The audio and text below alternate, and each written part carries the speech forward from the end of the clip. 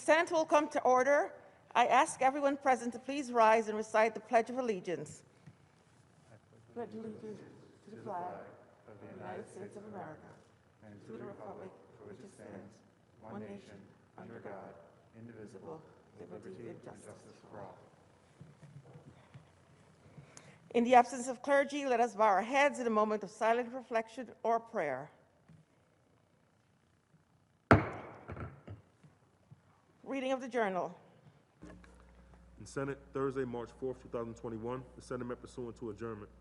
The journal of Wednesday, March 3rd, 2021 was read and approved. On motion, Senate adjourned. Without objection, the journal stands approved as read.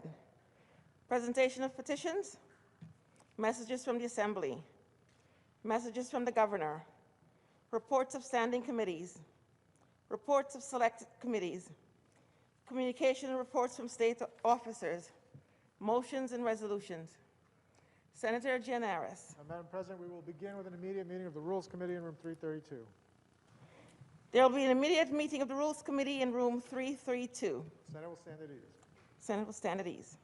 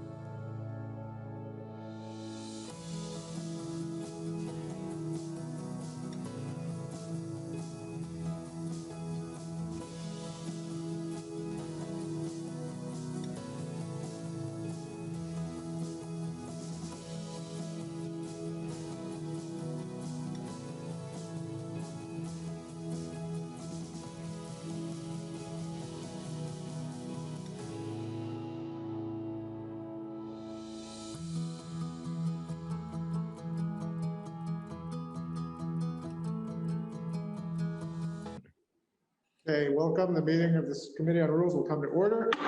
Begin with Senate Print 5256A by Senator Harkam. An act to amend the election law. Moved by Senator Benjamin, seconded by Senator Adabo. All in favor? Opposed? The bill is reported. 5357 by Leader Stewart Cousins. An act to amend the executive law. Moved by Senator Savino, seconded by Senator Bailey. All in favor? Opposed? The bill is reported. Both bills to third reading. We will be taking up 5357 today. Meeting adjourned.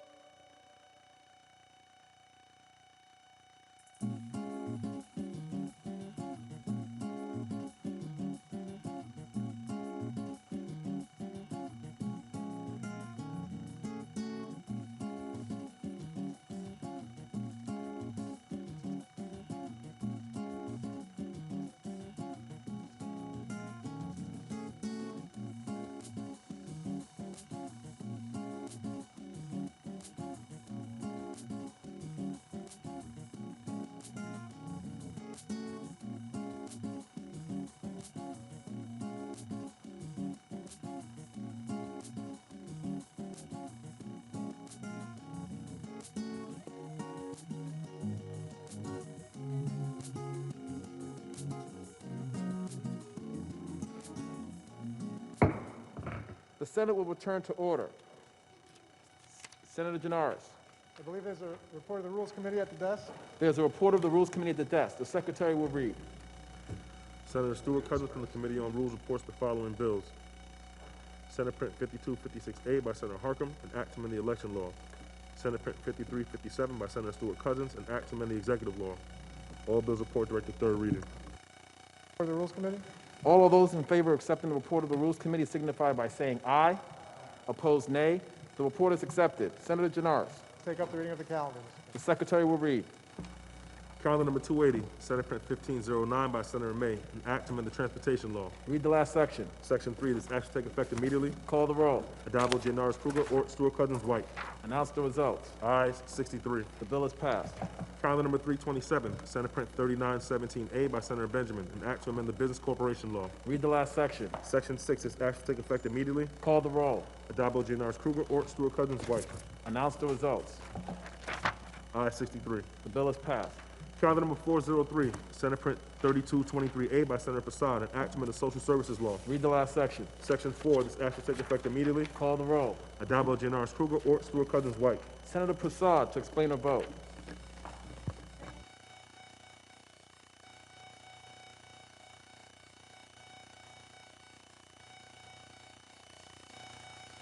Social service districts have their option to interview applicants for cash assistance via telephone, something that has been done during this pandemic.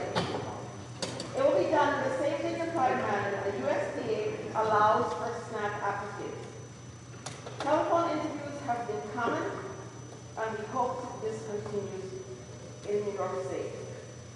1 year ago, the Office of Temporary Disability Assistance enacted a temporary waiver of in-person cash assistance interview requirements, thus achieving several critical objectives. First, to practice social distancing in lieu of requiring an entire public assistance population to come to the office. Second, to protect the frontline workers, the frontline essential workers. And third, to maintain dignity. Many of the recipients were receiving public assistance for the very first time, and because of the pandemic, was forced them to do so. It is not often that labor in localities, upstate and downstate, agree to proposals like the one we are voting on today. The New York State Association of Counties, the City of New York, the New York Public Welfare Association, DC 37, they all strongly agree on this legislation. For DC 37, this bill will literally save lives. Counties and local districts, including New York City, were afforded the predictable flexibility to administer benefits, both safely and efficiently, while still complying with necessary screening. I thank Senator Kruger for working with me in sponsoring this legislation. Mr. President, I vote aye. Thank you. Senator Prasad to be recorded in the affirmative. Announce the results. In relation to calendar 403, those senators voted in the negative are Senators Griffo and White, ayes 61, nays 2. The bill is passed. Calendar number 419, Senate Print 4136 by Senator Savino, an act to amend the Agriculture and Markets Law. Read the last section. Section 6, this act shall take effect immediately. Call the roll. Addabbo, Giannaris Kruger, Ort, Stewart Cousins, White. Announce the results. In relation to calendar 419, those senators voted in the negative are Senators Akshar and White, ayes 61, nays 2. The bill is passed. Calendar number 432, Senate Print 1465 by Senator Breslin, an act to amend the banking law. Read the last section. Section 2, this act shall take effect on the 1st of January. Call the roll. Addabbo, Giannaris Kruger, Ort, Stewart Cousins, White. Announce the results. In relation to calendar 432, those senators voted in the negative are Senators Akshar, Borrello, Gallivan, Griffo, Helme, Jordan, Oberacker, O'Mara, Ort, Palumbo, Rath, Steck, Tedisco, and White. Ayes 49, nays 14. The bill is passed. Calendar number 434, Senate Print 1441 by Senator Addabbo, an act to amend the racing, parimutuel wagering, and breeding law. Read the last section. Section 2, this act shall take effect immediately. Call the roll. Addabbo, Giannaris Kruger, Ort, Stewart Cousins, White. Announce the results. Ayes 63. The bill is passed. Calendar number 442, Senate Print 329 by Senator Thomas, an act authorizing the Family and Children's Association to receive retroactive real property tax exemption status. Read the last section. Section 2, this act shall take effect immediately. Call the roll. Addabbo, Giannaris Kruger, Ort, Stewart Cousins, White. Announce the results. In relation to calendar 442, voted in the negative, Senators Akshar and O'Mara, ayes 61, nays 2. The bill is passed. Calendar number 446, Senate Print 3984 by Senator Reichlin Melnick, an act to amend the town law. Read the last section. Section 2, this act shall take effect on the 90th day and shall become a law. Call the roll. Addabbo, Giannaris Kruger, Ort, Stewart Cousins, White. Announce the results. In relation to calendar 446, those senators voted in the negative are Senators Akshar, Borello, Griffo, Helming, Jordan, Lanza, Oberacker, O'Mara, Ort, Rath, Ritchie, Sereno, Steck, Tedisco, and White. Ayes 48, nays 15. The bill is passed. Calendar number 492, Senate Print 3543 by Senator Stavisky, an act to amend the education law. Read the last section. Section 3, this act shall take effect immediately. Call the roll. Adabo, Janaris, Kruger, Ort, Stewart, Cousins, White. Announce the results. Ayes 63. The bill is passed. Calendar number 501, Senate Print 2168 by Senator Serrano, an act to amend Chapter 138 of the laws of 1998. Read the last section. Section 2, this act shall take effect immediately. Call the roll. Adabo, Janaris, Kruger, Ort, Stewart, Cousins, White. Announce the results. Ayes 63. The bill is passed. Senator Janaris, that completes the reading of today's calendar. Can we now move to the supplemental calendar, please? The secretary will read. Calendar 503 is high and we laid aside for the day.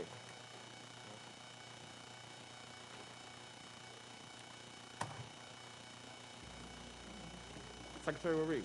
Calendar number 504, Senate Print 5357 by Senator Stewart Cousins, an act to amend the executive law. Laid aside. Senator Janaris, that completes the reading of today's supplemental calendar.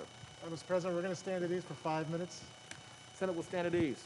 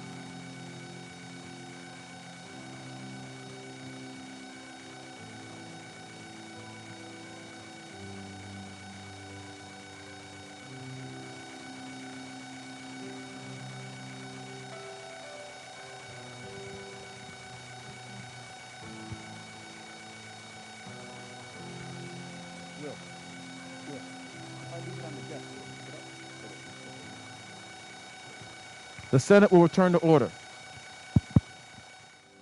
Senator Janaris. Thank you, Mr. President. Let's move on to the controversial panel. The Secretary will read it out. Secretary will read. Trial number 504, Senate Print 5357 by Senator Stuart Cousins, an act to amend the executive law. Senator Lanza, why do you rise? Mr. President, I believe there's an amendment to that. I waive the reading of that amendment and I recognize Senator Axel to be heard. Thank you, Senator Lanza. Upon review of the amendment in accordance with Rule 6, Section 4B, I rule it non-germane and out of order at this time.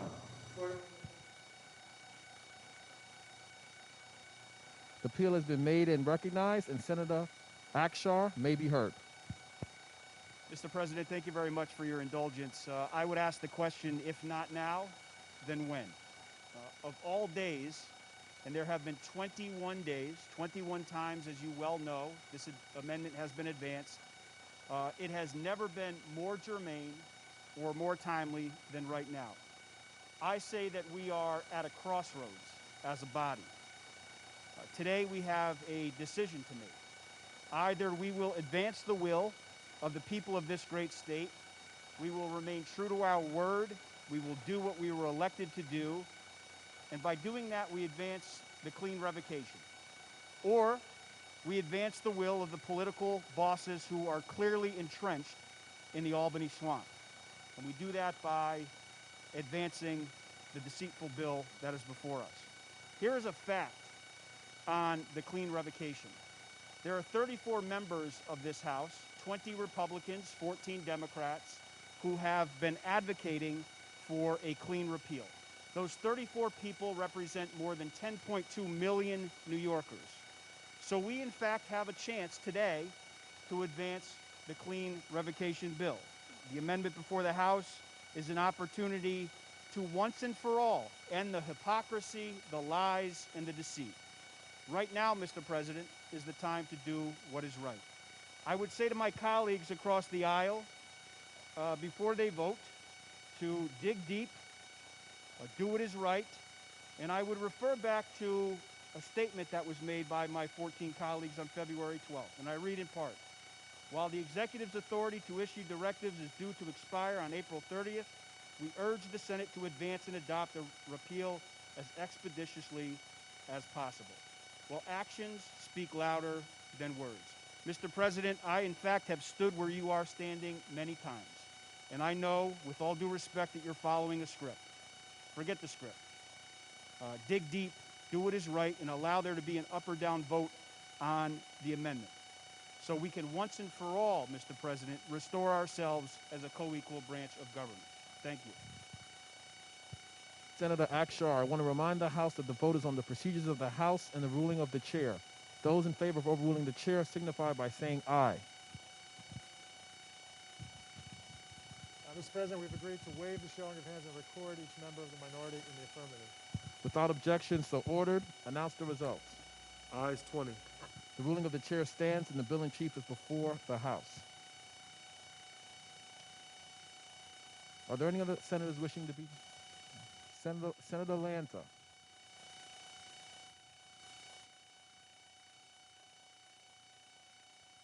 Mr. President, would the sponsor yield? Does the sponsor yield? I will be answering questions, Mr. President, yes. The senator yields. Thank you. Through you, Mr. President. First, let me say that, as always, it's an honor to discuss matters of import together with my colleagues, especially Senator Gianaris, on the floor of the New York State Senate. Through you, Mr. President, could the sponsor tell us whether or not the law in existence today, enjoyed by Governor Cuomo, allowing him these emergency powers, does it sunset? Thank you, Mr. President. My colleague, I hope Senator Lanza will share that view at the end of this debate, as he was gracious at the beginning of it. Yes, the current law is scheduled to sunset at the end of April. Would the sponsor yield? Sponsor yields. Yes. Senator yields. Through you, Mr. President, does the bill before the House have a sunset provision?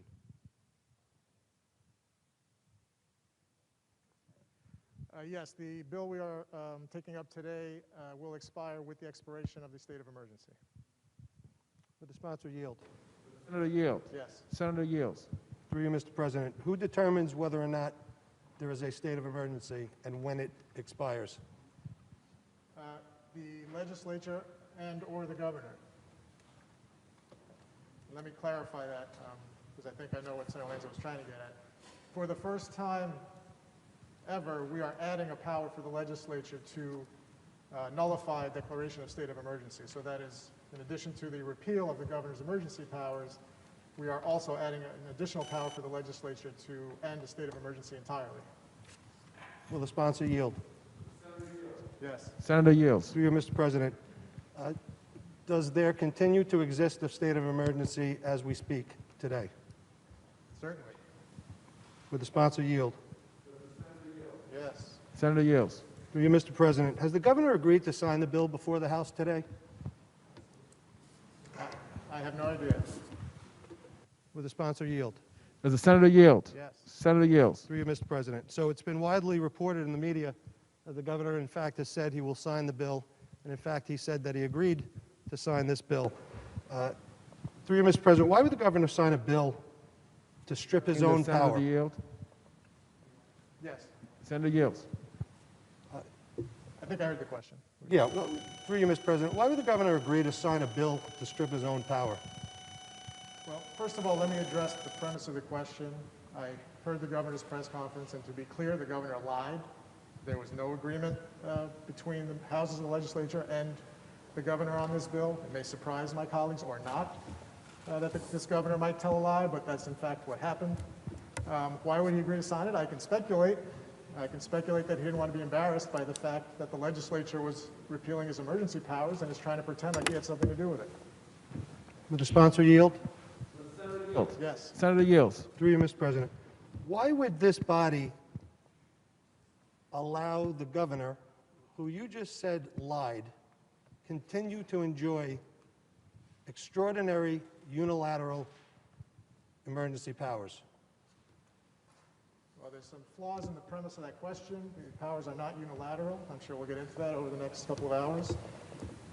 But as of now, the governor is still the governor, and the executive of the state needs to have some ability to manage our response in the state of emergency. Would the sponsor yield? Yeah. Senator yields. Senator Yes. yields. Through you, Mr. President, isn't it true that the reason the governor has agreed to sign this legislation is because he knows that it, in fact, does not strip him of the emergency powers he's acted under for a year now? You're asking me to get inside Andrew Cuomo's head, which I most certainly do not want to do for a number of reasons. No, I don't believe that's the case, and if that is the case, then he's grossly mistaken, because this bill removes his emergency powers. Would the sponsor yield? Senator yields. Yes. Senator yields. Through you, Mr. President, I think you just spoke to this, but let me ask it. So is it your opinion that this legislation would strip the governor of the extraordinary emergency powers he's acted under during this pandemic over the last year? Mr. President, that's not my opinion. That is a fact. Would the sponsor yield? Yields. Yes. Senator yields. Through you, Mr. President, well, if that is true, can the sponsor tell us what it is that the governor has been able to do throughout this pandemic under the excuse of emergency powers that he will not be able to do going forward if this bill were to become law? Yes, Mr. President. There are a number of things. Anything that is not currently covered by an existing and active directive, or anything that is unrelated to public health as it relates to COVID-19, would be off limits for him to issue a directive about. So, for example, I imagine that's where we're headed next. For example, there's currently a rule in place that if you're at an establishment and having a beverage, you also have to have food. It is our opinion that that would no longer be able to be in effect because that is unrelated to public health. Would the sponsor yield? Senator yield. Yes. Senator yields. So, through you, Mr. President. So let's go through it. If the bill before the House becomes law, Could the governor dictate whether or not our student athletes can play football? Yes, as that is currently an existing and ongoing directive, I believe he would be able to maintain that directive. Would the sponsor yield? Yield. Yes. Senator yields. So if the bill before the House became law, could the governor dictate whether or not high school student athletes can play baseball?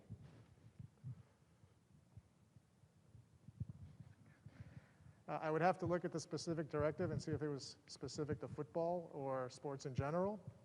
But if there's an existing directive in place, that directive can continue subject to legislative oversight. Would the sponsor yield? Does the senator yield? Yes. Senator yields. Through you, Mr. President. So if the bill before the House becomes law, could the governor dictate whether or not high school students can engage in their gymnastics team? I'd give the same answer, Mr. President. If Senator Lanza has the specific directive he's referring to, we can look at it. If it identifies a particular sport, then he would presumably not be able to do a directive about a different sport. If it's broadly about athletics in general, then it would continue to apply. Would the sponsor yield? Does the senator yield? Yes. Senator yields.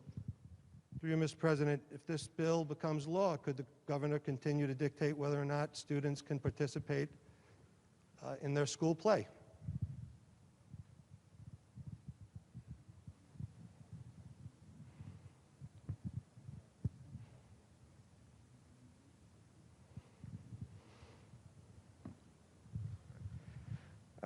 Again, the answer is the same as it was with regard to athletics. If there's a specific directive that is in effect that speaks to that issue, then that directive can continue subject to legislative oversight. If there is not, there would be no ability for the governor to issue directives on that issue. Would the sponsor yield? Does the senator yield? Yes. Senator yields.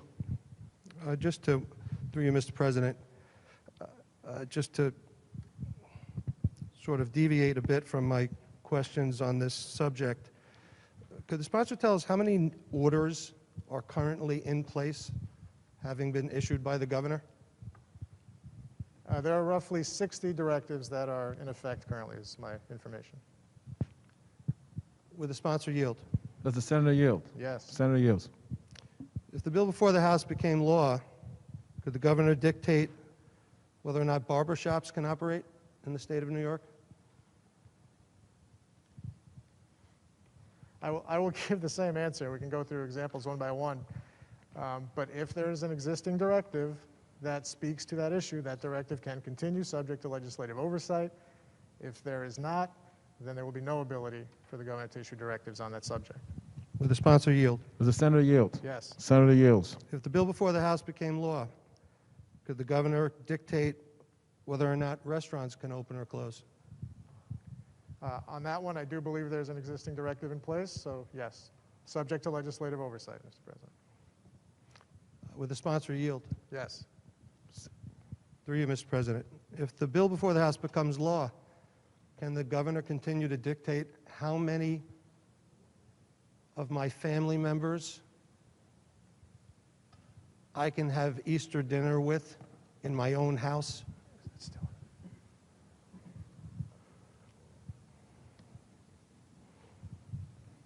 Yeah, I would give the same answer as I've given on every one of these subjects. If there's an existing directive that speaks to this issue, then that directive can continue subject to legislative oversight.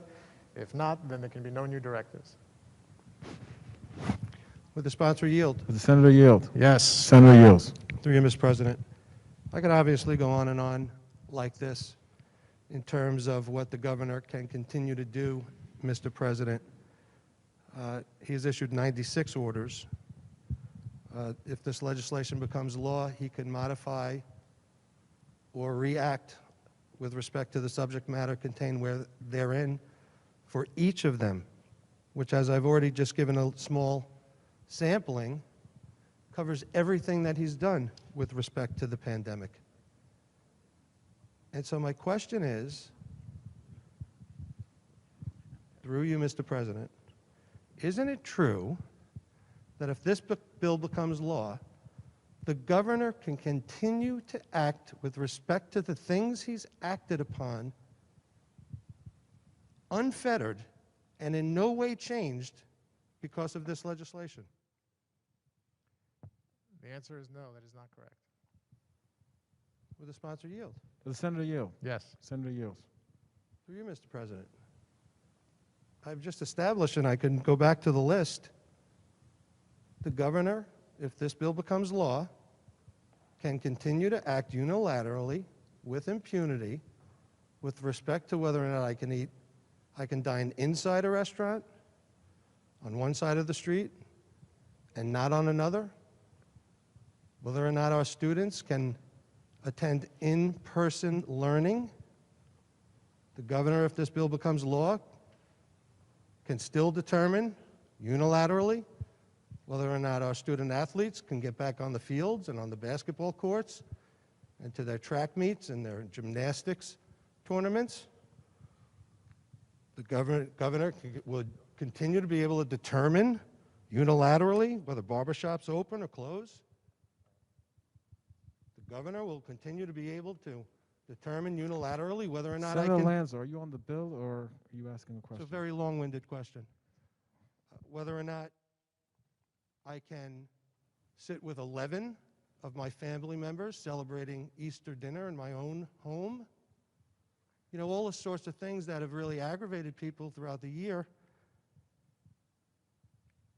And so my question through you, Mr. President, if the sponsor is telling us that the governor has lost that power, or that this bill will revoke that power, I would ask him to please tell us where within this legislation it actually does. In fact, I think he's just agreed on the floor that it doesn't do that, but I'm open to seeing where in this legislation that actually happens. If you can point that out. Mr. President, the technical answer to Senator Lanza's question is on page 4, lines 14 through 16, where it says that the act that we passed a year ago shall expire and be deemed repealed immediately. But I understand his broader question. I want to address that as well. So let's take a step back and do that. A year ago, when COVID-19 was at its peak in this state, we decided the state had to have the ability to move quickly, flexibly, and nimbly to address it. Just about every Republican in this chamber voted yes to grant those powers. So let that sink in for a second when we talk about what kind of theater is going to happen on this floor today.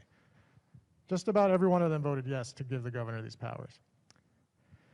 A year from then rather, now we are sitting here and this majority has decided that power is no longer necessary. It wasn't executed the way any of us would have liked, and we are going to repeal it. So the governor's ability to issue these new directives, which was granted to him a year ago, will be gone effective when this bill is enacted into law. Now, then the question becomes, what about the directives that were issued in that year period that are still in effect? My understanding, Senator Lanza, is it's 90 executive orders, but it's only about 60 directives within those 90 orders that were issued. So what happens to those 60 directives? Some of which are incredibly important to the public health of this state. Mask mandates, who qualifies for vaccines, whether sports arenas can be full of people sitting next to each other without masks, spreading COVID-19. This is still a public health crisis that we're in. That's why there's so few of us in this chamber and we're all wearing masks. So maybe my colleagues would prefer if all of that just went away and we could become Texas, where their governor just declared no restrictions on anything. That's not what the people of the state want. That's not what this majority wants. So we are being responsible. We are understanding that the powers are no longer necessary, were not executed properly, and we're taking them away. The things that are in place right now have very good reason to continue, and we want them to continue, subject to legislative oversight, by the way. And by the way, every single one of them is public. So if there's something in there you don't like, put in a resolution and call for its repeal. We have the ability to do that with a simple majority. Excuse me. But instead, we've had theatrics. Hostile amendments day after day. It's your right, and we did it when we were in the minority. That's perfectly a good way of communicating your position on issues. But there has never been a serious legislative effort to repeal a specific directive. And if your position, Senator Lanza and the minority in general, is that we should just, as of the enactment of a bill, get rid of mask mandates, restrictions on sports arenas, vaccine rules. That is not something we support. And you could take that on your shoulders when you vote against this, but we are not prepared to do that. Mr. President, on the bill. Senator Lanza on the bill. Mr. President, I thank, as always, Senator Gianaris for the discussion and the debate. In listening to his last remarks, it seems to me that Senator Gianaris would like to debate and discuss the policies that are in place in the state of New York that were issued by Governor Cuomo under the emergency power. That's exactly the point. It's exactly what we're saying on this side of the aisle. We invite that discussion and that debate. We demand that this body, the state, duly elected, the Senate, duly elected from voters across the state of New York, be part of that conversation. Discuss whether or not you can sit inside or outside of a restaurant, whether or not my kid can participate on his baseball team in high school, whether or not barbershops can open. That's exactly the point.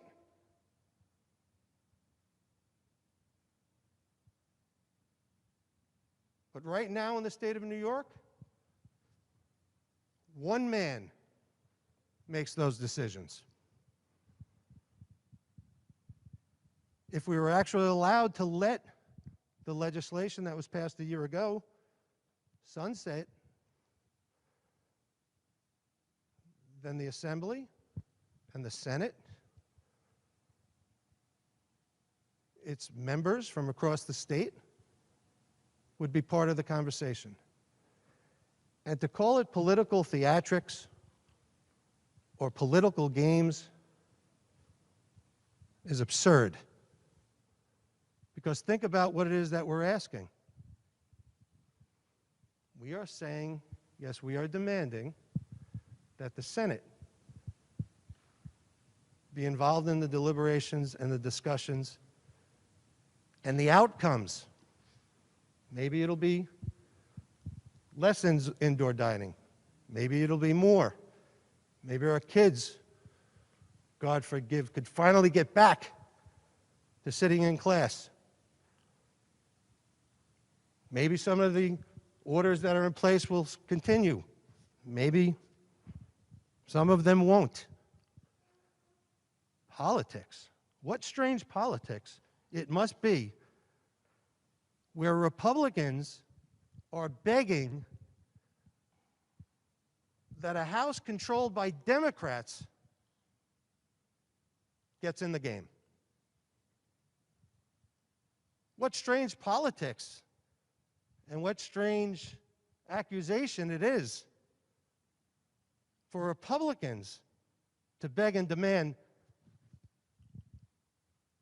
that the Democrat-controlled Assembly gets in the game. Republicans aren't saying, give us the power, only on this side of the aisle. We acknowledge that this body is controlled by the Democrats, and yet we are begging and pleading that you get in the game. It's because the people deserve no less. I trust my colleague, Senator Gianaris. I trust my colleagues on both sides of the aisle here to be part of the conversation. The people sent us here to do just that. Yes, I voted for the emergency power that's presently in place. Yes, Republicans voted for it. Let's go back for a moment. It was back in March. There were more unknowns than knowns with respect to the pandemic at that point. Tied to that piece of legislation thrown at us in the 11th hour by the governor, who knew exactly what he was doing, was emergency COVID relief, millions of dollars. This came at a time when it became painfully clear about the negligence of the state of New York's emergency preparedness. They had no stockpiles of masks, no stockpiles of PPEs, no plan. None of the things that I think all New Yorkers actually believed were in place to protect us. And a bill was thrown on this floor in the 11th hour. If you voted no, you voted against the millions of dollars of COVID relief that was needed in the state of New York. Yes, I voted yes. I stood right over there. I questioned the intelligence of a bill that would last for a year, granting these types of enormous powers to one man. I suggested right from that seat over there that would have made more sense if it were 30 days or 60 days so that this body could come back and review it to see what's working and what wasn't working. I heard some of my Democratic colleagues echo the same sentiments and concerns. I heard my Democratic colleagues say, don't worry, this will sunset in a year. And in the meantime, we can keep our eye on things. I even said, when I voted in favor of that emergency power, that we had no choice and that we were left but to trust Governor Cuomo to do the right thing. Here we are a year later. That assurance, that promise that was made about a bill that was going to sunset is going to be replaced by a bill, with all due respect, that does not sunset. There's no mechanism, there's no automatic sunset of the legislation before the House. Truth is, Mr. President, everything the governor has been able to do over the last year, he can continue to do, period, with respect to the things that he has done. And what topics and subjects has he issued orders or edicts concerning? Everything that matters concerning the pandemic. All the things that are bothering people, that people are worried about, whether they can eat inside or outside, their kids can play ball, their kids can go to school, their barbershop can open. He continues to have the same unilateral power on all these matters that he has enjoyed under the old bill. Now he has to tell some of us what he's about to do when he does it. But he'll do it anyway, regardless of what you say about it.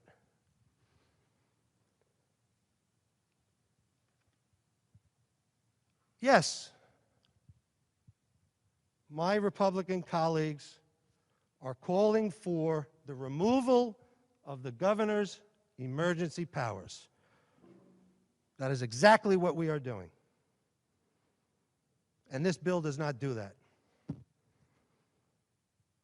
And by the way, the people are clamoring for it as well, not to mention 14 members of my colleagues across the aisle.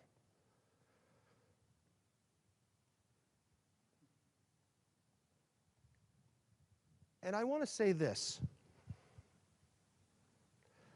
I'm not calling for the removal of these powers as a punishment of Governor Cuomo.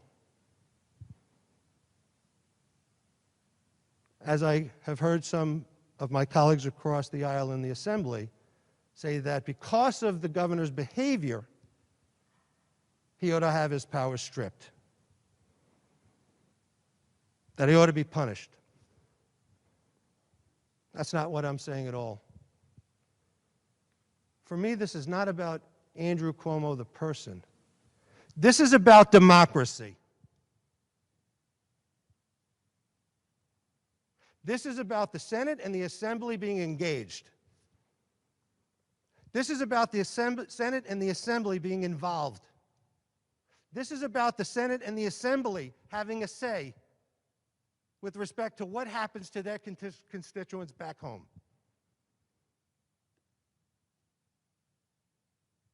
One-party rule is one thing. One-man rule is entirely another, Mr. President. And that's what we have suffered under for a year now. One-man rule. The antithesis to everything we hold dear as Americans. Let's review what happens when you allow one man to have enormous unilateral powers over every detail of life in the state.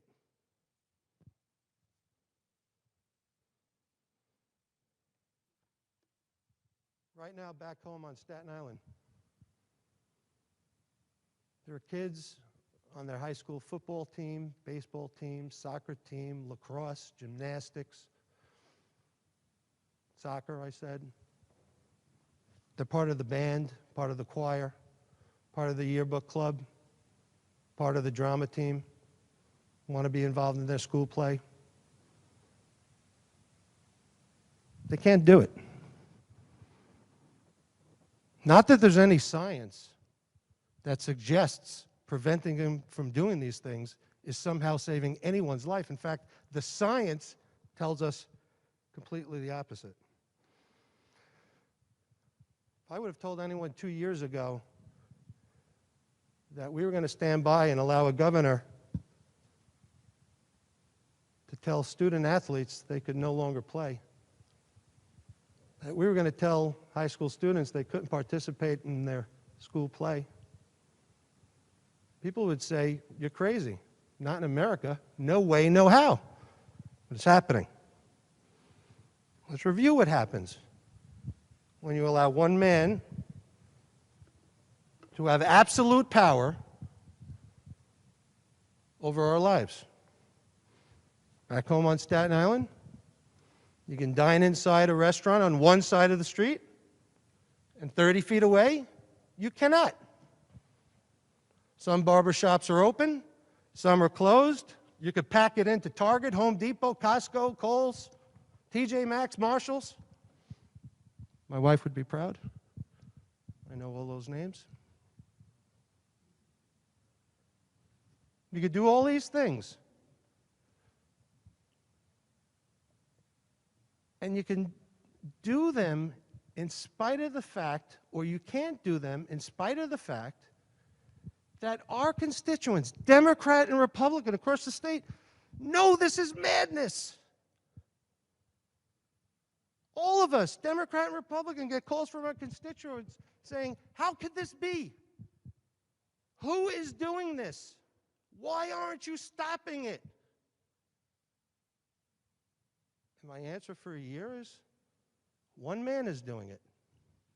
Not because he's a bad man, but because he has the power to do it. And when you can act with impunity, Mr. President, there's no telling what you might do. What else happens? What else happens when you allow one man to have this type of absolute power?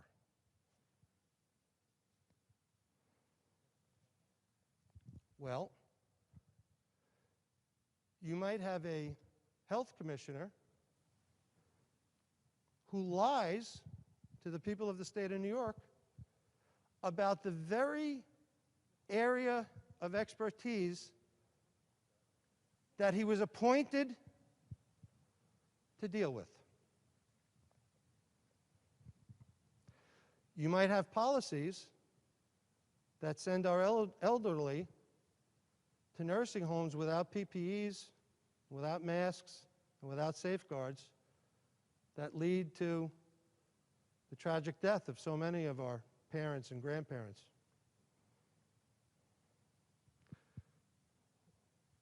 You might, Mr. President, when you allow this much power to vest in one man, you might find out the types of things that we found out last night. That not only did Dr. Zucker lie by omission and withhold the information about nursing homes that both Democrats and Republicans have been calling for months. If that's not bad enough, now we find that not only did Dr. Zucker withhold the information,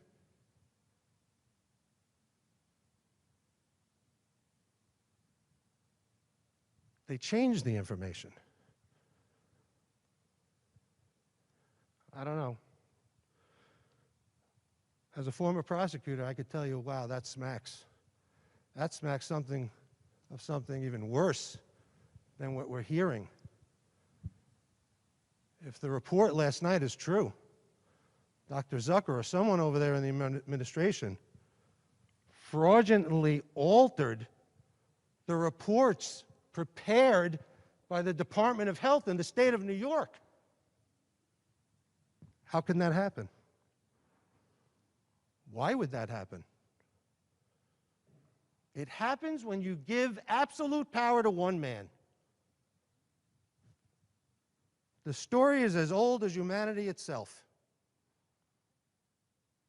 We all know it. Absolute power. You know the ending. We've witnessed the ending. The story is repeating itself right here in New York. You know, Mr. President, a lot of bad things happen when you give power to one man. On Staten Island right now, a borough of 500,000 plus people would be the state's second largest city. Dr. Zucker has created vaccine distribution centers in 4 of the 5 boroughs in New York City. I'll let you guess which one he didn't. Lanza, I guess we'd like to remind you that you have reached your 30-minute limit.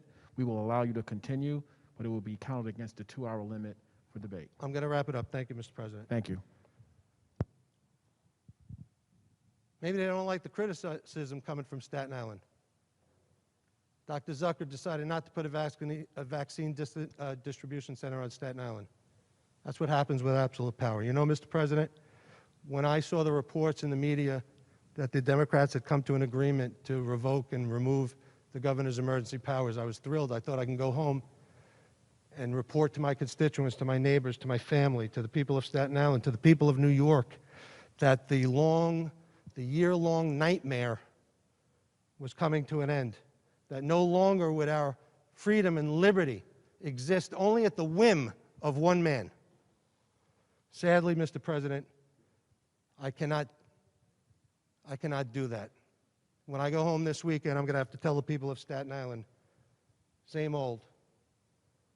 Governor of the state of New York not only continues to have his powers, but now they will exist indefinitely because, Mr. President, the fact of the matter is this bill does not revoke those powers in any way, shape, or form. Mr. President, when it comes time to vote, I'm going to vote in the negative. I thank you, Mr. President, and Senator Gianaris for your indulgence. Mr. President, we're going to pause for just a few seconds. My understanding is the sound system has been fixed, so we're going to switch back to the normal microphones. The Senate will stand at ease.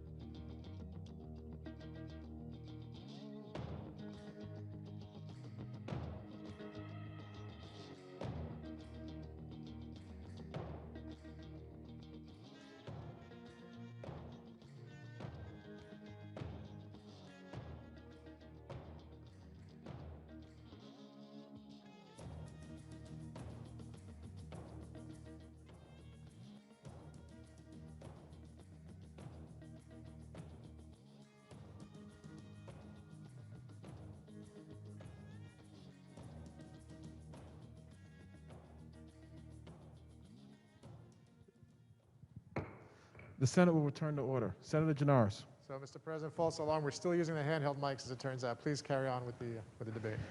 Senator Palumbo. Thank you, Mr. President. Would Senator Gianaris yield for a few questions, please? Will the senator yield? Yes, I will. Senator yields. Thank you, Senator. I'm going to just address those areas regarding the certification that's required by the governor and regarding any extensions and comment periods. So if you don't mind, I'd like to direct your attention to page 2. And down in the middle of the text, that it says basically no later than 5 days prior to the extension or modification of any directive, the governor shall notify via electronic means the relevant committee chairs in the Assembly and Senate and the Speaker of the Assembly and temporary President of the Senate with his intent to extend or modify any directive. And then it says it shall include, he shall or she shall include therewith the certification required by subdivision 1 of this section. And that certification, when you refer to subdivision 1, is, I quote, means a directive certified in the sole discretion of the Commissioner of Health. So my question to you in that regard is, that public directive, as is enumerated in the language, and that certification, does that need to be under oath when it's issued by Commissioner Zucker and by the governor, therefore? I'm not exactly sure what Senator Palumbo was asking, but it's my understanding that filing a false public document is a crime in and of itself, aside from any perjury possibilities. And will the senator yield? Does the senator yield? Yes. Senator yields. Well, thank you, Senator Gianaris. And my question is really that this isn't a submission necessarily to a governmental body in that regard for filing a false instrument. So it couldn't just be a directive or something that the governor will certify that this is in any way related to a public health directive. And if I'm accurate, and is that going to be satisfactory under this new statute?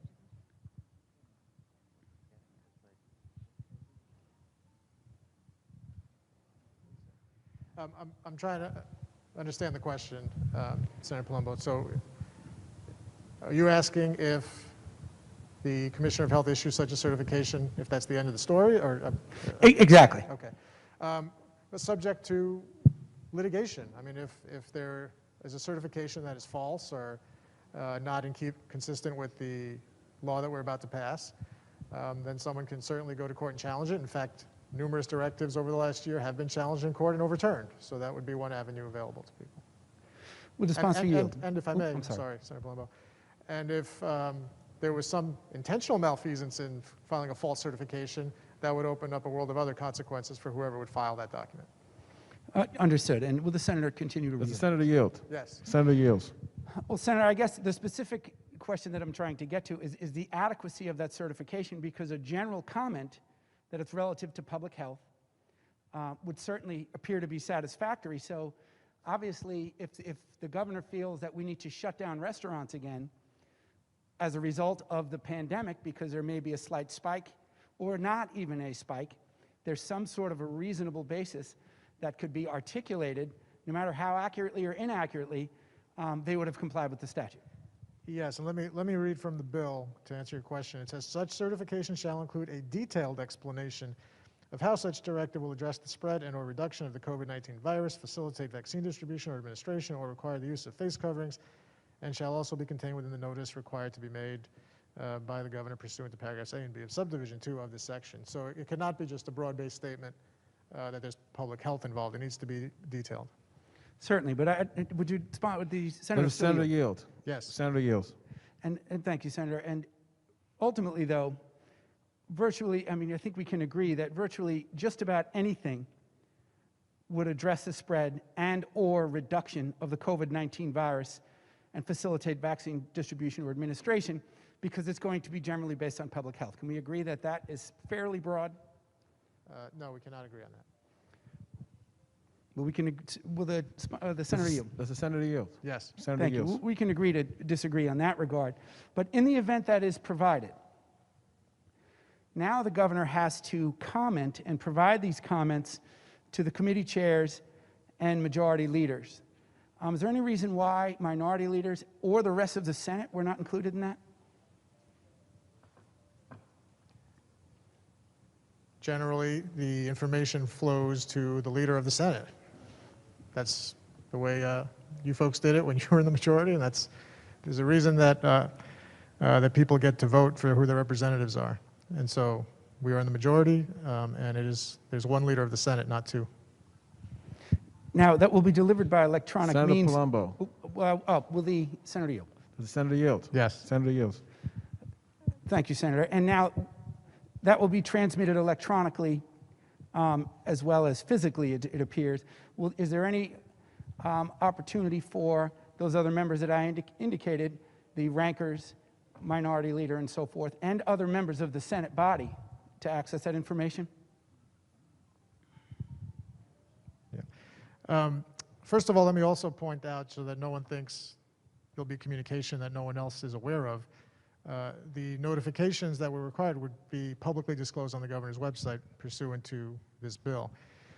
And at that point, anyone can comment on it. It's just that the specific requirement of receiving a response to a comment flows through the majority.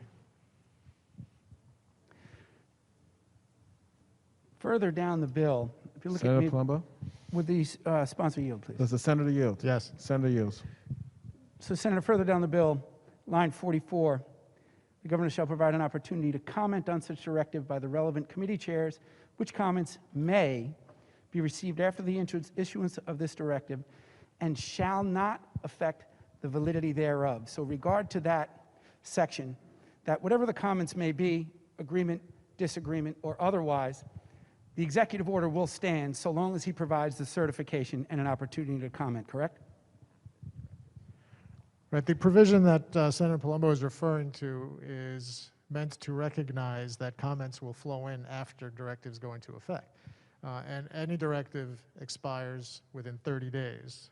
And so there will be an opportunity, certainly in a short window of time, to address comments. Will the senator yield?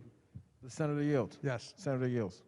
And I appreciate that, Senator, but to be more specific, that was a little bit different question than I asked. So just like it's very specifically, it shall not affect the validity thereof at lines 46 and 47, as long as the certification is provided and the opportunity to comment, the executive order will stand, is my question, please. I'm sorry, Senator Palumbo, my page numbers are off. I'm so- sorry, page, it's, I have it Yeah. at page 2, but it's section Yeah, it's 2B. different on mine.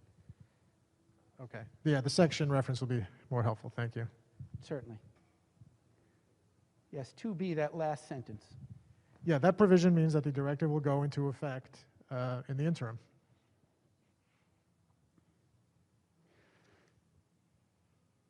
Will the senator yield? The Yes. senator yields. Senator yields. Thank you, Senator. Now, in the event those comments are provided, and now we're further down the road, can you tell me what the governor's obligation is to do with those comments? He is required to respond on the record and in public. Will the senator yield? Yes. The senator yields. Can you point me to the area of the bill where if the governor fails to respond to those comments, there is some sort of a sanction, meaning either invalidating the executive order or something else? Well, Senator Palumbo, if he's not complying with the law, then that would be violating the law, and someone can go to court and get the directive invalidated. Will the senator yield? The senator yields. Oh, and I'm sorry, there was one additional answer to that question. The law very specifically states that that directive cannot be continued beyond the initial 30-day period if the responses have not been received. Will the senator yield? The senator yields. Yes. Senator yields. Can you direct me to that section, please, Senator, because I don't see it. Yes, it is section 2F. I think on your bill would be page 3, got it. line 25. Got it. Will the senator yield? Yes. Senator yields. So in that regard, section F, no directive may, not shall, be extended or modified more than once unless the governor has responded, including electronically, to any comments provided by the chairs of any relevant committee, and then it goes on. So that relevant section, it may not be extended or modified, but the way I read that, the order that would currently be in effect for that 30 days is still valid. Is that accurate? That is not accurate.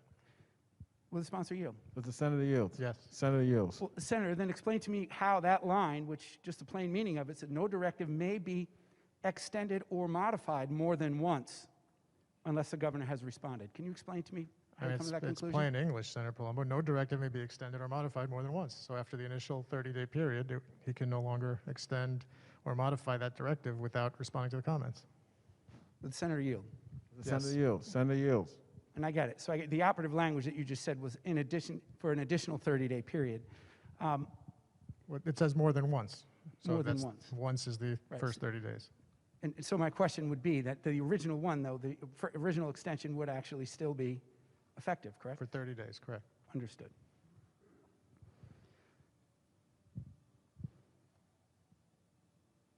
Well, thank you, Senator Gianaris. On the bill, please. Senator Palumbo on the bill. Mr. President, regarding Commissioner Zucker, I think it's been revealed in the past 24 hours as well that he has become a henchman of the governor. Commissioner Zucker was more than less than truthful, if that makes sense. I don't want to use the word liar, but you know what I'm saying. This man was specifically asked about this information and said he didn't have it. He was asked throughout the summer. He was asked in October. And in light of what we've heard over the past 24 hours, and the February 7th phone call where the secretary to the governor said, we panicked and didn't give that information to the legislatures and public because of a federal investigation, is also untrue. Let's talk about the timeline. That report that was intentionally modified, reducing the numbers from 10,000 to 6,000 and change, according to that report, was in July. The first interaction this government had relative to that information with the federal government was an inquiry on August 26th, almost 2 months later, a full month and change later. And the feds gave 14 days to respond.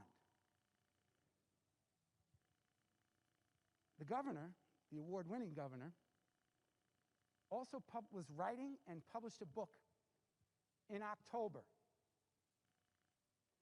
So put this timeline together. When Melissa DeRosa said in February, a month or so ago, that they panicked because of the federal investigation and didn't provide that, is a lie. I'll use that word. She was not being truthful to the legislators she was on the phone with. So we've got confirmation based upon that timeline that there was intentional concealment. Zucker gave the party line. And look, Commissioner Zucker's got all the bells and whistles, one of the most educated people I've seen in my lifetime. But he is under the thumb of the second floor. Why is that relevant? Because now, in order to maintain all of this power that we're now extending past April 30th, we simply need a certification from the governor's good buddy and appointed commissioner, Dr. Howard Zucker. Dr. Zucker is driving the bus to just simply give a certification that that the governor is seeking to do is for the good of the public health. Period. And then there's comments that need to be responded to. An adequate response is to simply respond.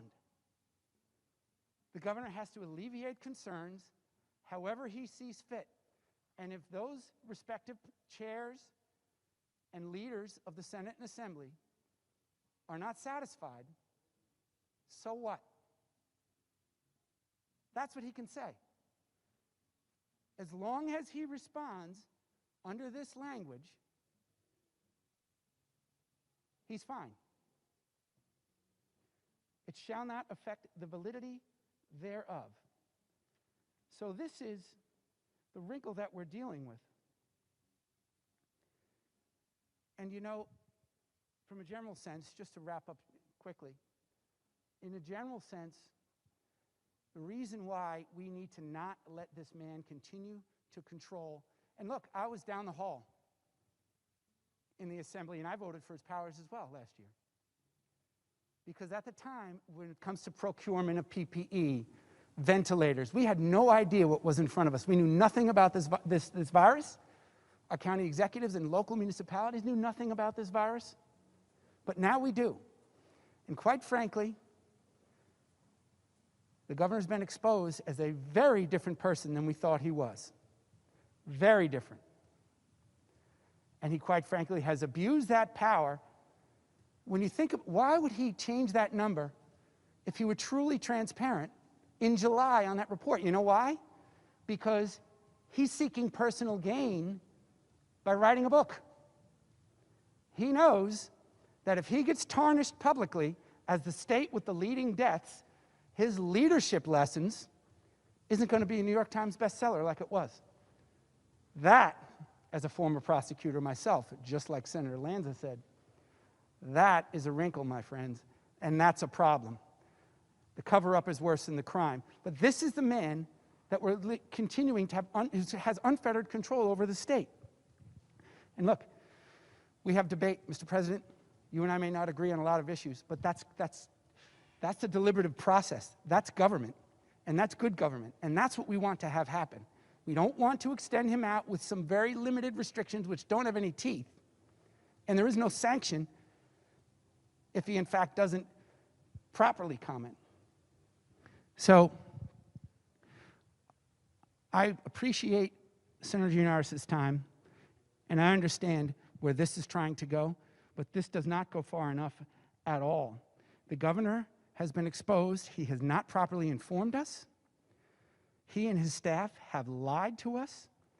Why are we continuing to trust this man to be transparent and make decisions that are going to be in the best interest of the state? We need to restore control locally. We need to restore control to this body. And I urge a no vote on this legislation. Thank you, Mr. President. Senator Steck.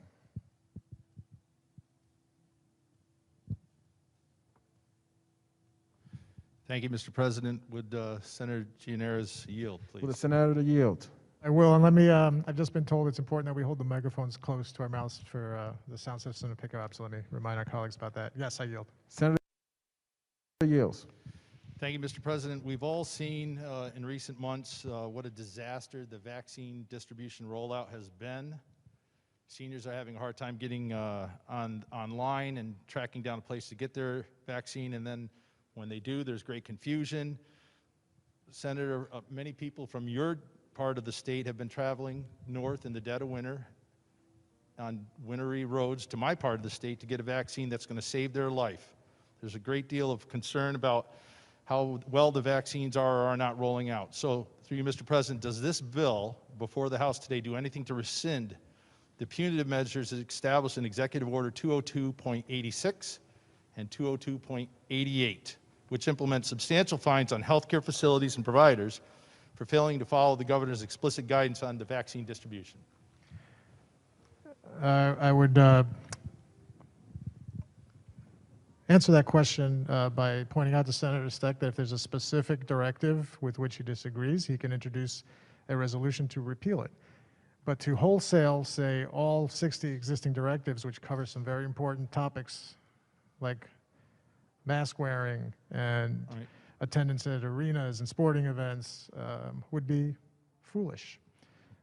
All right, so I understand the answer to that question is no. Would the sponsor continue to yield, please? Does the senator yield? Yes. Senator yields. All right, thank you, Senator. Does this bill do anything to alleviate the confusion of Executive Order 202.91 that's caused by requiring certain facilities to focus on vaccination of specific priority populations? We can stipulate that any directive that is currently in effect will continue in effect. All right, fair enough. Would the sponsor continue to yield, Mr. President? Yields. Yes. Senator yields. Does this bill in any way improve the communication and collaboration between the state and local health departments in regards to vaccine distribution? Yes. It does. How? It requires notice and comment between any affected locality as it relates to a specific directive. Thank you. Would the senator continue to yield, please? Does the senator yield? Yes. Senator yields. Thank you. Does the bill allow counties to utilize mass vaccination plans they have had in effect for years in order to more effectively and efficiently distribute vaccine?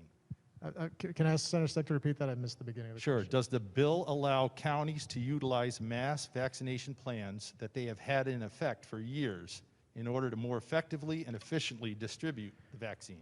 The bill does provide additional authority to local governments to issue executive orders, which I'm glad Senator Steck brought this up, because currently there is a blanket order, is my understanding, that prohibits local governments from issuing orders related to the pandemic. This bill would effectively repeal that order and say that local governments can now issue their own orders so long as they don't conflict with state directives. All right, and would the Senator continue to yield, Does please? the senator yield? Yes. Senator yields. Thank you. Does the bill in any way help to balance the distribution of vaccines across the state so our upstate and rural counties are not an afterthought? If Senator Steck has specific ideas on how to better distribute vaccines, he should introduce legislation, and the Senate could consider it. All right, I understand that's a no as well. Would the Senator continue to yield, Does the please? senator yield? Yes. Senator yields. Thank you. How does this bill in any way help restore the balance between the executive and the legislature in order to better improve the efficacy of vaccine distribution throughout our state? The governor will no longer be able to issue new directives. There's additional notice requirements to the legislature and comments and responses that would be required. And importantly, for the first time, the legislature would have the ability to repeal the state of emergency as a whole. All right, with the Senator Steck, do you mind pulling your mic? A little closer? Thank you. Thank you. Thank you, Mr. President. Would the Senator continue to yield? I'll change gears here. The senator yields. Senator yields. All right, thank you very much, Senator. On Wednesday, in a joint press conference, the Majority Leader, Stuart Cousins, and Speaker Carl Hastie announced an agreement on the legislation before us today. After their announcement, Speaker Hastie issued a clarifying statement. And he titled it Fact Number 5, quote, "We did not negotiate the bill with the governor." Leader Stuart Cousins recently in an interview said that she has had no contact with the governor on this. And very recently, Nick Reisman of Spectrum News had a conversation with you and where he tweeted that when asked about the governor's involvement, that you flatly called it false, that there was an agreement, and that was the subject between the Senate and the Assembly with Governor Cuomo. So my question to you, Senator, is during the press conference that the governor had on Wednesday, Governor Cuomo said, and I quote, "We've worked with the legislature. We have an agreement on a bill." So my question is, did the governor lie? Yes. I think I answered that very directly earlier All today. right, I wanted to make sure that I heard you. So the governor lied. Does that bother you that the governor Senator lied? Steck, is that a question? Yes, I'm sorry. Would the senator continue to yield? Does Yes. the senator yield? Senator All yields. right. All right. Senator, are you bothered that the governor lied about this legislation before us today? There is so much that this governor has done that I'm bothered by. So yes, that and many other things. Okay, I thank the senator for that. Would the senator continue to Does the yield? senator yield? Yes. Senator All right. yields. All right, thank you very much. Another similar question, but I appreciate the answer to your last one. Apparently, you and I agree that we have concerns about the governor's integrity. My other question is, over the past several weeks, we've had a lot of additional disconcerting news beyond the effectiveness of the governor's decisions in nursing homes that he made last year. We had an Attorney General's report that came out that said that he has grossly understated the nursing home deaths. Then we had Melissa DeRosa, his key staff member, have a secret meeting with Democrat members only, where she admitted that they lied and covered this information up. We've had alleged threats to a former colleague of mine in the Assembly, Ron Kim, that he was threatened personally by the governor. 3 women have bravely come forward with allegations of sexual harassment and inappropriate conduct. And just last night, the Times and the Wall Street Journal reported that the Cuomo's aides and the Department of Health and Dr. Zucker doctored nursing home report. So we were doing a different kind of doctoring by the doctor last year with regards to the report and the information to the public. And 14 members of your Congress wrote a week ago that they've had it and they want to see these powers end by the governor. So my question to you, Senator, is do you trust the governor? I haven't trusted this governor in a long time, Senator. Would the senator continue to yield, please? The senator yields. Yes. Senator yields. I'm going to ask you if you can speak for your conference. Does your conference trust the governor's judgment and trust the governor's integrity? I cannot speak for my conference on that, and I would also encourage the senator. Look, there have been numerous public comments I and others have made on this topic with all respect, it is not the subject of the legislation that we're debating today. Fair enough. On the bill, Mr. President. Senator Steck on the bill. Thank you. I focused my last question on the question of trustworthiness. And I've been listening to my former colleagues debate this bill. The last two in front of me are both former prosecutors. I am not an attorney. I'm just a former sailor, son of a Marine. So when it comes to balls and strikes and true and untrue and fair and unfair and lies or truth, I'm a pretty simple person. There's almost 100 executive orders that we're talking about. The governor will continue to control after today businesses, restaurant density, bars, the number of people that can worship in a church or synagogue, the size of our gatherings in our own homes, whether our children are being educated in person in school or not, whether there'll be school sports or activities. He will continue to control the vaccination program, who gets it when, where the vaccines go, when they get there. He will continue to control who can visit grandma and grandpa in a nursing home and what the rules are in the nursing home. He controls our courts, when our courts meet, whether they can meet in person or not. He continues to control high school proms and graduations. He controls weddings. These are all items that the public is extremely aggravated with.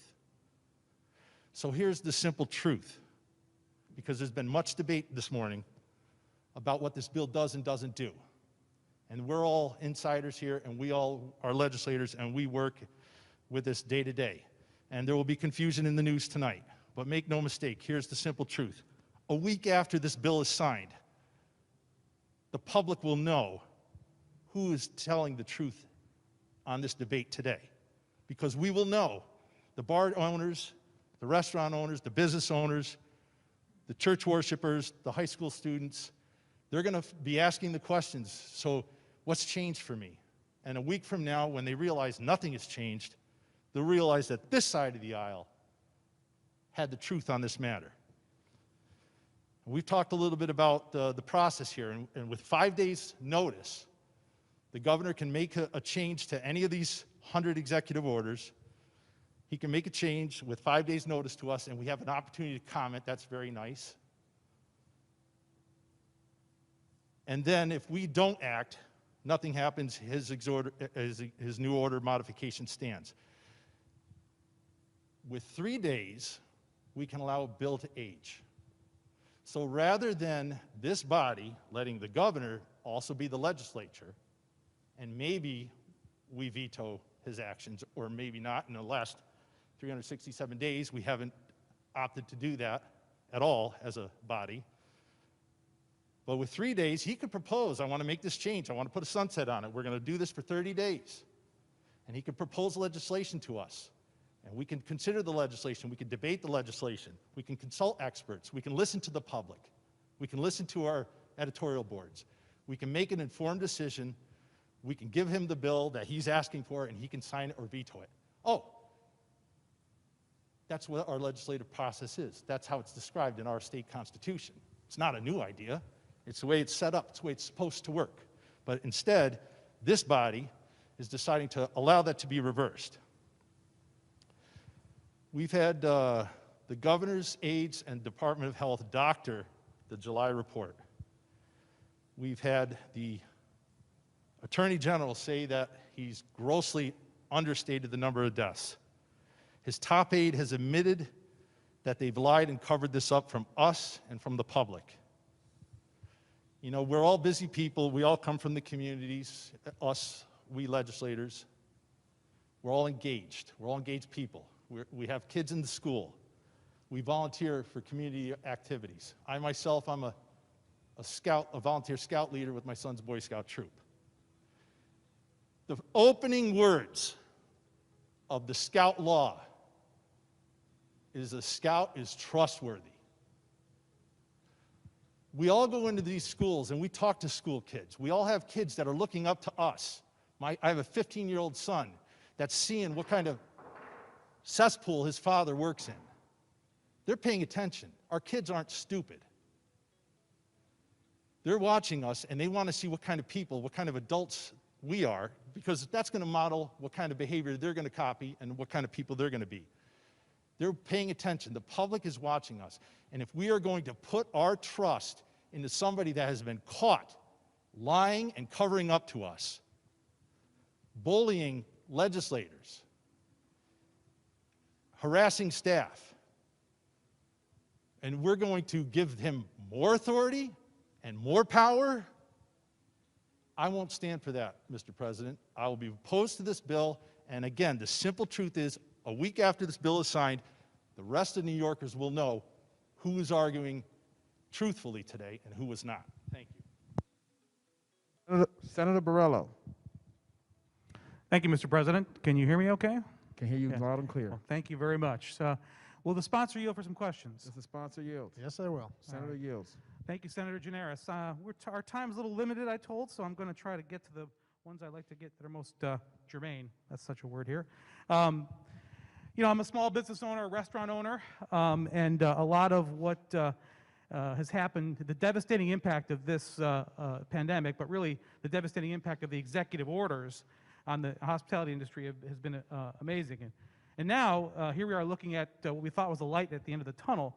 Now, you said before that you now believe that people will no longer have to order food with a drink because you don't see a public health impact of that. I'm afraid the governor is going to disagree with you on that, by the way, which may cause more litigation and more problems and more people's licenses to be pulled because, again, we know he disagrees with that. So if this law passes today, what about the 11 p.m. curfew? Will that be in place for restaurants and bars?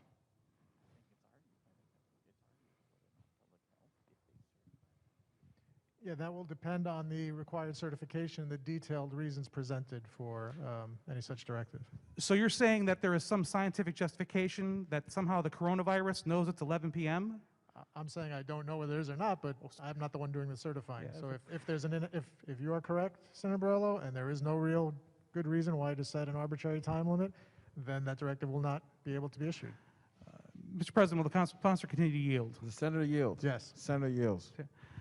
So what you're saying is this bill, which we're saying is stripping the governor's authority, doesn't actually strip his power to continue to enforce the 11 p.m. curfew, which if we were actually repealing the power that was given to him a year ago, that it would. So we have to have some kind of a debate on the science of 11 p.m. But let me ask you this, because this is a pretty easy question as far as I'm concerned. What's the scientific justification for people having to be seated to have a drink versus standing up and having a drink? I don't know that there is one. Well then, but you just said that before... Senator Borrello. Sorry, my error. Will the sponsor continue to yield? Will the senator yield? Yes. Senator Thank you. yields. But you said very clearly that there's no scientific justification between having food with a drink, but now you can't say that in particular. So my question is, what distinguishes standing up versus sitting down versus having food with a drink in your mind? I'm not sure I disagree with anything Senator Borrello is saying. I'm merely saying that if someone, we as we're discussing this bill today, are not the experts in making this decision and certification. There is a process in this bill that requires a very detailed explanation of the public health impact of any suggested directive. If you are correct, and I tend to think you are, then any such directive will be invalid. Will the sponsor continue to yield? Senator yields. Yes. Senator yields. So if we had just repealed the original order, the order that came in that I voted against a year ago, would tonight, if we were doing that right now instead of what we're doing now, would restaurants tonight be able to stay open past 11 p.m.? You're assuming the governor would sign whatever we pass tonight? Well, you have today, will the sponsor continue to? Is that a follow-up? Does the senator yield? Yes. Yes. Senator yields. Well, you have the power. You have enough people to override that. So let's assume it doesn't matter if he signs it or not. Yeah, I'm being technical because you're asking if it would happen tonight. If we pass a bill, we have to transmit it to him. He has 10 days, then we could override. So I don't know if it would be tonight, but at the point of when this bill would be enacted into law, this hypothetical bill, I guess, to repeal the powers outright, then all the directives would presumably go away. Will the sponsor continue to yield? Does the senator yield? Yes. Senator yields. Well, there we have it. If you pass what we have introduced 21 times now, This would all go away within 10 days. And this is clearly not that. So how, this is my question, how can you consider this stripping the governor's power when clearly, if you actually strip the governor of the original power you gave him, it's a far, far difference between what we have here? It's a great question, and the answer is not only that particular directive that Senator Borrello seems to dislike would go away, but so would directives related to mask mandates, capacity at arenas, vaccination rules, all sorts of things that I think we can agree are important. I would suggest the better way to handle a problem with a specific directive is introduce a resolution to repeal that directive, which a majority vote of the legislature without the governor's signature would overturn. Will the sponsor continue to yield? Does the senator yield? Yes. Senator yields. So on that note of the importance of safety, I get that. I understand what you're saying there, but I believe that that's a local government decision, which is what's happened in other areas, and I believe you think it is as well, because back on March 2nd on WCBS radio, you said, quote, local governments would maintain their ability to issue orders for their own localities, so if the city of New York, for example, has a different view, they will be able to assert themselves. Can you please show me in the bill where that is? When did I say that? That would be March 2nd on WCBS Radio 880. Would you like me to read the quote again? No, I don't dispute that I said that. Okay. There is a I'm trying to find it now, but there is a provision in the bill that allows local governments the authority to issue their own executive orders related to the pandemic, a power that they are currently explicitly prohibited from taking, as long as they don't conflict with state directives. Will the sponsor continue to yield? Does the senator yield? Senator yields. So they can do it if it doesn't conflict with the governor's executive order. So basically they can't do it, right? Unless there is no conflicting state directive.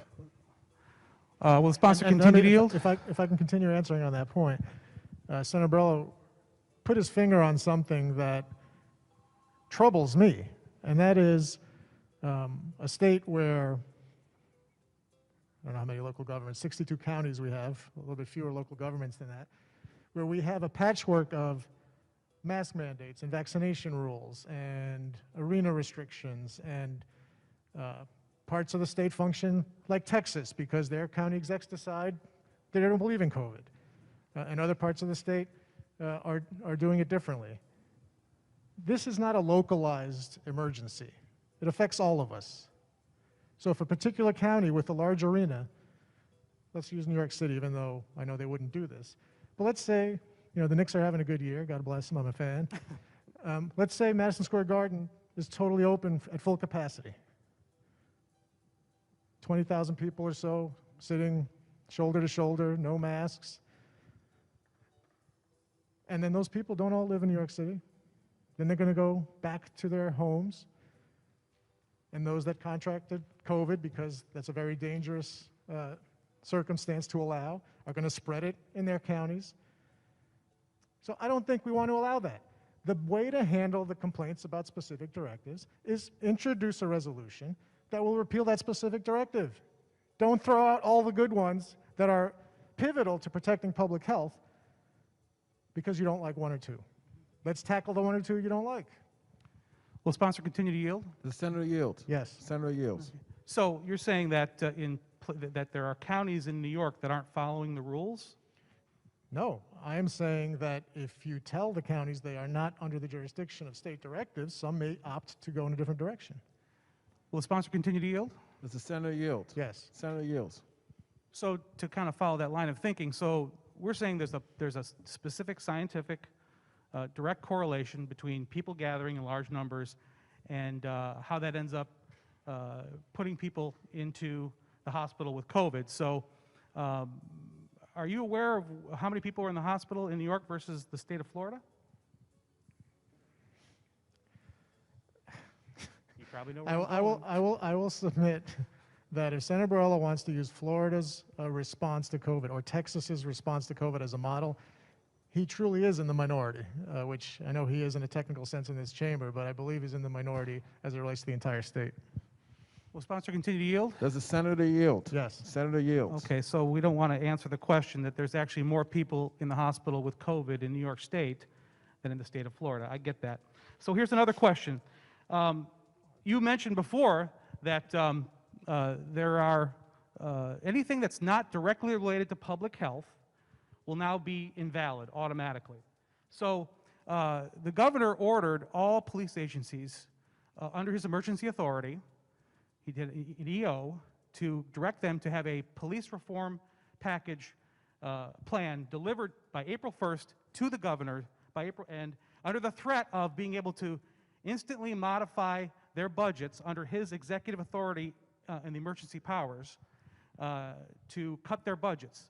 That is only because he has this emergency authority right now. So do those police agencies now still have to deliver that April 1st deadline?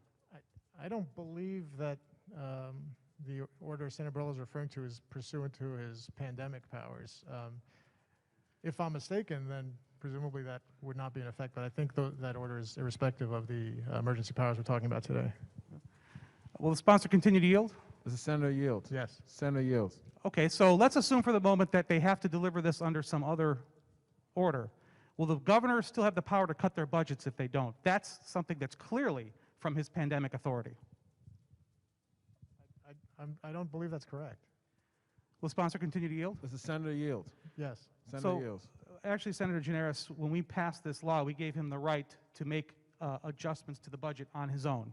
Therefore, that pandemic authority gave him the right to cut the budgets of those police departments because of the emergency authority, which he will still have and still enjoy after we pass this. So I'm going to ask again, will he be able to, in your opinion, cut the budgets of police agencies that don't deliver those plans by April 1st? I think Senator Borrello, with respect, is conflating two separate issues. There was the budget powers that were granted as part of the budget process, and then my understanding is the directive power under that we're dealing with today is separate from that. If I'm mistaken, then I would agree with you that that issue does not seem to be related to public health as this bill would envision, but I'm not sure that it fits within what we're dealing with today. Will the sponsor continue to yield? Does the senator yield? Yes. Senator yields. So, Senator Generis, you brought up several times that we should introduce legislation if we don't like something, and I will point out that myself and my colleagues have introduced many pieces of legislation. Myself, here in the Senate, and Andy Goodell in the Assembly introduced a bill to curb the governor's authority more than 6 months ago. That bill has never come before this body. So my question to you is, if we do introduce these bills, would you be open to bringing them forward and letting us vote on them? Because that really hasn't happened. Go ahead, I'm sorry. Thank you, Senator Borrello. It's my understanding that there haven't been any joint resolutions introduced to repeal specific directives. Now, I'm sorry, Senator, let me just conclude. I think what you're referring to is perhaps a piece of legislation you've introduced, which is actually harder to get done because you need the governor's signature. To repeal a directive, it's just a majority in the Senate, majority in the Assembly, and it's repealed. The governor has no say over it. So you might want to go in that direction, bit of advice. Will the sponsor continue to yield? Does the senator yield? Yes. Senator yields. So assuming this passes today, we can expect that Republican-led legislation will be voted on in the coming weeks and months. Is that what you're saying? It will be considered in due course, as we always do. Will the sponsor continue to yield? Yes. Does the senator yield? Senator yields. That's a lawyer answer. Would you please confirm that we will have a bipartisan effort to repeal the most egregious parts of the governor's continued executive authority? Senator Borrello, you and I are often in this chamber. We're among the few because you often participate in discussion on bills, which I appreciate. I sat here yesterday and watched you rave and congratulate Senator Hinchey for working in a bipartisan fashion to get a piece of legislation done. So obviously, we do that when the issues warrant. So introduce a resolution or a bill. If it's a good one, it'll be considered. And if it's not, it will go through the legislative committee process like any other proposal. Mr. President, on the bill? Senator Borrello on the bill.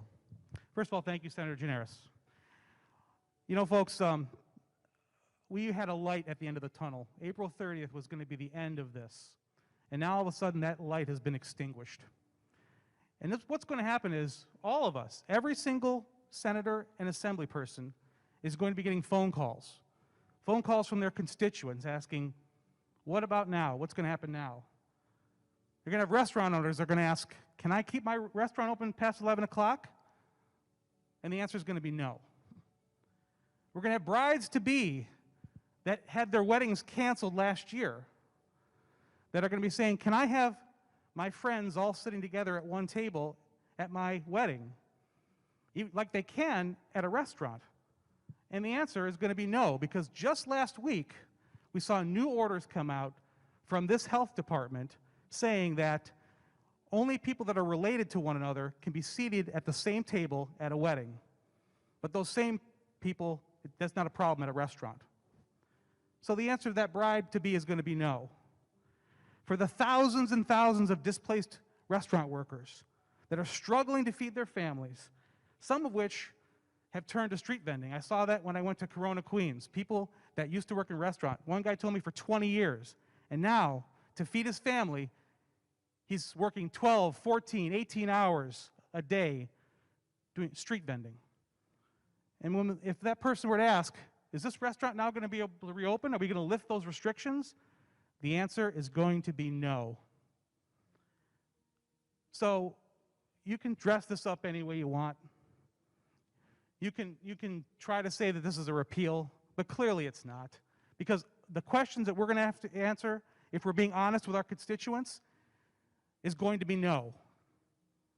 And tragically, for those who lost loved ones in nursing homes, if the same question is asked, if they say, will this stop this governor from doing that same thing again, sending COVID-positive patients back into a nursing home?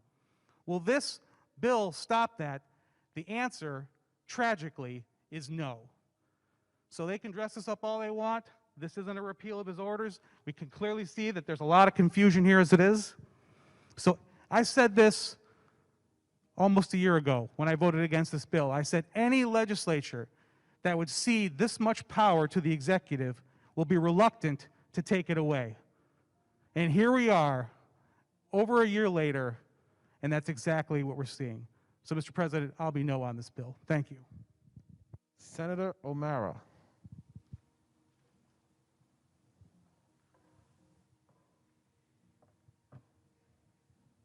Thank you, Mr. President. It's unfortunate today that we have, just on the bill initially. Senator O'Mara on the bill. It's unfortunate today that we coincidentally happen to have microphone issues in the sound system in here, because the sound coming out over the airwaves to most people watching this comes in and out from what I've been watching. But, you know, I'm used to getting my microphone muted by this majority. It has been muted at committee meetings, seeking to issue subpoenas, to look into and investigate the governor's abuse of his powers. This bill before us today has everything to do with legislative oversight. Yet this Senate has done nothing in regards to legislative oversight for the past year and 2 days since these emergency powers were granted to the executive, despite the fact that the executive repeatedly lies to the legislature, does not provide information to the legislature that it requests, and unilaterally dictates every aspect of activities that can go on during this pandemic, regardless to the rationality of science or medicine. Now, would the sponsor yield for a question? Senator yield. Yes. Senator yields. Senator Gianaris, what involvement did the governor or his executive staff have in the formulating of this legislation? None. Are you aware of any involvement the governor or the executive staff had with the assembly? Senator O'Mara. Will you yield? Will the sponsor yield? Does the sponsor yield? Yes. Sponsor yields. Are you aware of whether the assembly had any contact with the executive, the governor, or his staff in regards to the formulation and the agreement on this legislation? I don't know firsthand, but I trust Speaker Heastie's representation that they did not. And will you yield? Will the sponsor yield again? Yes. Sponsor yields. Sponsor yields. So, Senator Gianaris, just to hear it again, you're saying today that when the governor came out yesterday in his press conference and briefed everybody on this bill and said it was the result of a three-way agreement, that the governor was lying. That's what I said. You continue to still think that the governor's lying? I have not changed my mind in the last half hour. Thank you. Will the sponsor continue to yield? Does the sponsor yield? Yes. Sponsor yields. So this legislation will allow every existing executive order to continue every 30 days at the governor's prerogative, and he can modify and alter any of these, I've heard 60 or 96 executive orders that are out there. He can continue to do that every 30 days as long as he reports to the legislature and you and the majority can comment back to him on those. Is that correct? Well, anyone can comment. The majority's comments would require a response, and I should also point out that the modifications themselves are strictly limited to numeric capacity changes and 2 or 3 subjects that are delineated in the bill. If the sponsor will yield. Does the sponsor yield? Yes. Senator yields. And by concurrent resolution of the Assembly and the Senate, we can end the pandemic, we can terminate his emergency powers, or we can end any specific executive order. Senator O'Mara, I wish we could end the pandemic by concurrent resolution. We have the power to end the state of emergency by concurrent resolution when we see fit to do so. Well, we have the power under, excuse me, through you, Mr. President. Does the senator yield? Yes. Senator yields. Currently, what we have that expires April 30th, I believe the legislature can terminate that upon a concurrent resolution of both houses.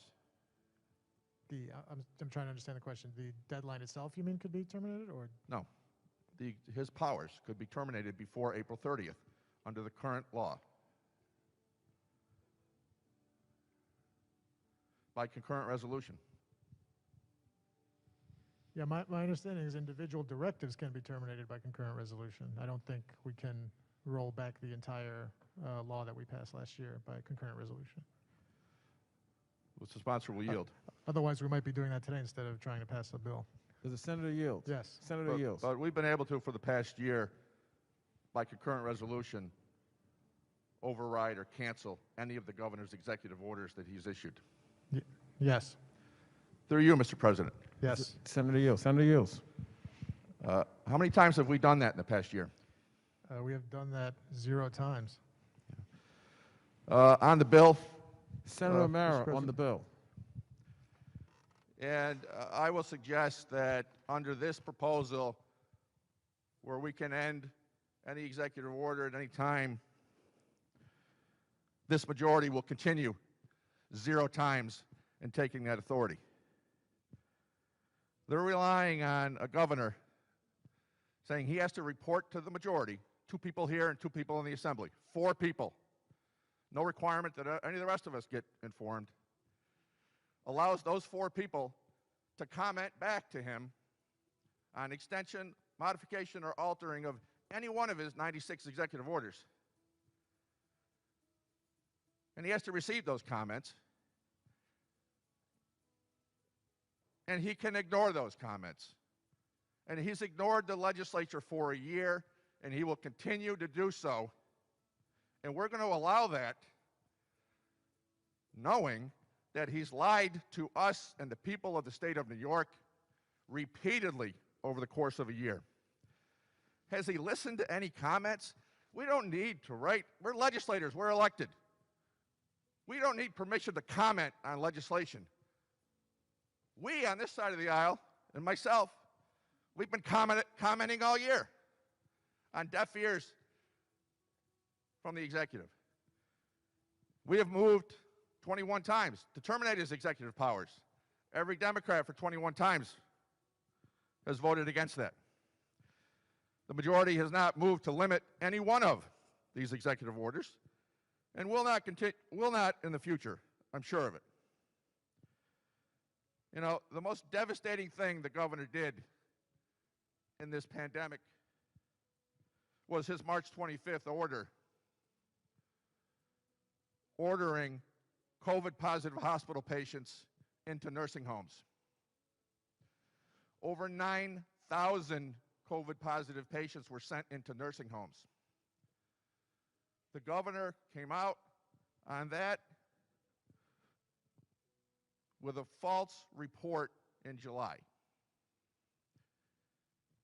And it's being reported as of yesterday from the New York Times and the Wall Street Journal that the governor and his executive staff pressured the Department of Health to make that report look better. Because at the time, the governor was worried more about selling his novel about leadership and handling a pandemic. Yet this legislation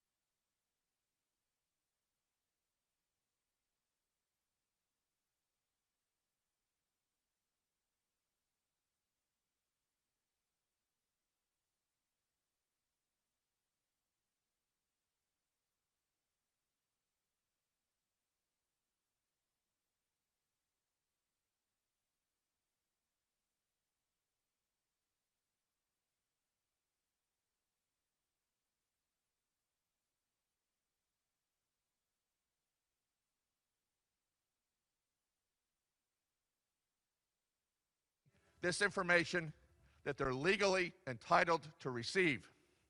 Yet, this legislature, this Senate, continues to do nothing and continues today to allow the governor to continue every 30 days to extend, modify, or alter every existing executive order that's there today indefinitely. It doesn't end April 30th like it was going to.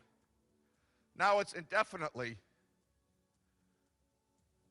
until the governor decides that he's not going to do it anymore, because this legislature isn't going to stop him. He can continue every 30 days or shorter, as long as he gives us notice, modify and alter these executive orders. He could change the curfew time. He changed it once already from 10 o'clock to 11 o'clock. Can somebody tell me the medical or scientific rationale that COVID now only comes out at 11 o'clock rather than 10 o'clock? It's sleeping in an hour later every day. It's a farce. And this Senate is continuing that to happen. This governor's executive orders telling us how many people we can have in our home. He just modified it 2 days ago. That we can still only have 10 people in our home. This is the United States of America, people. This is not rationally based. There is no scientific or medical evidence that the governor has provided. And he continues to lie with us. He continues to be power hungry.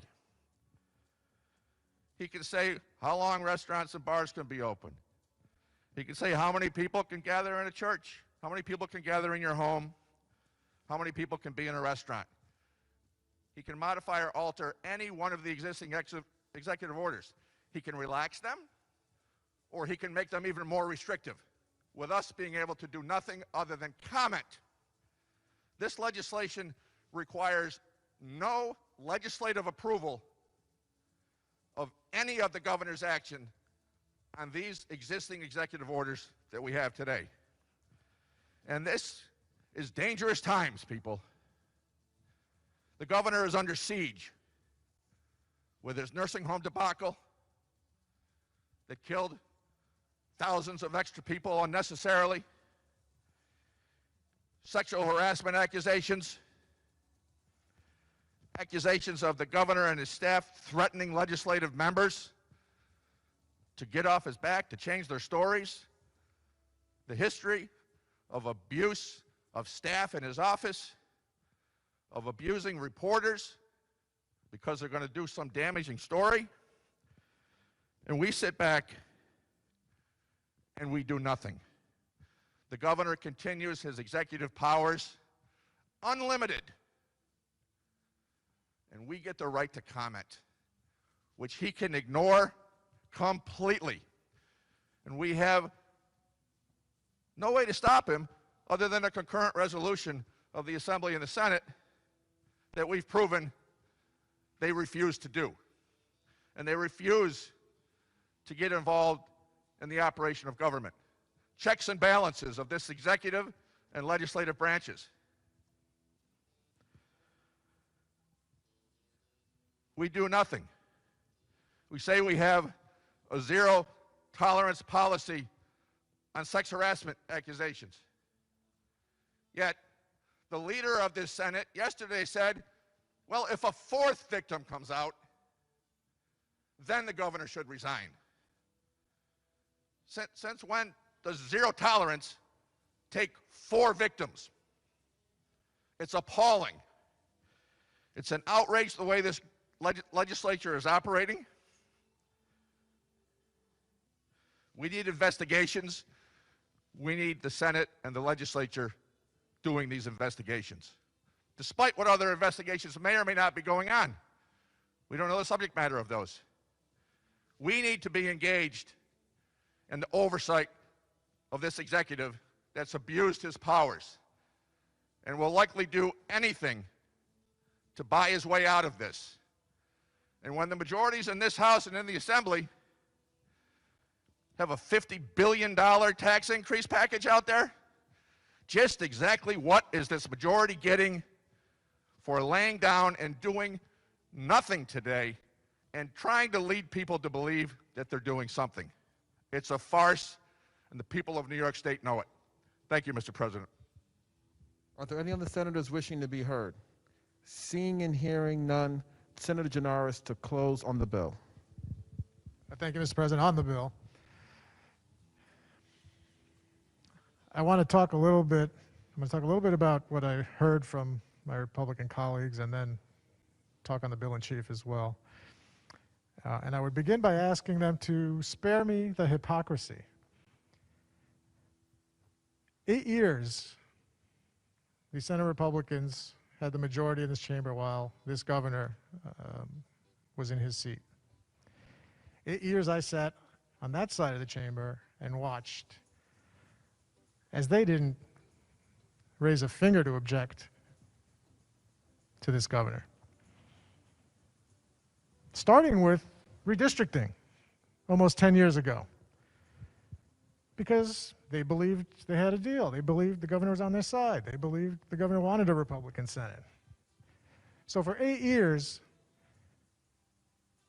not a subpoena issued, not a crossword said.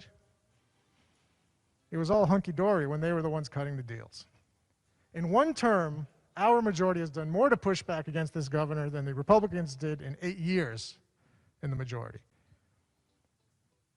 So now the theatrics are in effect. Now we're going to bang the table and yell about dictatorships and whatnot. And we are actually taking real steps to curtail the emergency powers that were granted with almost unanimous support in this chamber. I think there were 4 no votes. And so what have they done since that time? Since they almost all agreed that these emergency powers should exist, what have they done to try and roll back any of them?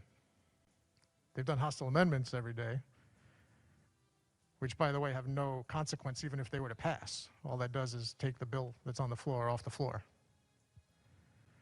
But, importantly, the legislature was granted a power to repeal particular orders without the governor's sign-off. Senate agrees, Assembly agrees, a particular directive would go away. So, how many times did our Republican friends introduce concurrent resolutions to attempt to roll back one of the governor's directives? Mr. President, the answer is 0. 0 in a year. Now, it's not that they don't know how to introduce resolutions, because they've done plenty of those, and I want to get this right, so I have my notes with me. Republicans since 2020 have introduced 74 concurrent resolutions for consideration. They cover a lot of broad topics. Some of them include the time a governor would have to appoint a department head, whether or not the governor should be required to have the State of the State in the Assembly chamber as opposed to the Empire State Plaza where he's been having them in recent years, whether a bill can be introduced between midnight and 8 a.m.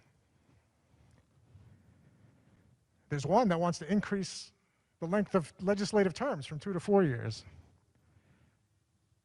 One to require biennial budgeting, one to convey forest preserve land. This one's interesting because it may actually have application. Whether a governor can appoint a lieutenant governor to serve in the case of a vacancy in that office. And then some of my favorites, which I believe were introduced by the minority leader of the Senate himself. I'm not sure if it was last year, so maybe he wasn't at the time. But one which would implement a clearly unconstitutional system of electing governors by county in this state. And my personal favorite, dividing the state into 3 semi-autonomous regions with separate governors. So there's all sorts of cockamamie ideas that they figured out how to put into the text of a resolution. What have they not done in the last year? Introduce a single resolution to repeal any of the governor's directives. So again, spare me the theatrics today. If you wanted to legislate, put in a bill and try and get it done. Or put in a resolution and try and get it done, I should say. Instead, they do things that they hope get attention, but would have no practical consequence, even if they succeeded.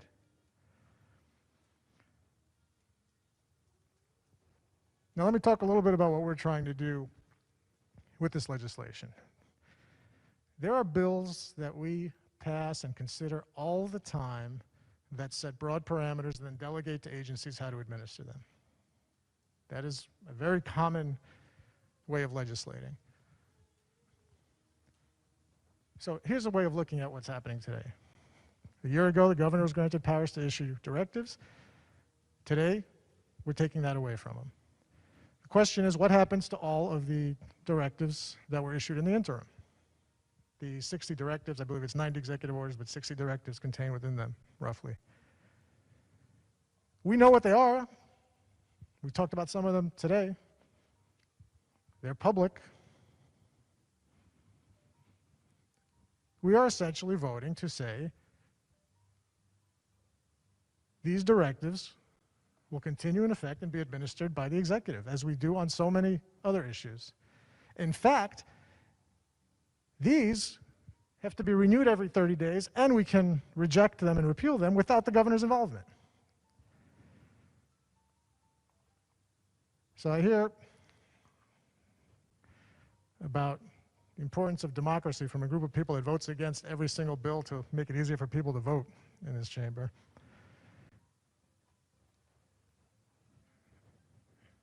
And I worry about what would happen if we did go to a scenario where the state did not have the ability during the coronavirus pandemic to issue important orders about mask mandates or arena capacity or the implementation of vaccines and who's allowed to give them, and so many others. If those were to all go away today, I dare say there would be some counties in this state that would follow the path of Texas and Florida. We even heard Senator Burrell reference Florida specifically as a model in his mind, where you could be in a COVID-denying county. Everybody want to go sit 200 people at a bar? Go for it. Without regard to what would happen when those people went home or back to their counties of origin themselves and spread a very deadly virus that hopefully is on the path to being defeated. With due respect, that is nuts. That we would just say we want to eliminate mask mandates, we want to eliminate arena restrictions, we want to eliminate rules about how the vaccine is being given and who can give it. That's not just nuts, it's dangerous. And would put people's public health in great, great danger. I'm proud I don't live in Texas, and I'm proud I don't live in Florida. Because in New York, this legislature values people's health and what we need to do to protect it. This bill repeals the governor's ability to issue new directives. It implements new standards for renewing ones that are currently in effect. And for the first time, it gives the legislature the ability to repeal the entire state of emergency without the governor say so. It is a good bill, it's an important bill, and I encourage all my colleagues to vote for it. Thank you, Mr. President. Debate is closed. The secretary will ring the bell. Read the last section. Section 7, this action take effect immediately. Call the roll. Adabo, Janoris, Kruger, Ort, Stewart, Cousins, White. Senator Oberacher to explain his vote. Thank you, Mr. President. Legislation is supposed to be a cure for a problem. Right or wrong, provide help for those we represent. This bill is 0 for 3. The legislation before us fails to help anyone with the exception of the governor.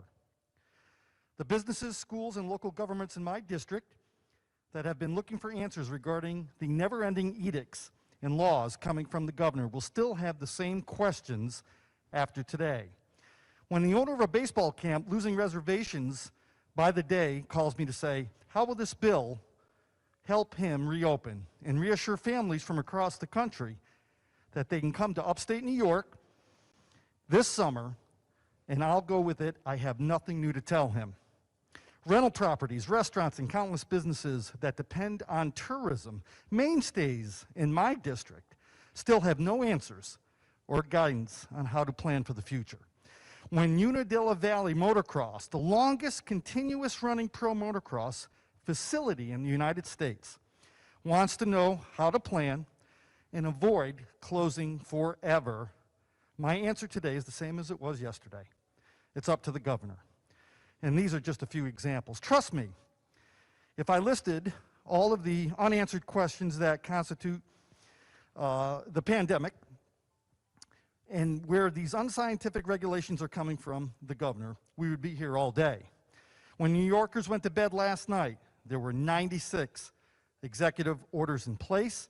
When they go to bed tonight, there will be still 96 executive orders in place. The exact same mandates on businesses, restrictions on our freedoms, and lack of constitutional checks and balances. And who are we leaving in charge? A governor who is under multiple investigations, faces charges of sexual harassment and has ordered his administration to hide the facts about deaths in our nursing homes. It's a disgrace and an affront to every voter across the state. I took an oath of office, the same as every member of this House. The oath includes the line, to faithfully discharge my duties as a New York State Senator. Discharge does not mean abandon. I want to quote a former great New York governor, Theodore Roosevelt. In any moment of decision, the best thing you can do is the right thing. The next best thing you can do is the wrong thing. And the worst thing you can do is nothing. This bill does nothing. And I will be voting in the negative. Thank you, Mr. President. Senator Oberacker to be recorded in the negative. Senator Reichlin Melnick to explain his vote. Mr. President, I rise in support of this bill. Today, we are finally rolling back the governor's expanded executive powers and reinstituting checks and balances. This is an important and a necessary step. The extraordinary crisis that New York faced last spring called for extraordinary measures. And though I was not in the legislature last year, I understand why my colleagues approved the bill expanding the governor's emergency powers so on an overwhelmingly bipartisan vote. But recent revelations, including in the New York Times just last night, have made it clear that we can no longer be confident that this governor is using his executive powers wisely. An administration that conceals data from the public and stonewalls the legislature cannot be trusted with the authority to issue unilateral emergency directives. This bill ends the governor's authority to issue new directives. Existing directives can only be extended or modified based on essential public health needs and only for an additional 30 days at a time. The legislature will gain new authority to review and question the administration's directives before they go into effect, and will gain the ability to declare an end to a state of emergency. Now, as we move into the second year of the COVID pandemic, we can finally see a light at the end of the tunnel. But we have to remember that despite all the progress we've made, this virus is still killing several hundred New Yorkers every single week. We can't afford to follow the lead of states like Texas that have recklessly abandoned their efforts to halt the spread of the virus. My colleagues in the minority seem to want us to head down that path. Their proposals would lead to the end of statewide rules on masks, limitations on large indoor events, and other critical aspects of our COVID response. Frankly, it's the same approach taken by the former president who still leads their party. Denial of the reality of this deadly pandemic and an embrace of political theater in place of serious policy. Like all of us, I want things to get fully back to normal as soon as we can. But wishing won't make it happen. COVID remains a threat that we cannot ignore. This bill balances the need to rein in unilateral actions by the executive and reassert the authority of the legislature with the need to maintain essential protections for public health. I'm proud to vote yes. Melnick to be recorded in the affirmative. Senator Rath to explain his vote.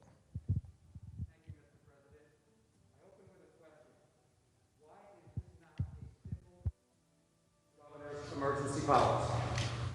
Members of the majority have been talking a good deal about the need to repeal the governor's authority. Unfortunately, this bill does not. Rath, is your mic on? Should I start over? Yeah, sure. Thank you, Mr. President. I appreciate your indulgence. Sorry about that. I need to open with a question. My question is this: why is this not just a simple repeal of the governor's emergency powers? Members of the majority have been talking a good game about the need to repeal the governor's emergency powers. However, they have not been backing up that talk at all. This should be easy, folks. We should vote on a clean break. We should vote on a clean repeal that has no strings attached. Last year, the state legislature passed a law giving the governor his emergency powers. If this legislature agrees that those special powers should be repealed, then present us a simple bill that repeals the previous sections of law. In fact, both Senators Helming and Biaggi have bills that would do just that.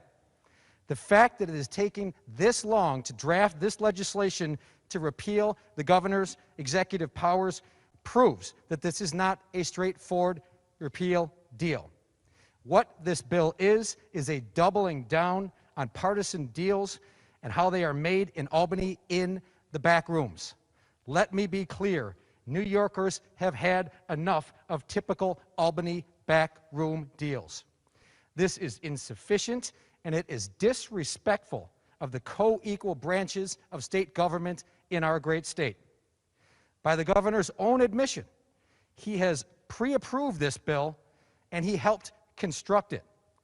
Furthermore, it is explicitly only requiring to report to members of the majority who chair certain committees. If the recent events involving our nursing homes have taught us anything, I repeat, taught us anything, it is that politics and one-party rule cannot be trusted when it comes to transparency and disclosure in New York State. It is only right that all committee leadership, both chairs and ranking members, have access to this critical information in our state. This bill is nothing more than a wolf in sheep's clothing and an extension of the status quo. It's business as usual in New York State, folks. Business as usual, and that is shameful. In closing, Mr. President, this is a sad day for New Yorkers who thought we were taking real action today. It is also a sad day for our esteemed state legislature. Despite 2 ongoing investigations of the governor and numerous successful lawsuits striking down orders that have pushed small businesses to the brink, this majority cannot find the courage to pass a simple, straightforward bill to repeal the executive powers. For these reasons, Mr. President, I vote nay. Thank you. Senator Rath to be recorded in the negative. Senator Ramos to explain her vote.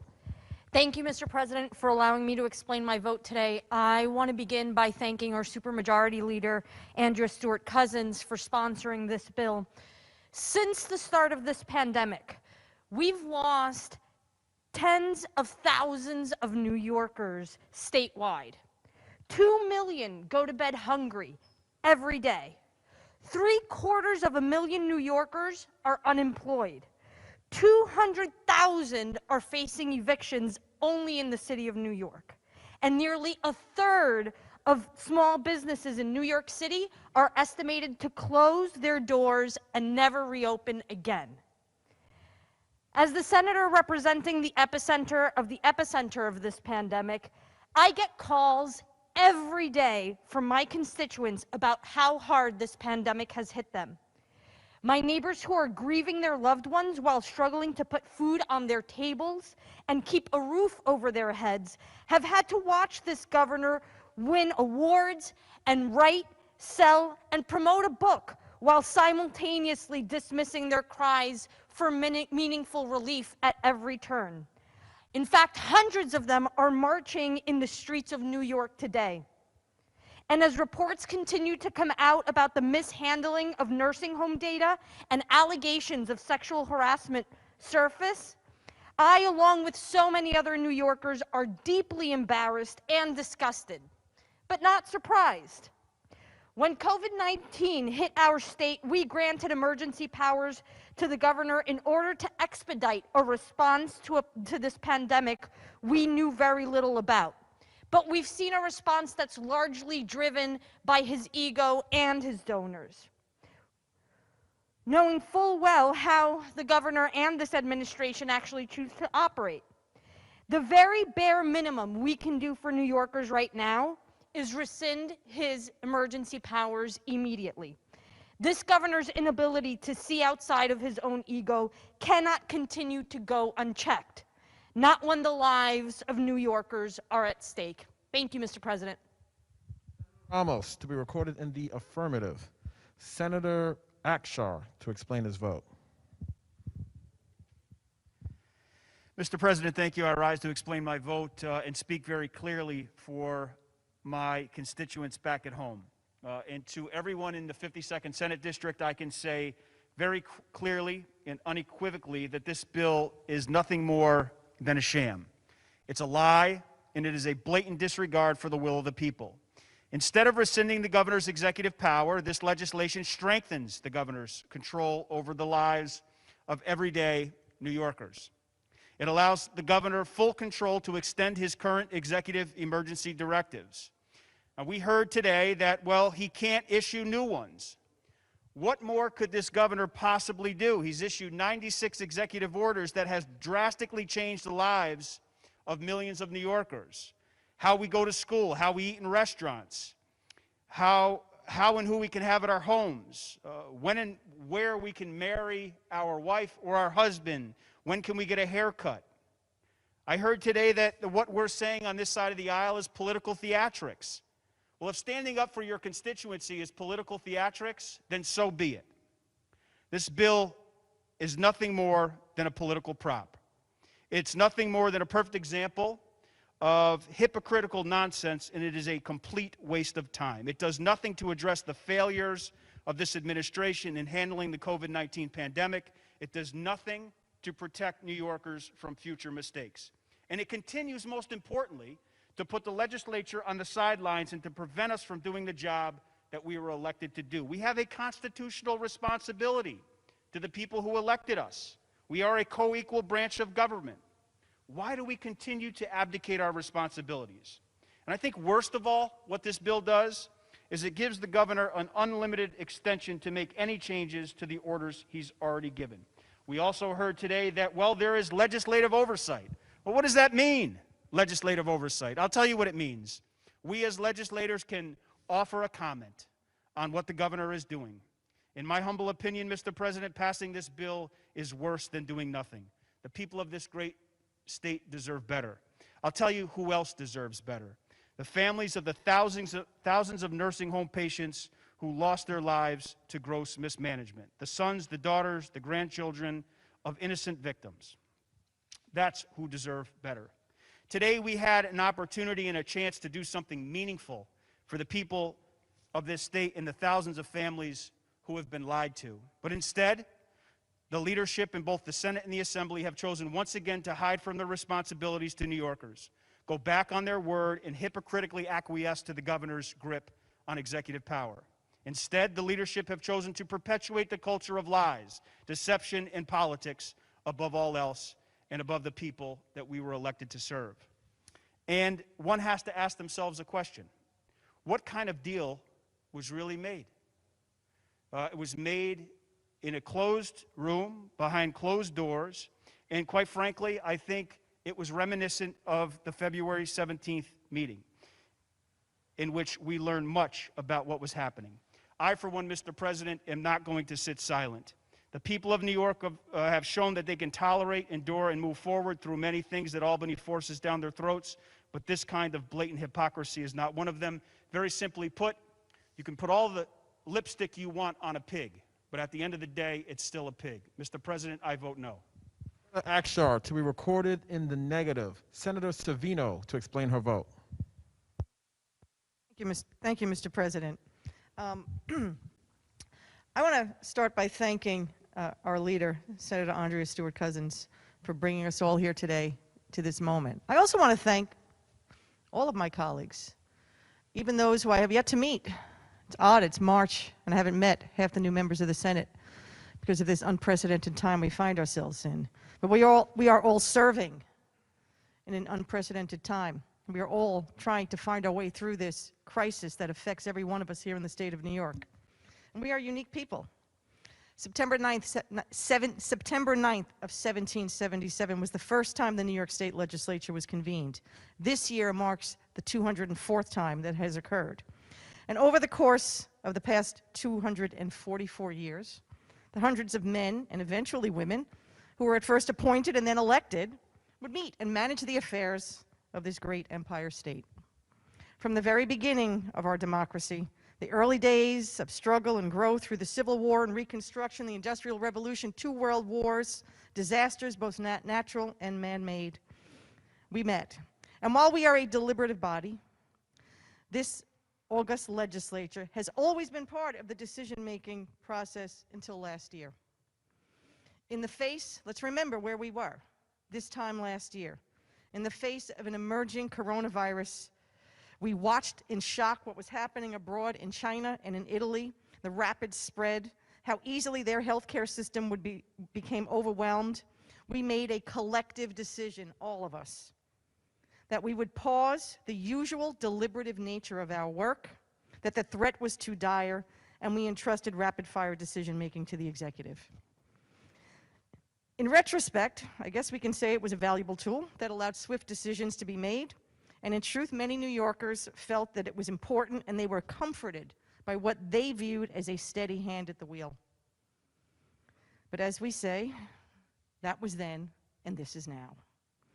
And over the course of the last few weeks, it has become clear that the extraordinary powers that we granted are not only no longer necessary, they have become an impediment to governing in a full and transparent way, leading to a cloud that is hanging over this administration and questions that must be thoroughly investigated in order to restore the people's faith. So today, this body that has met consistently for the last 244 years and handled the business of this state and the people reasserts that it is a co-equal branch in all things. We are not bystanders, but we are not going to upend the very important things that have been put in place. It's important that they stay there, but we are co-equal branch of government. We are the ones closest to our constituents. We are the ones that they send here, and we are the ones they expect to be part of all the decisions that affect their lives. So I want to thank our leader for finding a way to bring us to where we are today so that we can reassert that we are the elected representatives that our constituents want, and we will help make the decisions that make their lives better. Thank you, Mr. President. Senator Savino to be recorded in the affirmative. Senator Jordan to explain her vote. Thank you, Mr. President. Like many bills in the last 2 years, this bill, Senate Bill 5357, has been deceitfully marketed and falsely advertised.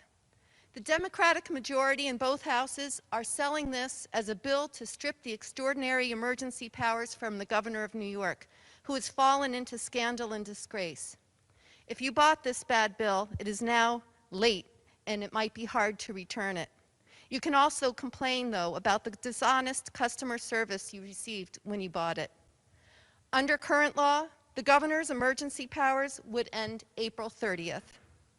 Under this bill, rather than taking away Governor Cuomo's emergency powers, it extends them. There's no sunset clause, no end date. The end is when the governor decides the state emergency is over. Really?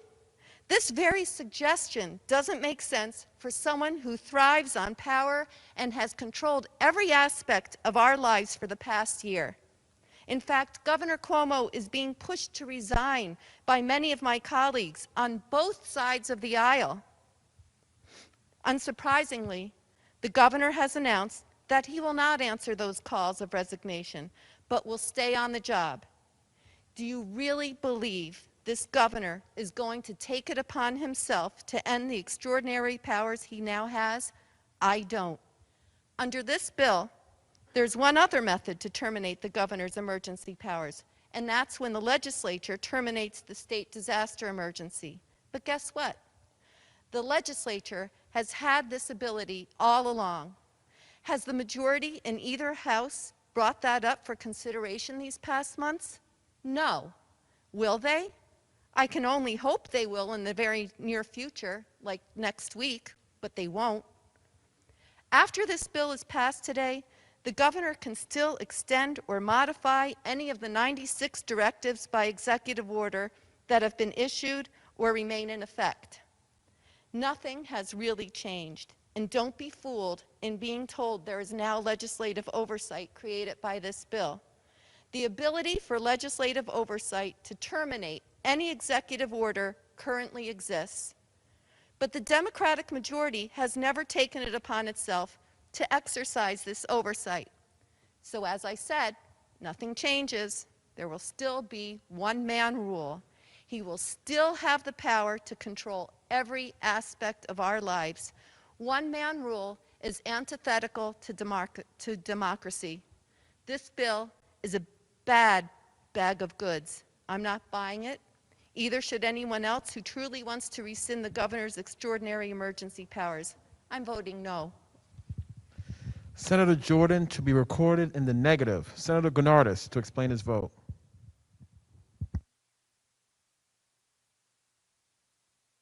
There we go. Thank you, Mr. President. The foundation of our government is trust, that our leaders are being honest and transparent with us. And when that trust is violated, we must take steps to rebuild it. COVID-19 has tested the limits of our people and state. And early during the pandemic, when we didn't know what was going to happen day by day, hour by hour, required government to restructure decision-making to render rapid, necessary public health judgments. In voting to grant the governor broad emergency powers last spring, there was this unwritten covenant that the governor would be trusted with this extraordinary responsibility, and in return, he would be honest and transparent with the public. It is now clear, a year after those powers were granted, that that trust has not been fully reciprocated. Several weeks ago, we learned from the Attorney General that New York State had underreported the death toll in our nursing homes by nearly 50%. Shortly thereafter, we learned in a conversation with a top aide to the governor that the legislative requests for information were stonewalled for months at a time because of a fear of a federal investigation. And then we learned last night that aides had whitewashed and whited out the truth from public health reports, Department of Health reports about what was transpiring in our nursing homes. All of this completely unacceptable and a complete betrayal of the public trust, that trust that was placed in the governor's hands last spring to lead us through this crisis. And so I believe, as I know many of my colleagues do, that it is no longer appropriate or necessary for the governor to wield such expanded emergency powers in a case like this. So what does that mean? That means that it's time for the legislature to reassert its oversight authority, which we are doing by the process we are pushing forth today, and that we are reasserting ourselves as a co-equal branch of government, and that must be included in decision-making moving forward as we continue to battle this crisis. This is not about micromanaging a public health emergency. We cannot have health designations decided by legislative committees or by, votes of 213 members of the legislature. But this is very simply about transparency, accountability, and repairing a broken trust. I believe that the process that we have laid out in this bill is the right way to do that. I believe by curbing these excessive powers, we are taking the necessary steps to repair the trust that has been broken with the people of New York, to continue to move the state forward through this crisis, and I proudly vote aye. Thank you. Senator Gennardis to be recorded in the affirmative. Senator Henchy to explain her vote. Thank you, Mr. President. Our state government is at its best when the legislature is an equal partner with the executive branch. As more details on the willful mishandling of information come to light, it is clear that more transparency and accountability are immediately needed. Today, we are ensuring a system of increased oversight and input into executive action by restoring the legislature to its rightful role as the branch of government most connected to the people of New York. I will always fight for our upstate communities to have a real seat at the table, and this legislation will give us a greater voice in decision-making during this public health emergency. And that's why today I vote aye. Senator Henchy to be recorded in the affirmative. Senator Liu to explain his vote. Thank you, Mr. President, for the opportunity to explain my yes vote on this bill.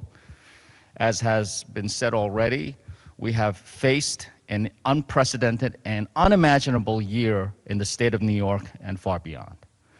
And as this body was convening almost a year ago, we were contemplating the vast rise in infection and death rates in our state, not knowing much, if anything, about COVID-19 and what it was about to do to our people.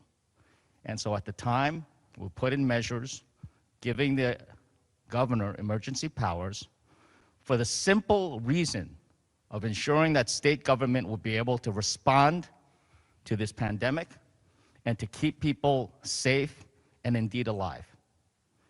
And now much has transpired, and we have lost a lot of New Yorkers in the process. But now, a year later, we know much more about the coronavirus. The vaccine delivery is becoming more effective and efficient. more and more New Yorkers are getting their shots. And we want to encourage people to get their shots so that we can achieve herd immunity in the state of New York. Part of that means we want to assure our fellow New Yorkers that they can trust state government. And that trust has to come with a system of checks and balances that have long been in place in our state of New York. With this important bill introduced by our majority leader, we seek to restore those checks and balances. Restore those checks and balances so that we can restore the trust among our constituents who have begun to question some of the decisions that our governor has made. And get our constituents to do the right thing, and also help us return to life closer to life as we know it normally. So it's important for us to put in place these measures. This will revoke the governor's emergency powers that we gave him nearly a year ago. It will restore some more faith in our government. And in light of recent revelations, which have been entirely disturbing, we need to take a look at those as well.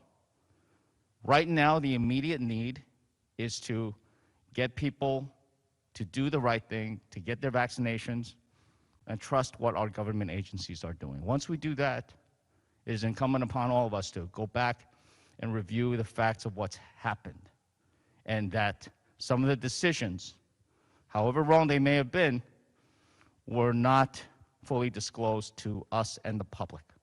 And that's the subject for undoubted investigations that will occur.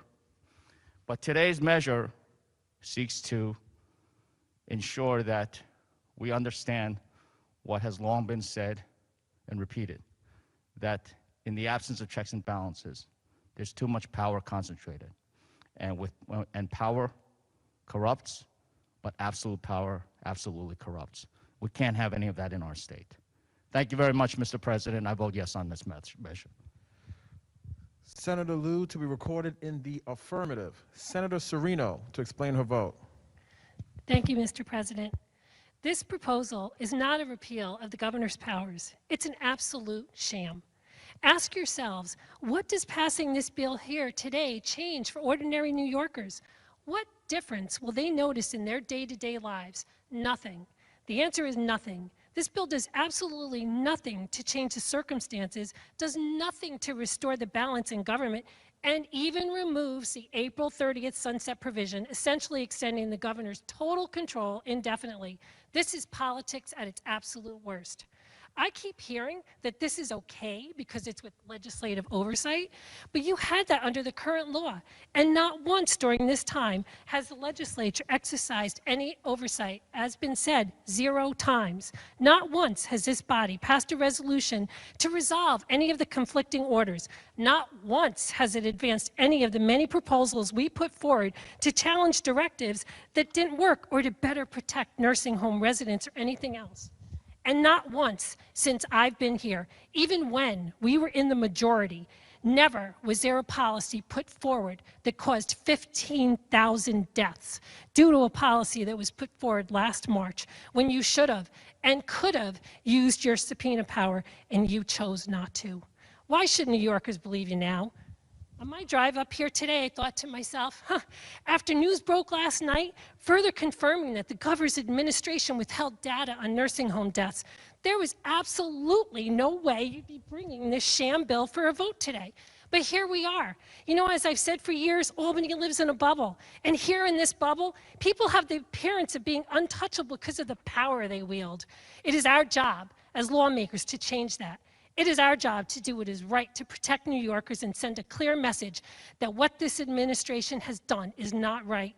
Hiding data concerning the deaths of 15,000 vulnerable New Yorkers to protect some book deal, sweeping sexual harassment accusations under the rug, and flaunting our own very policies which are supposed to protect victims.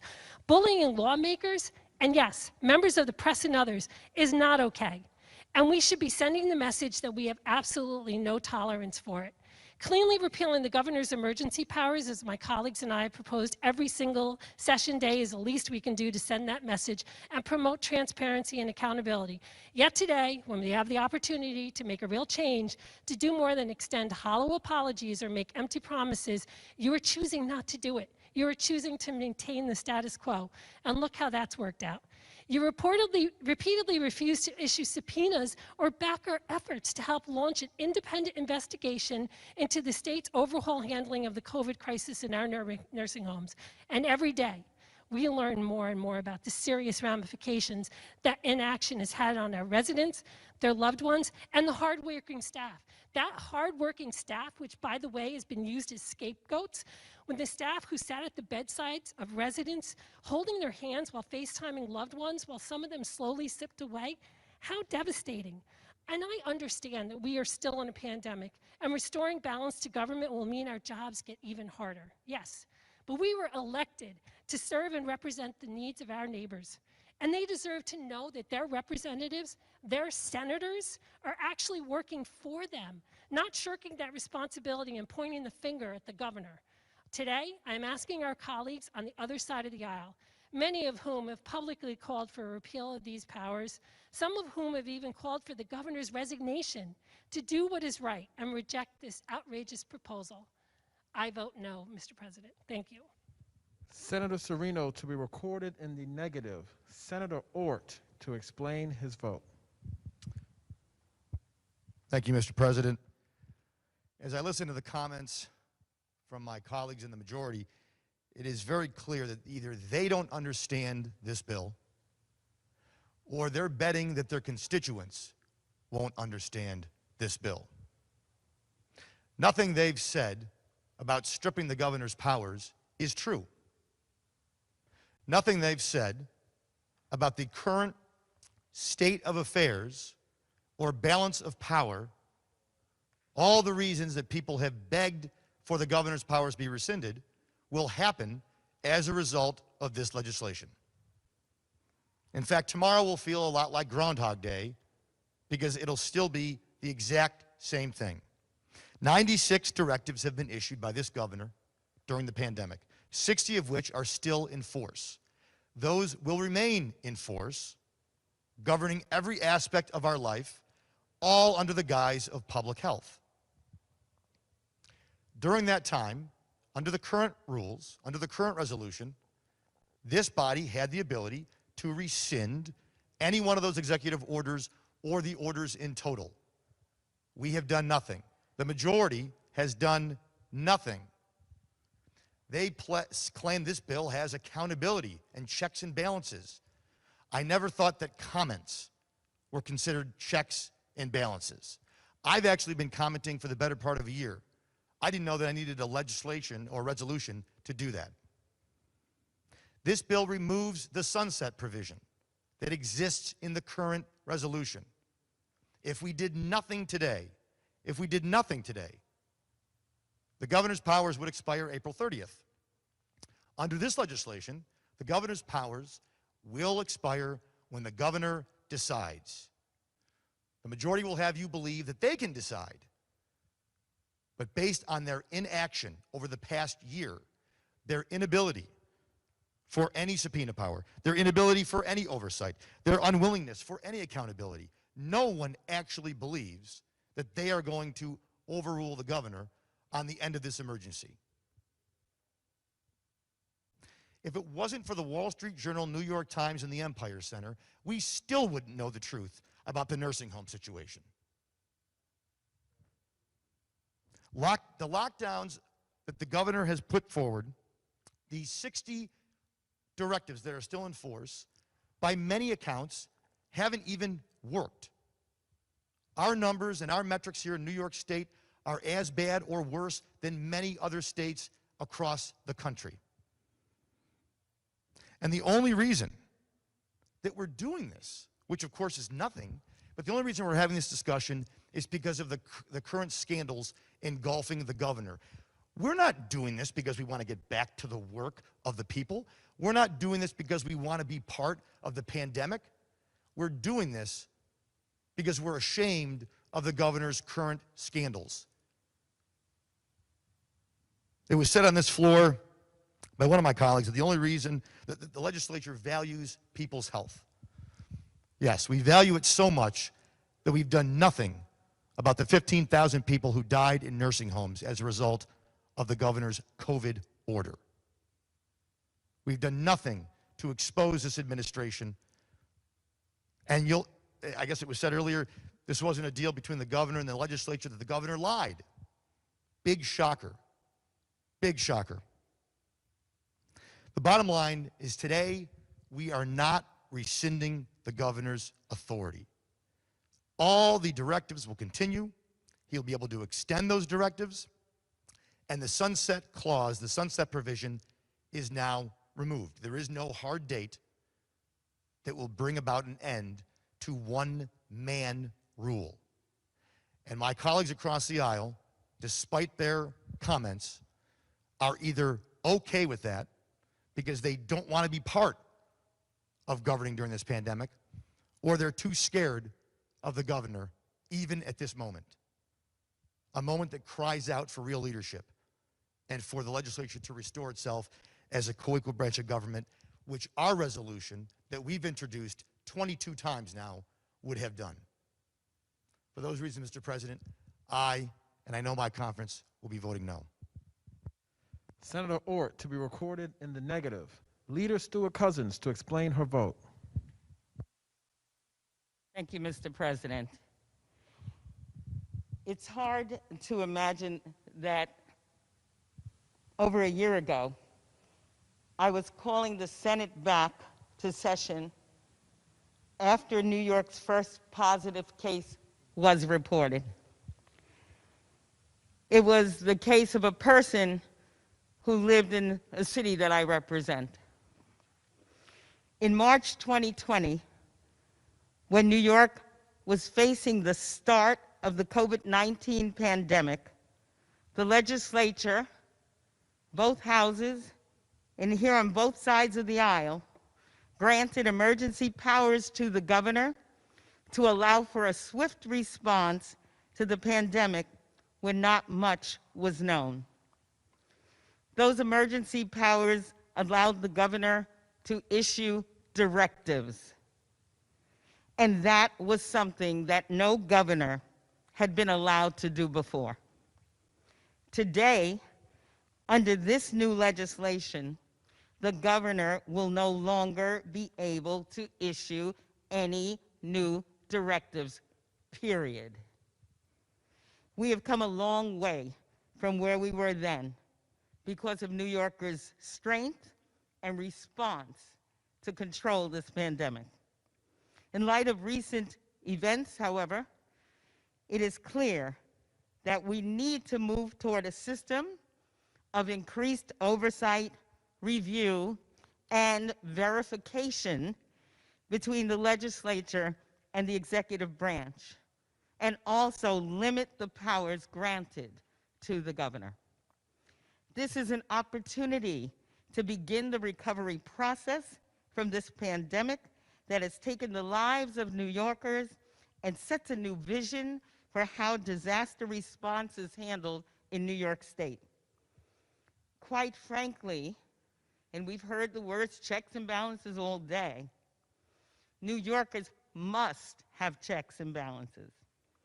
The system created through this legislation that I sponsor will assure increased information while at the same time ensuring New Yorkers continue to be protected.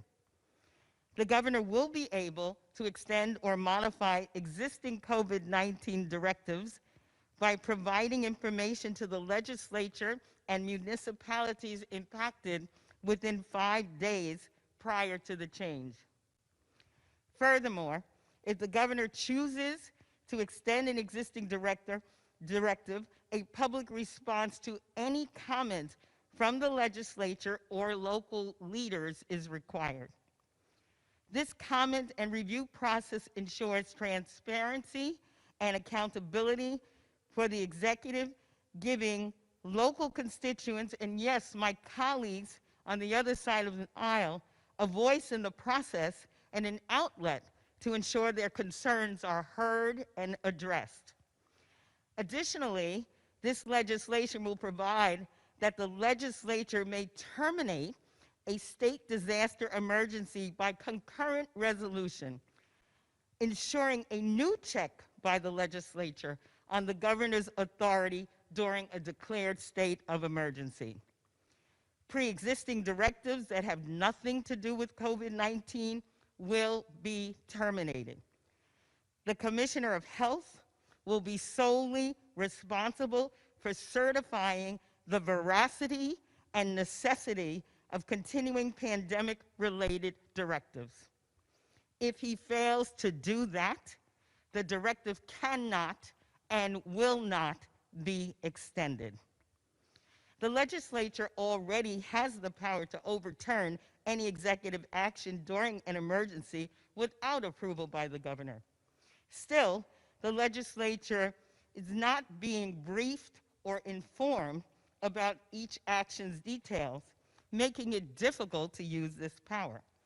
This legislation changes the information and response vacuum we have all witnessed and experienced. This system strengthens the balance of power to ensure checks and balances during a state of emergency and will necessitate a better flow of information between the executive and legislature during this significant crisis. Our proposal creates a system with increased input while at the same time ensuring New Yorkers continue to be protected and the oversight they expect is in place. The proposal would also require the executive branch to provide searchable format information and justify emergency suspensions and directives. This information deserves to be public knowledge in a format the general public and stakeholders can easily find and use and understand.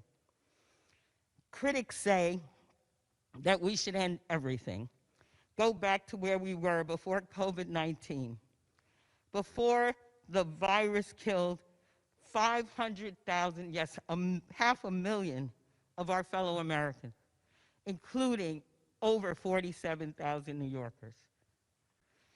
But New Yorkers know how bad that was and how bad that could be.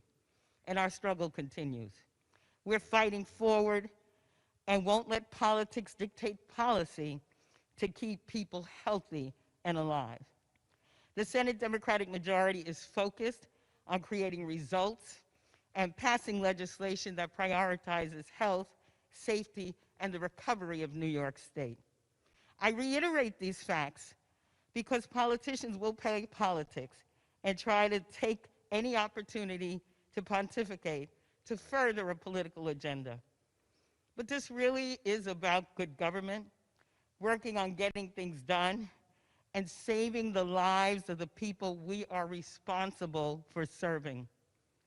New Yorkers across this state send us here to find legislative solutions, solve problems, and take the best action. They don't care about the gimmicks. They care about their families' daily lives and how what we do impacts them. That's why we're getting this done today, so that New Yorkers know that as we've reached this moment during the pandemic, we are guaranteeing the checks and balances, the accountability, the responsibility that they expect from their government. We have a lot of work to do in the weeks and months ahead. I look forward to working with you all to continue to fight through this pandemic and for the recovery of our state and its people. I vote aye. Leader Stewart Cousins, to be recorded in the affirmative. Senator Lanza.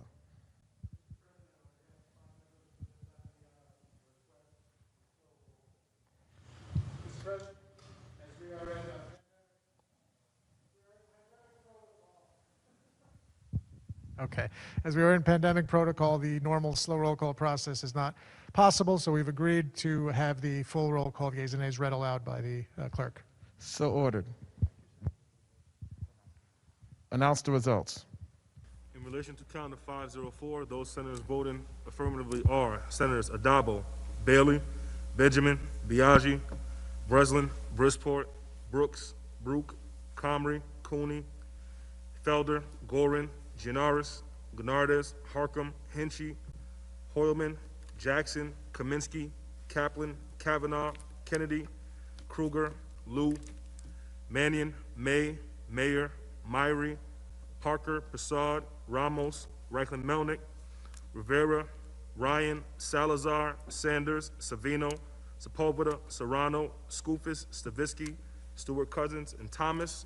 Those senators voted in the negative are Senators Akshar, Borrello, Boyle, Gallivan, Griffo, Helming, Jordan, Lanza, Martucci, Matera, Oberacker, O'Mara, Ort, Palumbo, Rath, Ritchie, Sereno, Steck, Tedisco, and White. Ayes 43, nays 20. The bill is passed. That completes the reading of the controversial calendar. Mr. President, back to motions for a moment. On behalf of Senator Brooke, on page 19, I offer the following amendments to Calendar 391, Senate 4002, and ask that said bill retain its place in third reading calendar. The amendment is received and it should retain its place in the third reading calendar. Is there any further business at the desk, Mr. There is no further business at the desk. I move to adjourn until Monday, March 8th at 3 p.m., intervening days being legislative days. On motion, the Senate stands adjourned until Monday, March 8th at 3 p.m., intervening days being legislative days.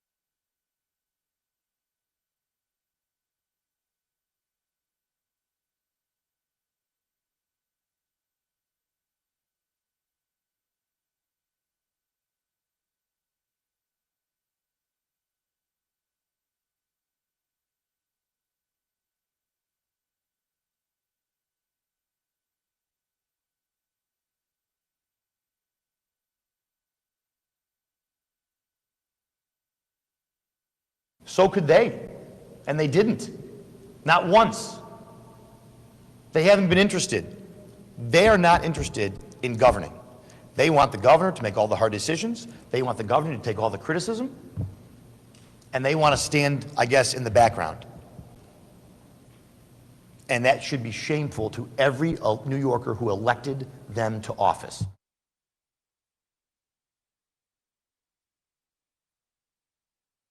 We are willing to do our jobs. We can make decisions regarding the public health. Senator Gianaris says the legislature values public health.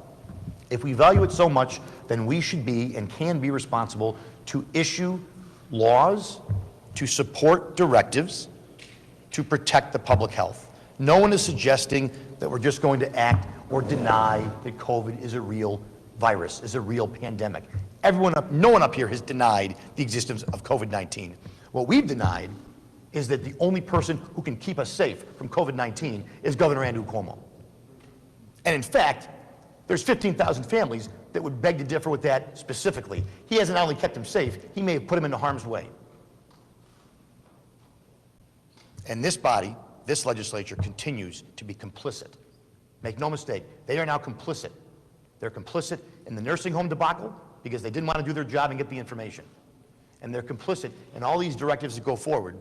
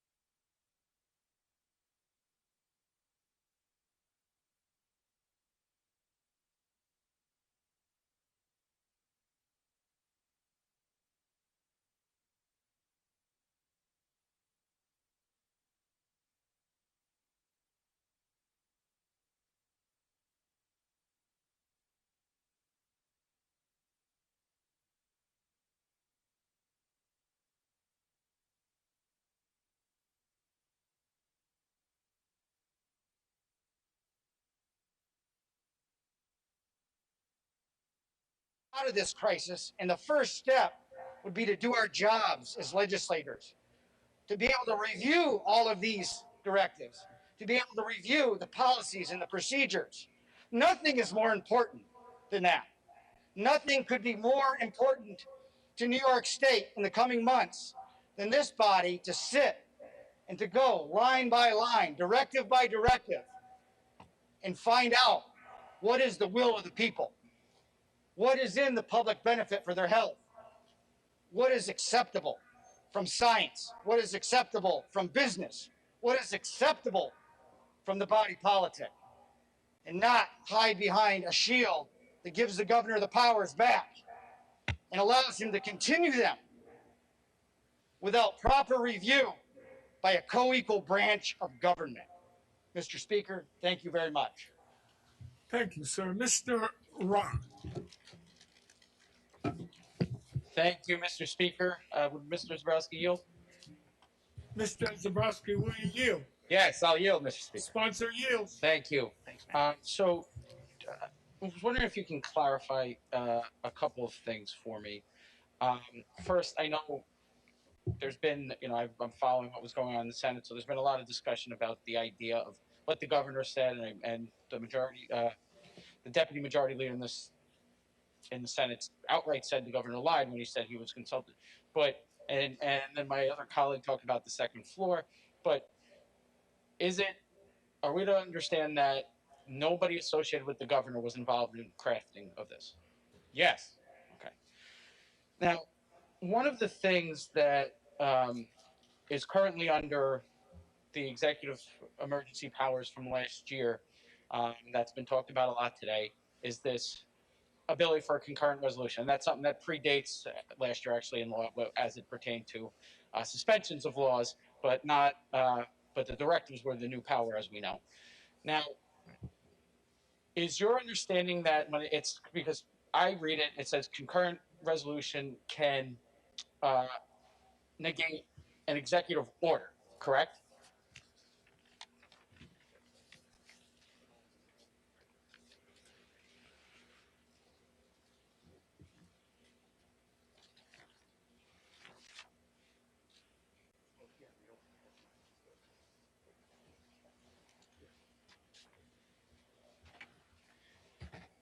Sorry, Mr. Roth. So yes, that's what it said. So executive orders can be canceled out by joint resolution. Okay. Now, that language is retained in this new format, correct? Yes.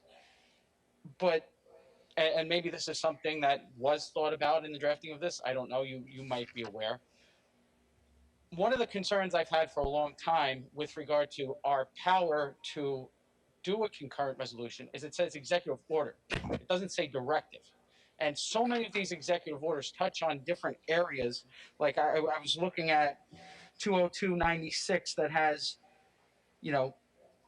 provisions about schools and things like that, but then also has the capacity restrictions that are in place in New York City. There's another one that has the extension of needing to order food if you're at a bar and the 11 o'clock closing time. But then it also has provisions in it suspending tax deadlines for a local municipality. So if we're put in a situation that we have to basically do a concurrent resolution, say we want to cancel Executive Order 202-96, it seems to me we take out the good with the bad.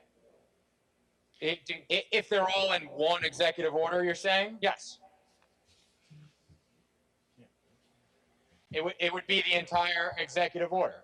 We could act legislatively immediately, right? Like, so say the governor, say throughout this process, the governor does not provide sufficient data for a host or a few or many of these directives, and we could certainly act, almost, immediately act and pass legislation. And presumably, that would be acceptable because it's stuff we would all agree on. We like this part of the executive order, but we don't like that, so we're going to reject the whole thing and pass legislation at the same time.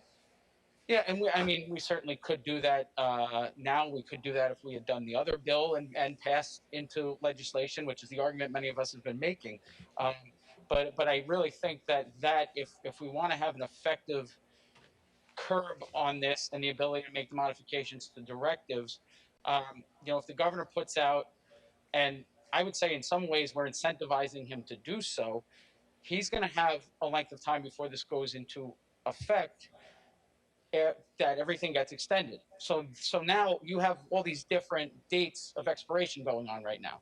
At some point, he may do a mega executive order that he's going to come to us and say, hey, I'm extending all of these things. And it may be hundreds of directives, right? And we will be put in a position then that if we wanted to undo those, we have to undo the entire executive order. So it may be, hey, here's the mask mandate, which I know you stated earlier is still necessary, and I think that's widely looked at that way.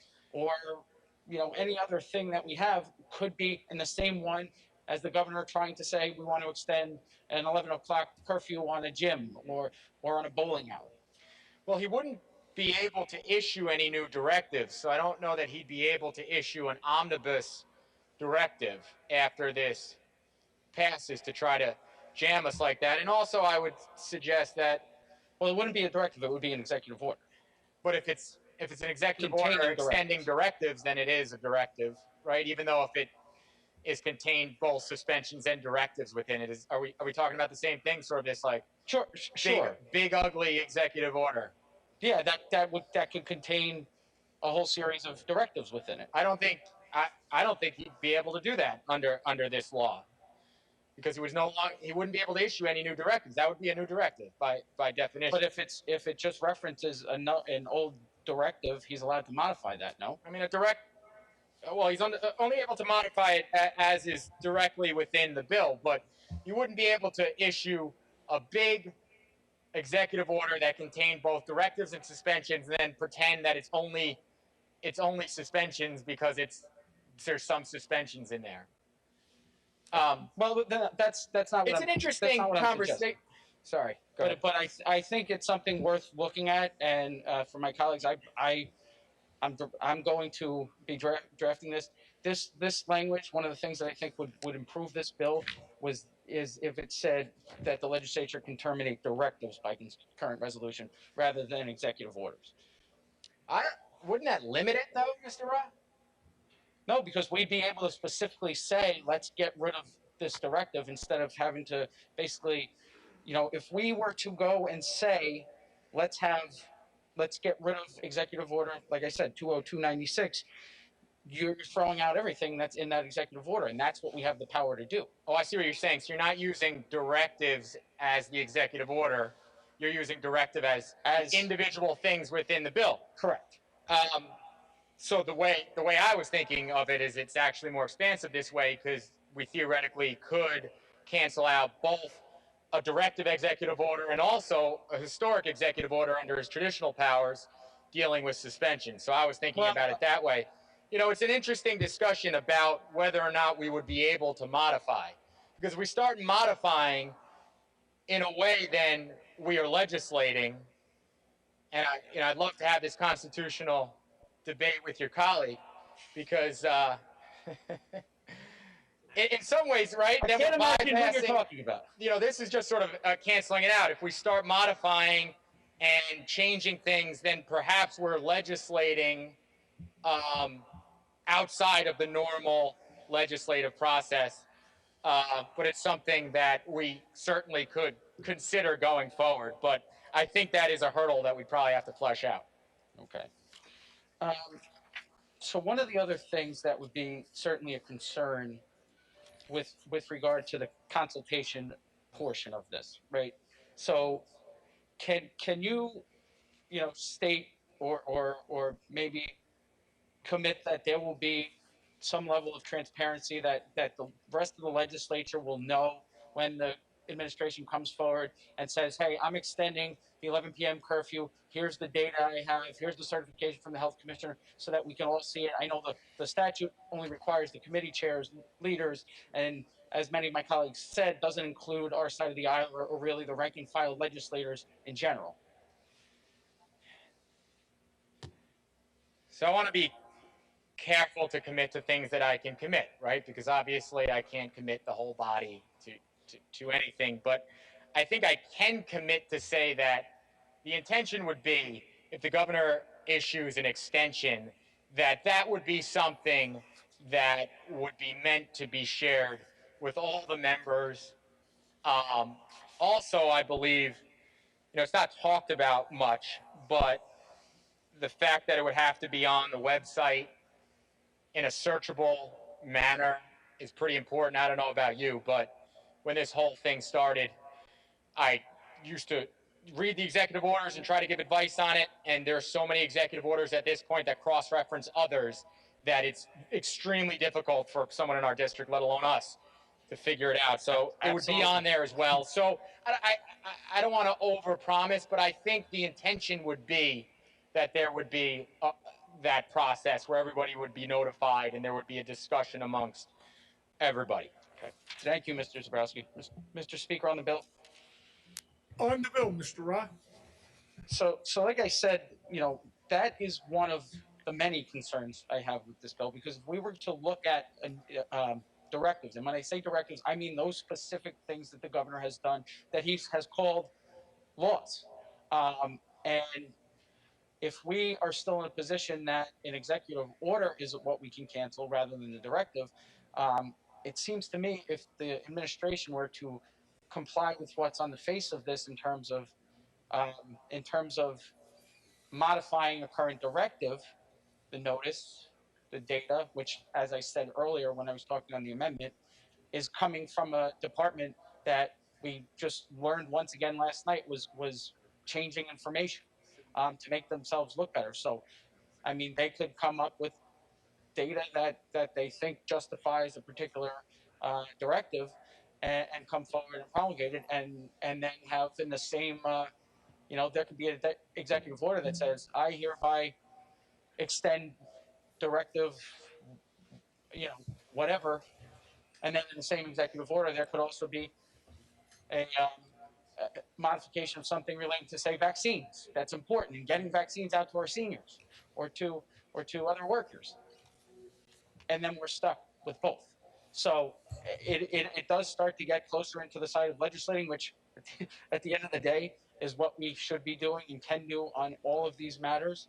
And we have throughout, one of the things we have done, we haven't acted to cancel any executive orders, but there were things that were proposed in executive orders, and the legislature came back and said, we don't think that goes far enough, or we don't like this approach, and we've changed it and put things into statute. We did it with some of the voting measures that were done with regard to, absentee balloting, with regard to petitioning. So that has happened throughout it. And anything that we think is currently in a directive that we think is good and still necessary, we have the ability to do that. We are the legislature. We went out, every single one of us, whether you're brand new here or you've been here 20 years, every single one of us, in the middle of a global pandemic, in the middle of all the stress of it, seeing the challenges that lied ahead, went into our districts and said, elect me to represent you in Albany. Elect me to take what's best for our community into account when I'm voting on laws that are going to impact your day-to-day lives. And to continue to let somebody else exercise those powers for us is something that I just can't support. I understand, like so many others, that when we voted on this the first time, there was so much uncertainty. Mr. Zabrowski said it very well. We didn't even know what we needed to be concerned with at that point. You mentioned the gloves versus masks. I mean, and none of us could have ever imagined that we'd still be here under these circumstances as we've now been for over a year. So We can meet at any time. We have the electronic means to do so. And I just don't see any situation under which we couldn't act appropriately when we need it. So I can't support something that will allow this to go on indefinitely. Yes, we have the power to end the state of emergency and the power to do the concurrent resolutions, but we haven't in the last year. We haven't done it a single time. So I have no reason to think that we're suddenly going to have this flurry of activity to undo directives. I hope I'm wrong. And I said last year, the day we were adopting these emergency powers, I hope we are ready to wield it, because but my opinion, and this body means a lot to so many of us personally. My opinion is we acted as a legislature appropriately, but it was the executive who then took those powers and didn't. And we need to move forward to the, my colleague said the regular order before. He wasn't talking about just saying no restrictions, everything's over. What he was saying is the regular legislative order of our functioning as a body. So thank you, Mr. Speaker. Thank you, Mr. Mr. Mancolo. Thank you, Mr. Speaker. I've heard a lot of different ones, and that was a good one. Been a long day, Mr. Mancolo. Yes, sir, and I appreciate it. So, Mr. Speaker, would the sponsor yield for a couple of questions? Mr. Zabrowski, will you yield? Yes, I'll yield. Thank you, Mr. Zabrowski. As you said, it's been a long day, so I'll keep my questions very short and to the point. That way we can get moving. Again, a couple of my colleagues have asked this question, and I guess I'm just missing something here. So when this bill was put together, again, there was no involvement from the second floor or the governor. Is that correct? Correct. Then why does the governor, or why did he say that we've reached an agreement? Well, what does that mean to you? I mean, I know what it means to me. That we've talked, we've come up with a consensus of, hey, we're gonna do this. So why would he say that if nothing had been done between the Senate, the Assembly, and himself? I have no idea, Mr. Mantelo, and have no idea. I cannot put myself in the governor's head. All I can say is that the Assembly, my colleagues and I who are involved in this bill worked very hard on attempting to come to a consensus. The Senate worked very hard to come to a consensus. You probably heard in the process, the Senate had some ideas, the Assembly had some ideas, and then we came to a consensus between the two houses. Governor heard about it. I can't put myself in his head as to why he said what when. I understand, and I appreciate your answer, and I'm not sure I'd want to be in his head either at this point. Secondly, if this bill does pass, and it will pass, we know it will pass, otherwise it wouldn't be on the floor today. Does the governor still have the power to do changes with the other already established directives with our nursing homes? I'm sorry, I had a hard time. Could you repeat the question? Sure, I'm sorry, I apologize. Does the governor, if this bill passes, will the governor continue to have the ability to legislate or to put directives over our county or over our nursing homes? He'll have no ability to issue new directives. But he can modify the old directives, correct? He's able to modify the old directives pursuant to the language I said earlier. That's contained on page 3. If you want, we can go through that in more detail, 18 through 26. And then, there's this process by which every directive expires within 30 days, and they have to come back to the legislature with the certification by the health department under the standards I said before, how it addresses the spread of reduction of COVID-19, how it's an imminent threat to public safety, and then within, the power we retain to cancel out any directive. Well, whether the governor had involvement in this or not, he's a very smart individual, and I think we all know that if there's a little way to make something happen, he's going to make it happen. So I know you're a family man. I'm a family man. let's go back to the families of the loved ones that were in the nursing homes that passed away. Should these families feel more confident tomorrow, if this bill passes, that nothing else will happen to the loved ones within those nursing homes? Well, what I would say, Mr. Mantalo, is that we're doing everything possible to honor those families. We did a package of nursing home legislation that I would suggest could be more important to those families than what's in the pages of this bill. But we are attempting through everything we do to the extent it relates to nursing homes, honor those families that lost people, honor those families that still have folks in the nursing homes. Okay, I appreciate that answer, and thank you. A little while ago, you talked about President Biden, and you had made a comment, or you had talked about that there'll be enough vaccines by when? Excuse me? I think a while ago, you had made comment that President Biden had said that we'll have enough vaccines for all Americans. Yeah, I believe President Biden said that he expected he moved up the timeline, expected to be enough vaccines by the end of May. Somebody correct me if I'm wrong, but I believe that's what he said. Now, of course, production and, distribution are all important things we need to deal with in states as it comes from that being available in the feds to it being in the arms of our constituents. And the reason I ask that is I know that on our southern borders right now, we have a real issue with people coming in, and some of those, or many of those, already have the COVID. And I've got concerns about those individuals, sporadically going through the United States. And why I have that concern is, again, if this bill passes, it's going to allow our governor to have a basic never end date, because I don't see COVID going away anytime soon. And I believe the governor did say that he will keep his powers in place until the federal government says the pandemic is over. And so I have grave concern there that we're going to be going through this for a very long time. Go ahead. I was going to say we share concerns, and that's why a new power in this bill for the legislature is the ability to revoke his emergency declaration as a whole. That didn't exist before. So you really believe that something will be acted on then, if this does pass? Well, as in terms of revoking that? Yes.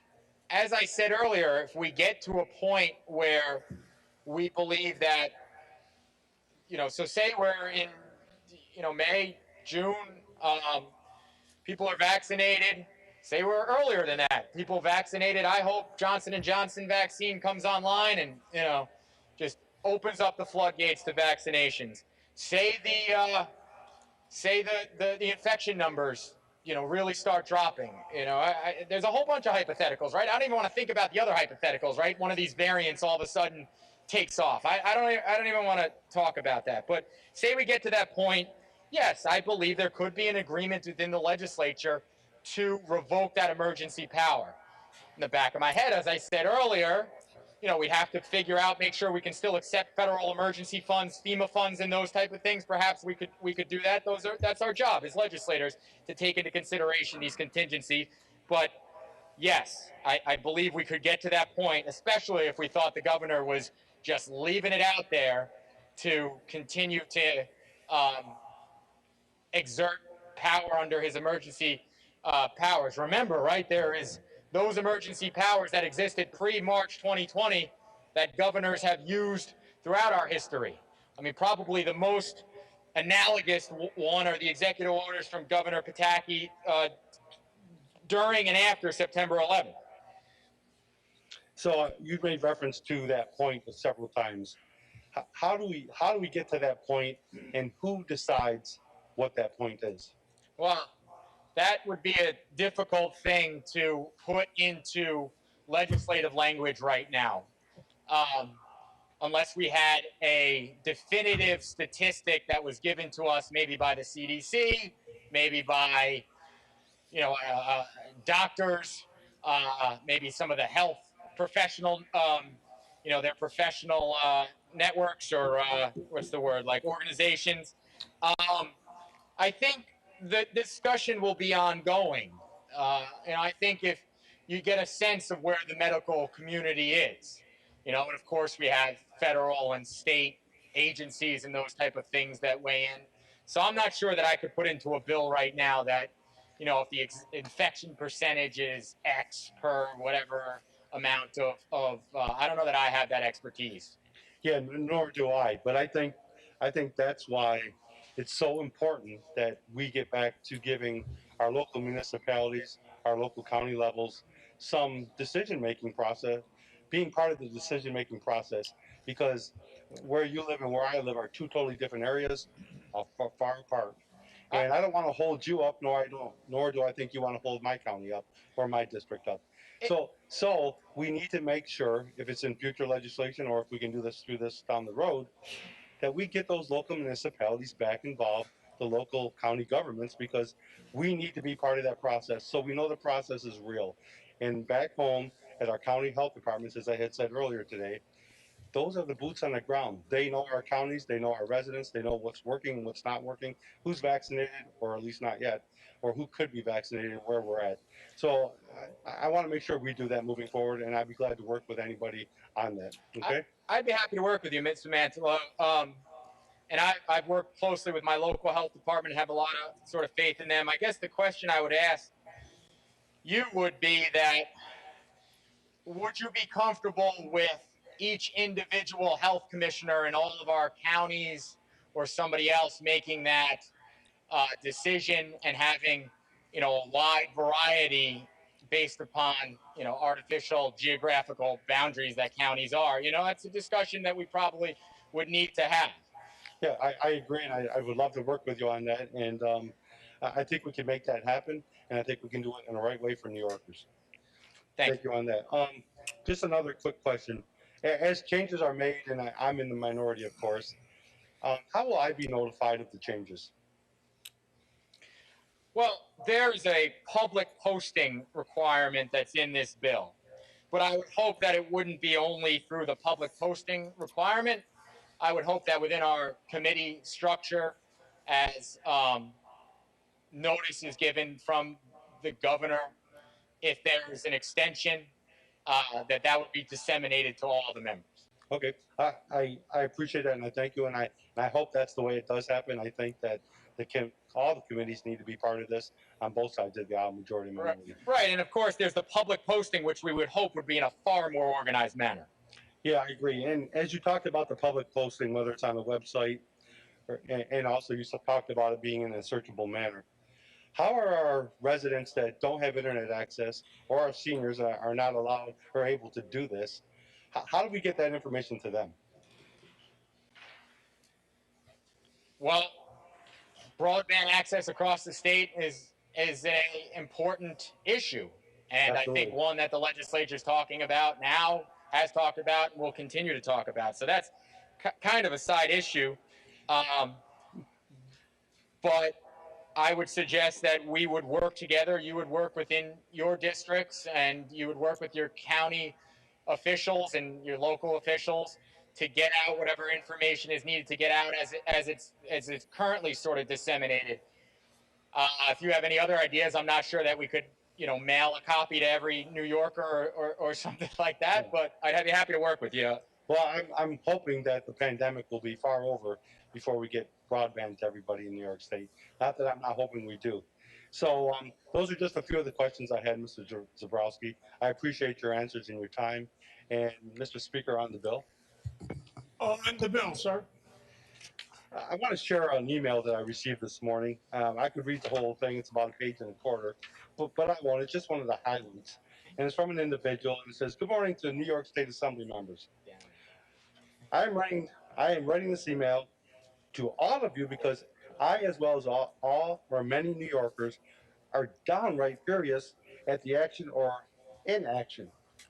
There are many reasons for this, but I'm going to pick out just a few. So I just want to share this one with you. You recently passed a bill to restrict the governor's executive powers.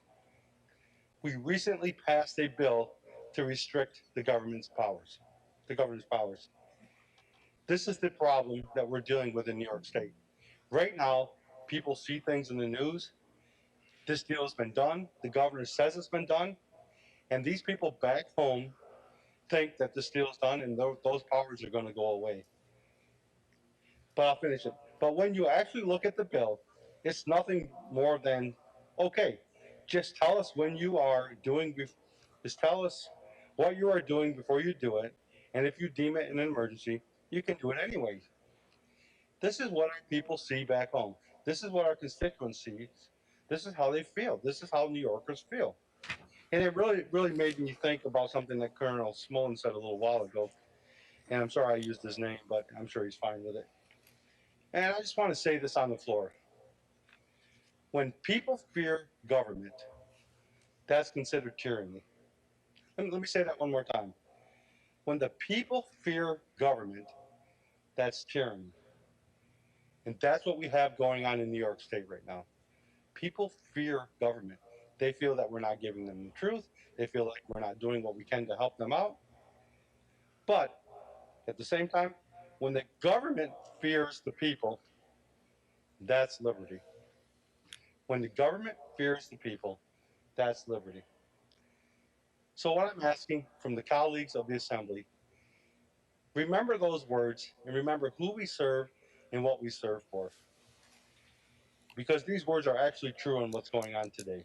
Small business, farmers, homeowners, small mom and pop stores, that's how they feel. So let's work together and make changes. And I appreciate the time, Mr. Speaker. Thank you. Thank you, sir. Mr. Gandolfo. Thank you, Mr. Speaker. Will the sponsor yield? Mr. Zabrowski, will you yield? Yes, Mr. Speaker. Sponsor yields. Okay, thank you, Mr. Zabrowski. I just have a few questions to try to clarify where we are today before the passage of this bill and where we'll be after it's passed and it's signed into law. So today, there are existing directives for restaurant curfews, capacity, whether or not you have to have food with your drinks, and those were all issued by the governor without legislative approval. Is that correct? Those that you mentioned that are executive orders, right, there are not legislative approval to executive orders. Okay, and those are now existing directives. So after we pass this bill, the governor can go back and impose further restrictions or loosen restrictions. But let's say he comes back and says on Long Island or on Staten Island, there's now a 9 p.m. restaurant curfew. Now, this is after this bill is passed. Now, he would be able to do that, and he'd have to notify us, but we still would not give approval. Is that correct? You would have a negative ability, instead of a positive ability, if you know what I mean. You would be able to cancel that out. So we talked a lot about the legislative notification process. The hypothetical you're giving me is on Long Island, so there's a whole section of the bill on the municipal notification process. Right. Same type of thing. Municipal officials have an ability to comment, and then theoretically they would be able to work with you or me or any other member to cancel that directive. Okay. Yeah, no, I understand what you're saying. But of course, not a new directive. I just want to be clear. Yes. Yeah. But that authority by concurrent resolution, that existed prior to the passage of this bill at hand here, correct? Yes, we retain that authority. Okay, so we're retaining that. So functionally, the only real difference that we're going to see back home for our businesses, our restaurants, is that we'll know beforehand that he's issuing these restrictions. We still can't approve them or block them. They would still go into effect, and then we would have to come back and repeal them or terminate them by concurrent resolution. I would disagree, and that's not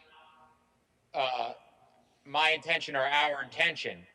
I believe that, and throughout this process, so have you been on conference calls with the State Department of Health or the governor's office and such? So I'm sure you're hearing from your constituents. You get on. Perhaps there's both folks on my side of the aisle, your side of the aisle. You're giving information back, you're asking questions in those things. What I would envision by this process with all these directives is that we give that 30-day expiration date.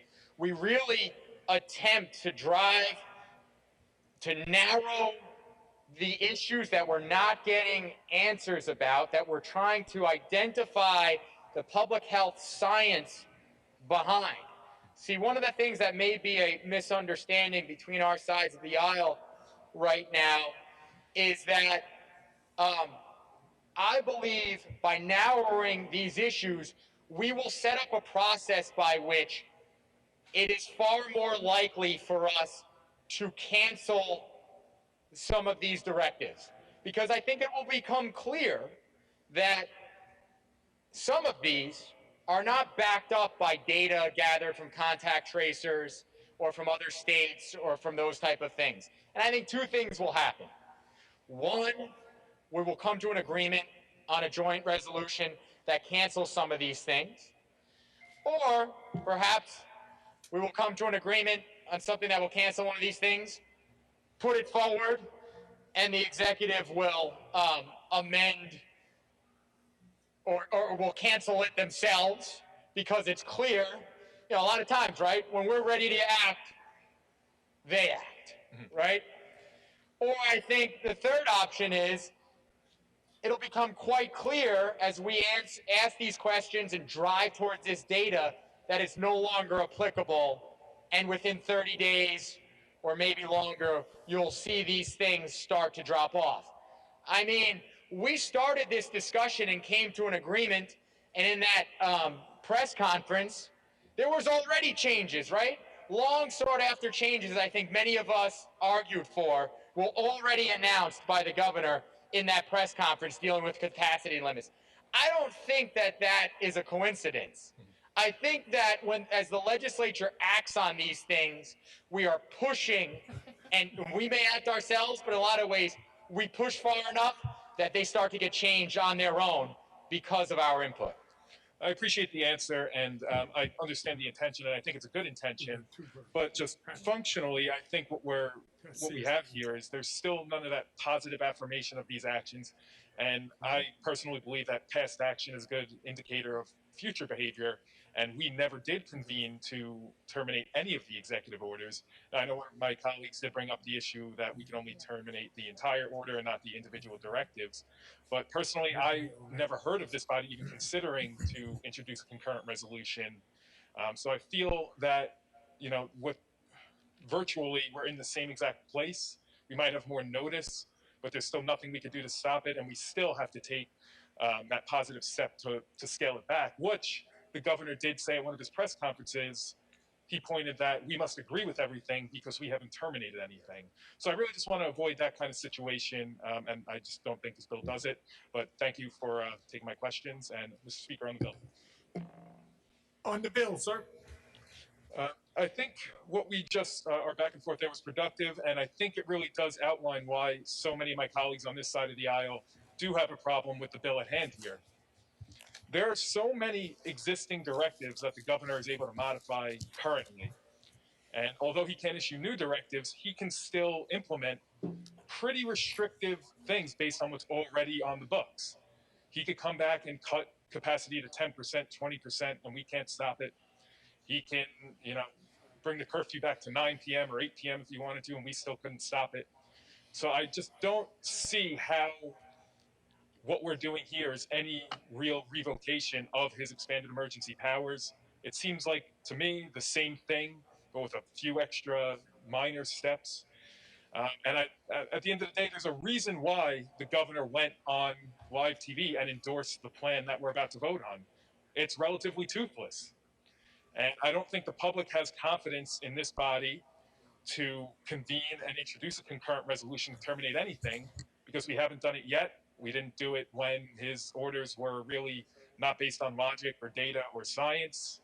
We didn't do it when we learned of a possibly criminal cover-up by his administration of the true nursing home data. And even now, among the scandals clouding the executive chamber with credible sexual harassment allegations, we've still taken no action. So forgive my pessimism, but I think this is just more of the same, and I can't go home to my constituents and say we did anything really productive here. So thank you, Mr. Speaker. Thank you. Mr. Burke.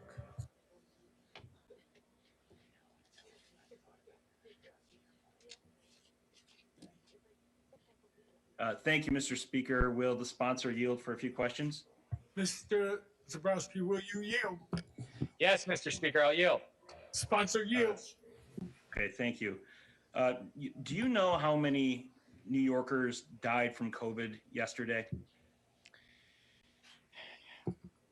I could look it up because I have it, but if you know, yeah, okay, it's okay. It's a little over 100, and so I'm presuming you don't know, the seven-day average either. I don't have my statistic notebook in front of me, but I do keep one at home. Again, a little over 100, so it's 111. So while we've been debating this bill, roughly 12 New Yorkers have died from COVID. So, if we pass, the hostile amendment that was presented before, would that have canceled all of the governor's directives immediately? Yes, upon effective date of the bill. Okay.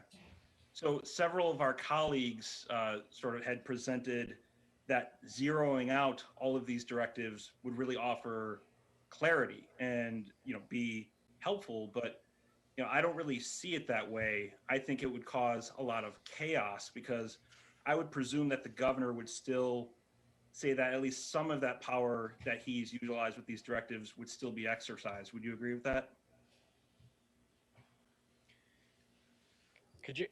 Could you repeat the question? You're saying if the amendment passed, would he still have executive authority? Zero it out. I think the argument that's been made is that it would offer a bunch of clarification and everyone could get back to normal. But I don't think that's what would happen. I think it would be the opposite of that. I think it would cause chaos. Mr. Burke, as I have reminded other members, the former amendment has been disposed of. So we would like to keep the bill that's on the board in front of the House, please. I know. I'm leading to that. Oh well, lead a little faster. Thank you. Okay. Let me say this. There are many directives. I mean, there are many executive orders. Not all of them are directives. Many of them are suspensions. Many of them would have been issued independent of the March 2nd, 2020 chapter. And well,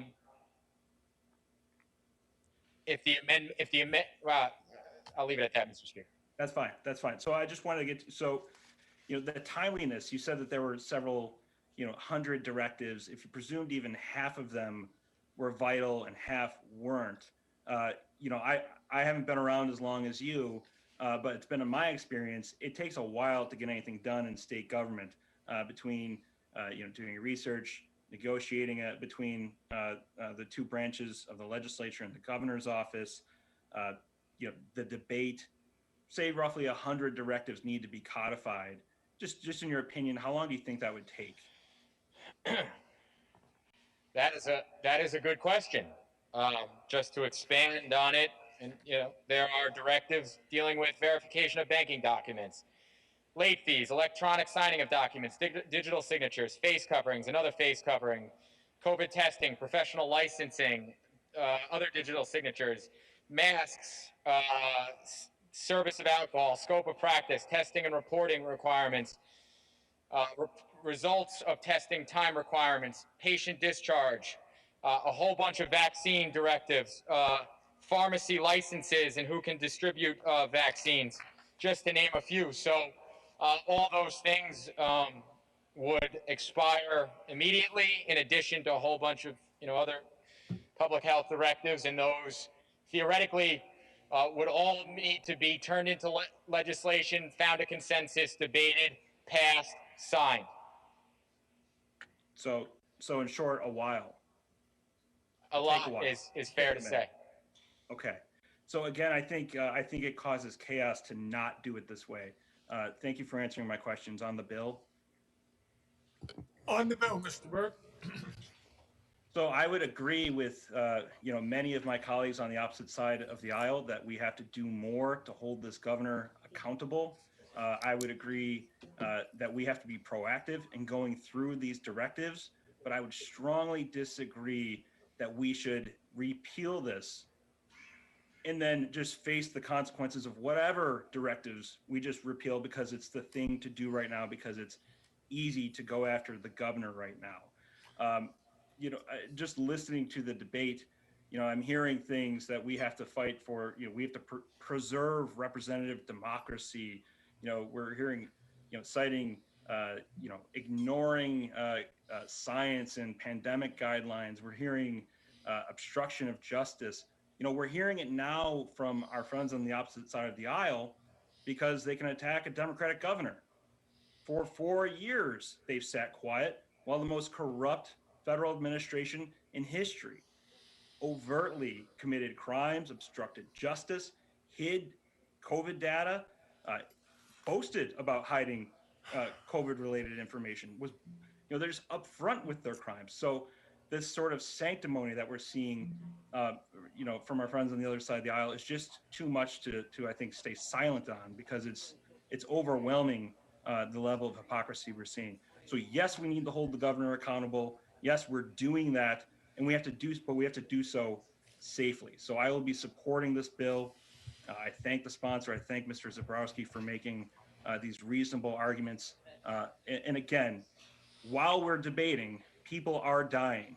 We talked about, there was a previous debate about nursing home deaths and the tragedy of families having to suffer, through losing their loved ones in such a terrible way.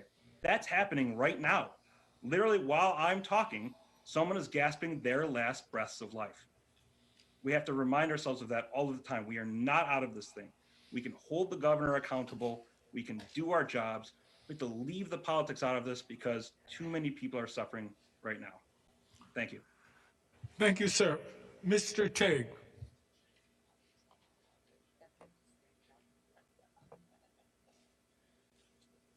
Yes, Mr. Speaker, would the sponsor yield for a couple of questions? Mr. Zabrowski for a couple of questions.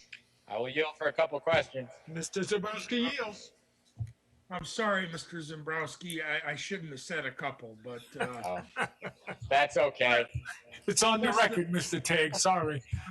I know, less than a few. And my questions are very simple, and you may have answered some of them already in one way, shape, or form, but I'm going to make them a little bit simpler. So, does the governor have the power to continue to extend or modify directives that affect our daily lives, such as limits on restaurants, schools, churches, bowling alleys, and movie theaters, for example?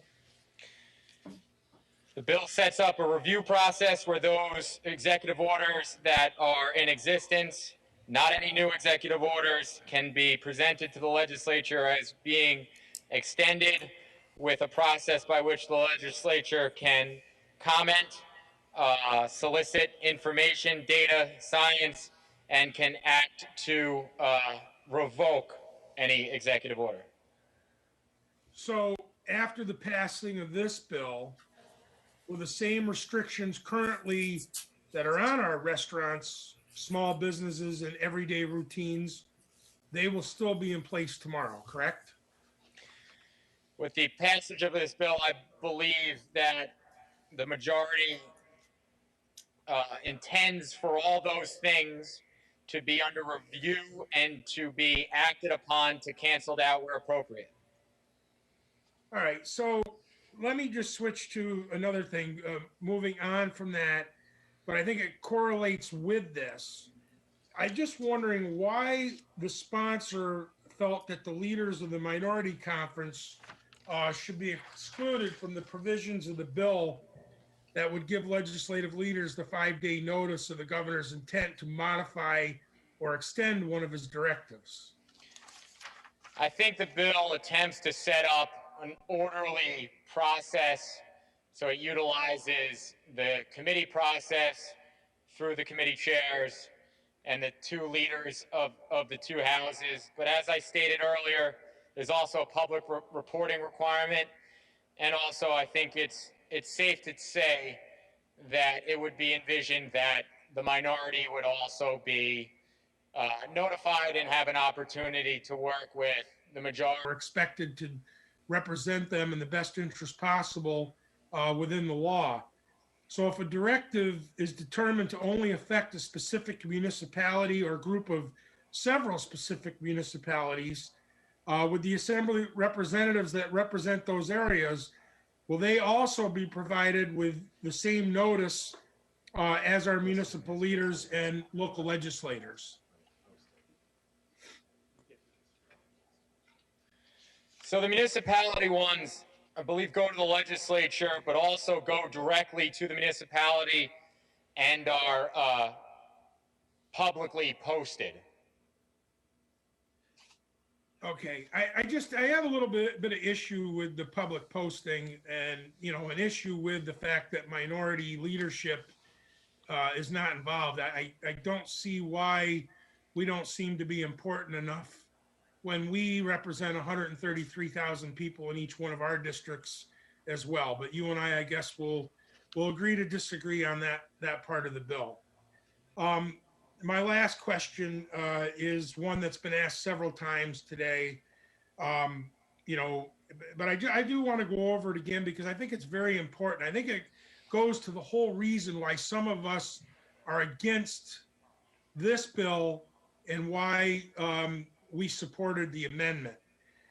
Governor Cuomo stated in his March 3rd briefing, which, by the way, I watched, on the COVID emergency powers, we've worked with the legislature, and as he answered the reporter, he said, we have an agreement on the bill, and he looked to his aides that were in the press briefing with him, and they all shook their head yes. Then a response from the speaker was, we did not negotiate the bill with this governor. Also, there has been, and I can't quote it because I don't have it in front of me, but the Senate Majority Leader also made a statement. Her statement was actually a little bit more to the point. She said the governor's lying. So someone is lying. And I'm just wondering, did the governor lie in that press briefing about the emergency, this emergency powers bill? Did he lie, or his aides lie to New York State, the people of New York State? Mr. Kaag, I stand behind the speaker's comment. I would disagree with you. I think the speaker's comment was pretty direct. It was 5 very simple statements that I think are the truth. I just, I find it curious because we spent a lot of time over the past several hours, and I've listened to a lot of my colleagues on the other aisle basically say that they don't believe anything from the governor or his administration, but you believe this 100%. I'm really not following you. What do I believe 100%? The statement at the press conference. No, I actually think the governor's lying. Okay. I'm trying to, if you want my opinion, I honestly trust the speaker much more than I do Governor Cuomo. Much more. Okay, so I actually believe the speaker and I believe the majority leader. But I want to hear from you folks that you believe the speaker and the folks in the assembly, and that the governor was lying to the people of New York State. The speaker, which goes back to this bill. Why do we trust the governor any further in light of what has happened in the last few weeks? Why do we trust him any further to handle these executive orders? The speaker is telling the truth, period. As to your question, when we attempt to set up a process to deal with a public health emergency, augment and establish legislative prerogative and input, municipal input and public input, we have to do so in the best and most responsible manner that we can. So independent of the person that occupies the executive mansion, that doesn't mean that mask requirements, directives that facilitate people to temporarily practice out of their scope of practice to administer vaccines or testing, electronic signing documents. It doesn't mean that we as a legislature should just wholesale cancel those things immediately. I think we have to set up a process by which they expire, are reviewed, are canceled if necessary, are handled legislatively where necessary. You know, I think we're spending a lot of time here, and we may have a lot of agreement on these other things. At the end of the day, the disagreement seems to center around whether they should be expire immediately, like today, or whether we should do so in an orderly process. I think this entire hours-long debate comes to that when we actually might be in agreement on a lot of these things over the course of the next month or couple months. Mr. Zembrowski, I just want to say thank you. It's always an honor and a pleasure debating with you. You're a very sharp young man, and I appreciate your respect and your answers. On the bill, Mr. Speaker. Thank you, Mr. Tate. Same here. On the bill, Mr. Tate. My fellow colleagues, this bill today is not as it has been represented in the media. This is no rescinding of power. In fact, in many ways, it further empowers the governor to the point we have all been better off just waiting for his powers to expire at the end of April.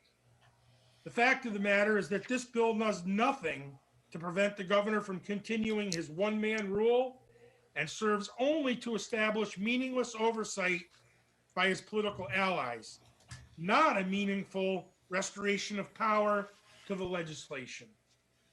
Even referring to what this bill is as an oversight is far too generous, because only the people are given any degree of oversight at all are those in his own party.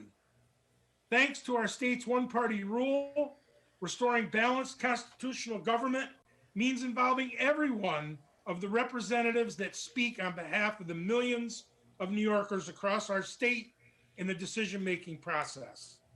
Yet this bill only seeks to further consolidate power of our Democratic legislature while leaving Republicans who represent the majority of rural upstate New York in the dark, as consequential decisions that affect all New Yorkers are worked out behind closed doors. Just as this bill was quietly hashed out, according to the governor, in collaboration with himself. To even think that the governor would have a say in a bill designated to rescind his own powers, his actions and character is ridiculous. It's oblivious as to the reason so many people want to see this governor disempowered, his dishonesty. People were expecting us to come here today to take back the governor's emergency powers, but those people were lied to. And after today, the governor will have as much power to domineer our state government as ever. The people are tired of lies and tricks in politics. This was our chance to finally stand up for what's right and simply do what we promised our constituents. Promise them what we would do. Instead, the majority has sided with the governor over the people to pass a bill he helped develop, according to his admission.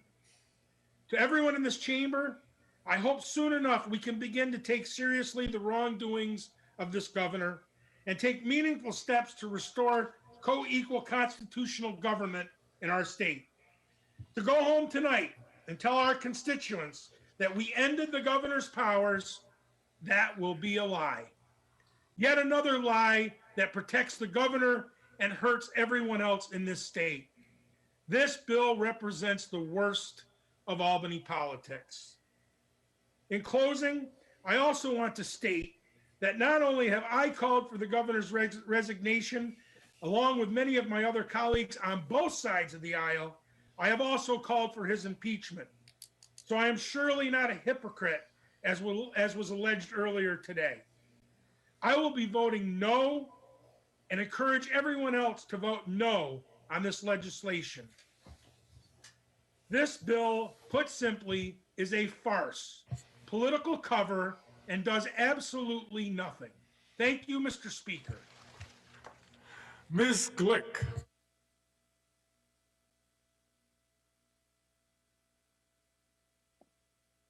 Thank you very much, Mr. Speaker.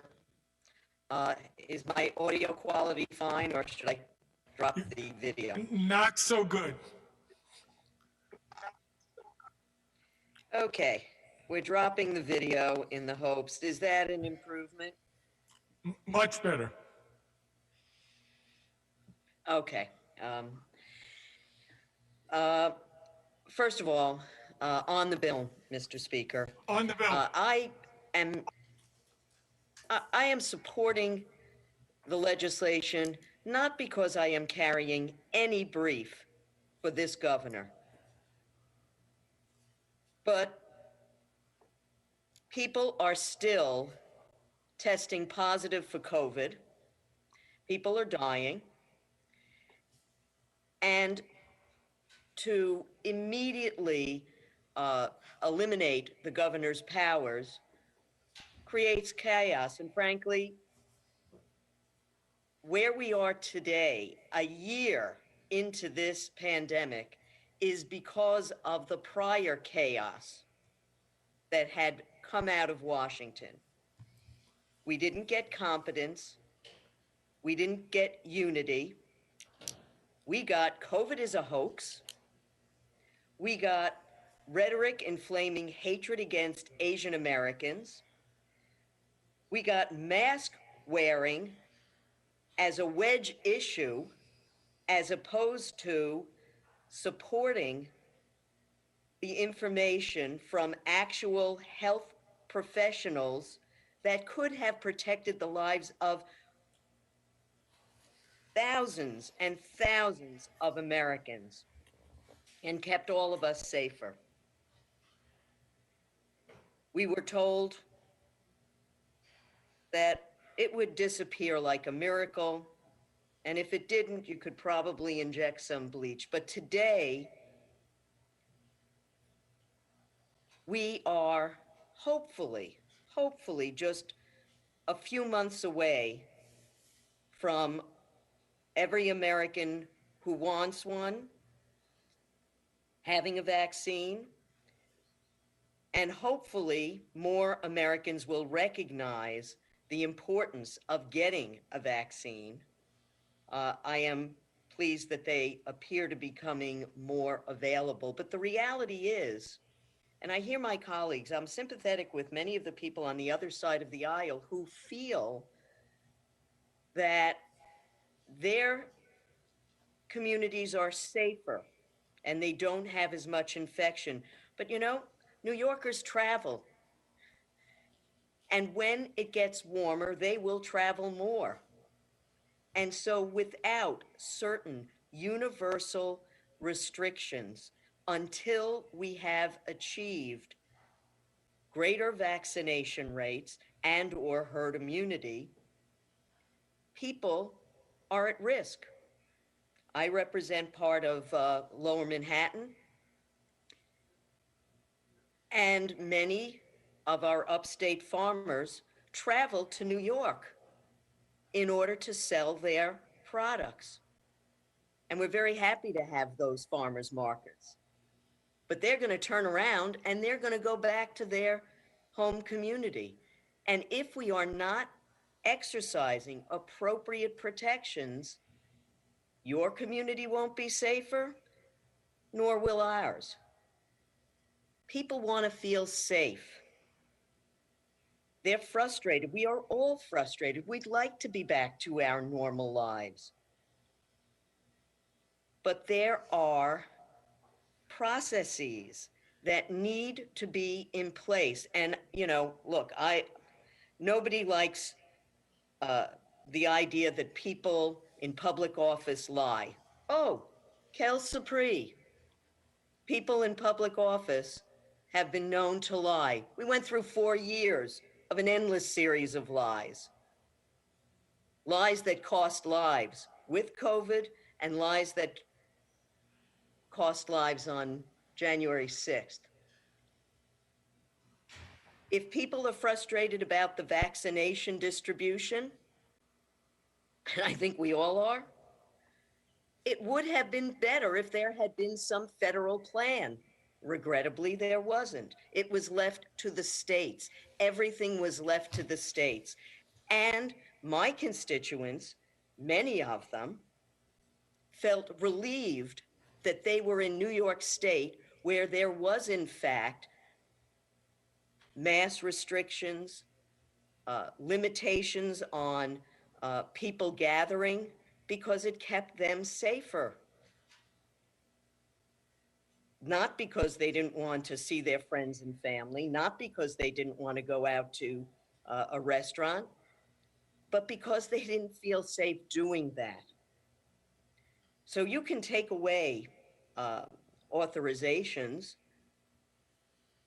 but that doesn't mean that people feel safe enough to have 100% occupancy in a restaurant.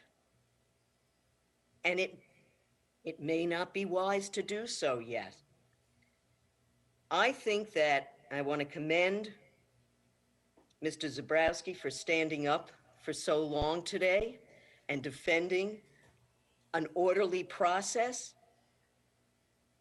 You can criticize it if you like, but the alternative of doing nothing or the alternative of sweeping everything away, either one of those is unacceptable. One of our colleagues said, why is the, music classes, they have to be 12 feet apart? Well, some of the science does indicate that when you sing, you project further than 6 feet in terms of the droplets that you may be carrying. So if you're singing or playing an instrument, it may carry further. But even if the governor did not have certain authorizations, the health department, the state education department could send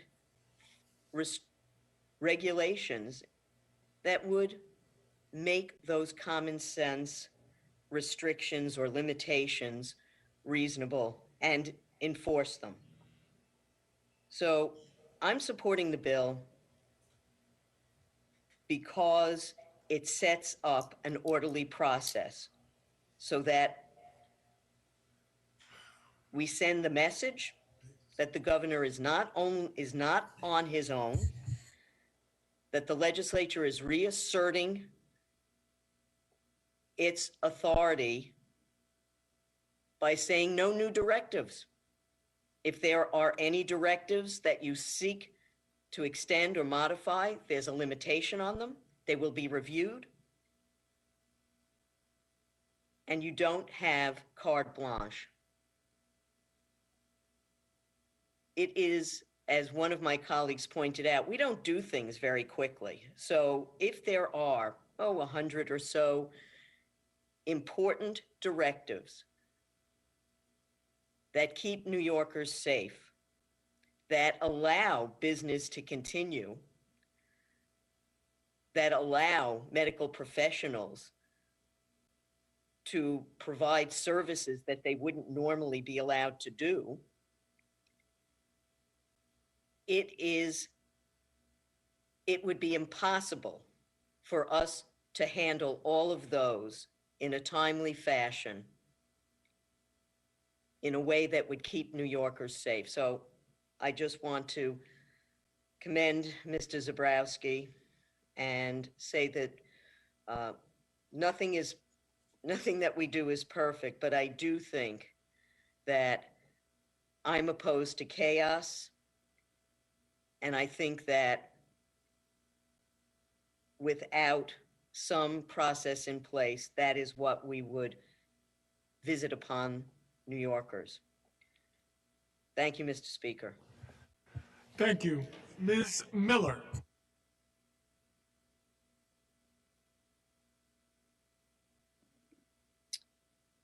Thank you, Mr. Speaker.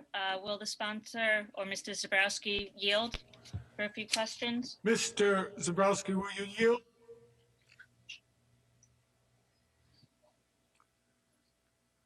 I'm not sure my mic's on, but yes, I'll yield.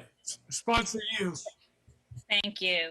Can you clarify the local executive authority? It specifies other than in instances where it conflicts with state law or another executive order. Does that mean that local municipalities only have the authority to exercise things that are already within the governor's executive orders? For example, in my town, we have a couple of small restaurants. If one of the mayor or if it were the county executive maybe said, well, the curfew can now go to 1 a.m. Restaurants and bars have to close at 1 a.m. But the governor's directive is not 1 a.m., it's 10 p.m. Are they allowed to do that or no? Let me explain that section. It's a good question.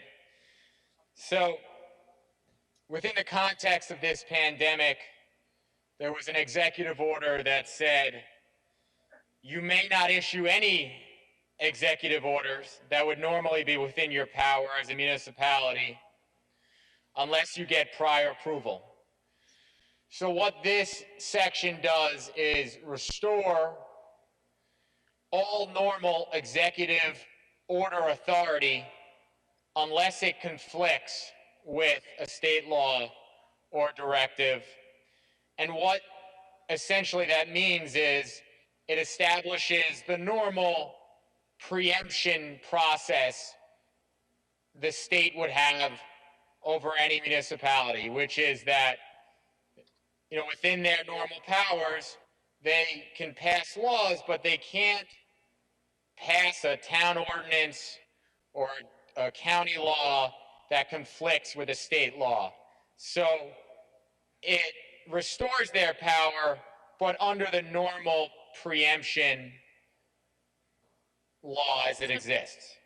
So they would not be allowed to lift a curfew or change the time of a curfew if it were not within what the executive order, what that had stated originally. I hesitate to get into a lot of direct legal analysis, but I think that it's fair to say that that would be a direct conflict. Okay, thank you. And then you said yourself that you think that the local health commissioners should have control over the vaccine distribution. I know I've heard from plenty of local that the vaccine distribution would be less chaotic, certainly, if the local health commissioners did have more of a voice in how this was distributed, how this plays out. Does this bill address that at all? So you said two different things there. I think the first part of your question, you said the health commissioners should have what I took to mean like full control, and then at the end you said have more of a voice. So somewhere within there, within that is my opinion. I don't know.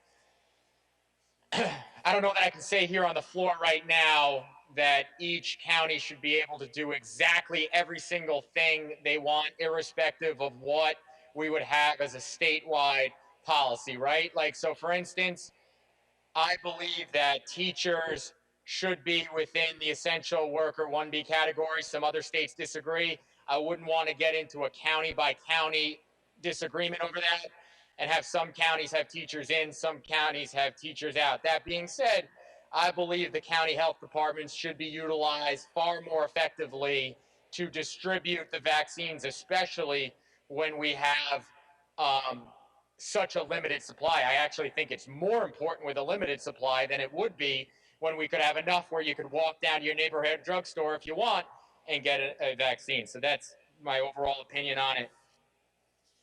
Okay, thank you. The number one comment that I keep hearing from so many of my constituents is that they feel that these directives have been arbitrary. They just pick a number out of nowhere. Does this bill at all address and fix that arbitrary system, the way these directives have been crafted? Yeah, I believe it does. First, it prevents any new directives from being issued. So we should no longer fear a new arbitrary directive coming down because that authority is revoked. In terms of the existing directives, I believe I envision a process by which we are able to narrow and identify the issues with many of these directives, get them changed, or revoke them through joint resolution. So I do believe that this bill would help in that respect. Okay, so thank you. On the bill, Mr. Speaker? On the bill. That being said, that that the legislature would have the power to do this, the legislature has supposedly had this power all along, that we should have had, the right to pull back or have a voice or if they have not in all of this year done anything to revoke these powers or even change any of these directives, in the wake of the nursing home deaths, the cover-ups, those with sexual harassment, these accusations, when or what could possibly motivate the legislature to do so now? I know we have been, hearing it. We were on the governor's office calls every single day. We had these update calls, and we were the ones that were pointing out what was working, what wasn't working, who hadn't been considered. That ability to craft the directives belonged with us, and I just don't see, we haven't done it all this year other than the opportunity to have those update calls, whatever information they were willing to listen to from us. I feel that the time is now. He has lied to us, our governor. He's lied to us. He's lied to our constituents. He kept critical information from us. That enough is for us to say no more. We're the lawmakers. We know our districts. We will do a better job. 150 of us, not one. And what he did is one person. So, I just have very strong concerns still. Thank you. Thank you. Mr. Eichenstein.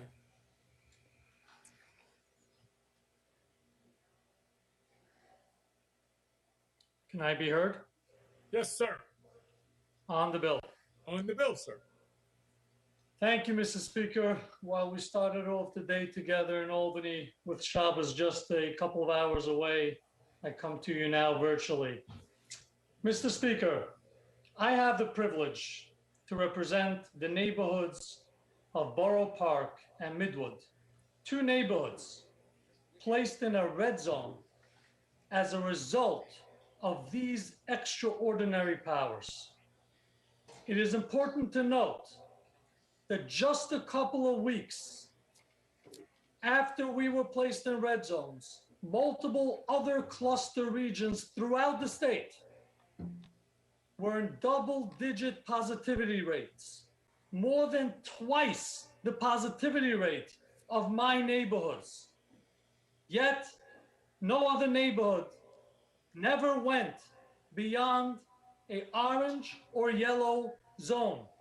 It is important to reflect right here on the floor of the People's House that only Orthodox Jewish neighborhoods, be it in Brooklyn, in Queens, in Rockland County, in Orange County, on Staten Island, only Orthodox Jewish neighborhoods were singled out by this governor and placed in full lockdown red zones in an effort to take revenge against my community. It is with that in mind, Mr. Speaker, that I have voted in the past and I will continue to advocate for fully revoking the governor's powers that he has so misused and abused in a discriminatory fashion. And it is with that in mind, Mr. Speaker, that I vote for this legislation, despite the fact that I believe that it does not go far enough. But I will vote for it as a first step, and I repeat, as a first step in holding this governor accountable. Mr. Speaker, I vote in the affirmative. Thank you. Thank you, sir. Mr. Epstein.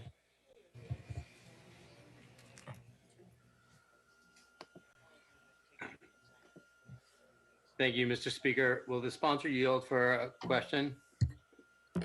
Mr. Zabrowski, will you yield? Yes, Mr. Speaker. Mr. Zabrowski yields. Mr. Zabrowski, this is an issue we've talked about before. NYU dental facilities in my district, they operate a dental program across my neighborhood that focus on low-income children in Title I schools.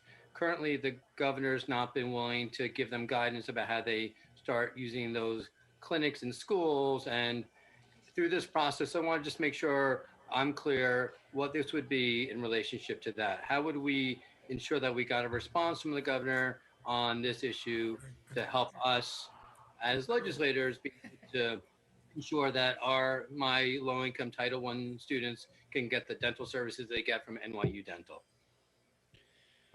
Sure. My understanding, and certainly I guess you represent the school, so I hesitate to contradict, but it's probably not a contradiction. My understanding is that the school can operate. I'm not exactly sure what's happening within the context of the school and the regulations, but I would say that there's nothing in this bill that would change or make it harder for that school to provide dental services. And I think staff and chairs of relevant committees would be happy to work with you to figure out what exactly is going on there and how we can get them operational like other similar institutions are. So basically, I would have the chair write a letter to the governor's office raising the concerns that we have. We would expect that the governor would respond to those requests, and if he didn't, that executive order wouldn't persist.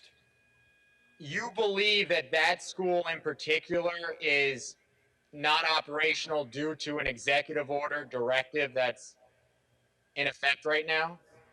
Yes, they cannot operate their dental clinics in schools. They can operate their school remotely, but they cannot operate their dental clinics because of an executive order in effect right now. So I would say, first, I'm not aware of that executive order directive, but let's just say it is one. You would have a couple options. One, you could propose a joint resolution to cancel that that directive, or within the context of this bill, it will expire, and I would suggest you start the process early and working through the committee process.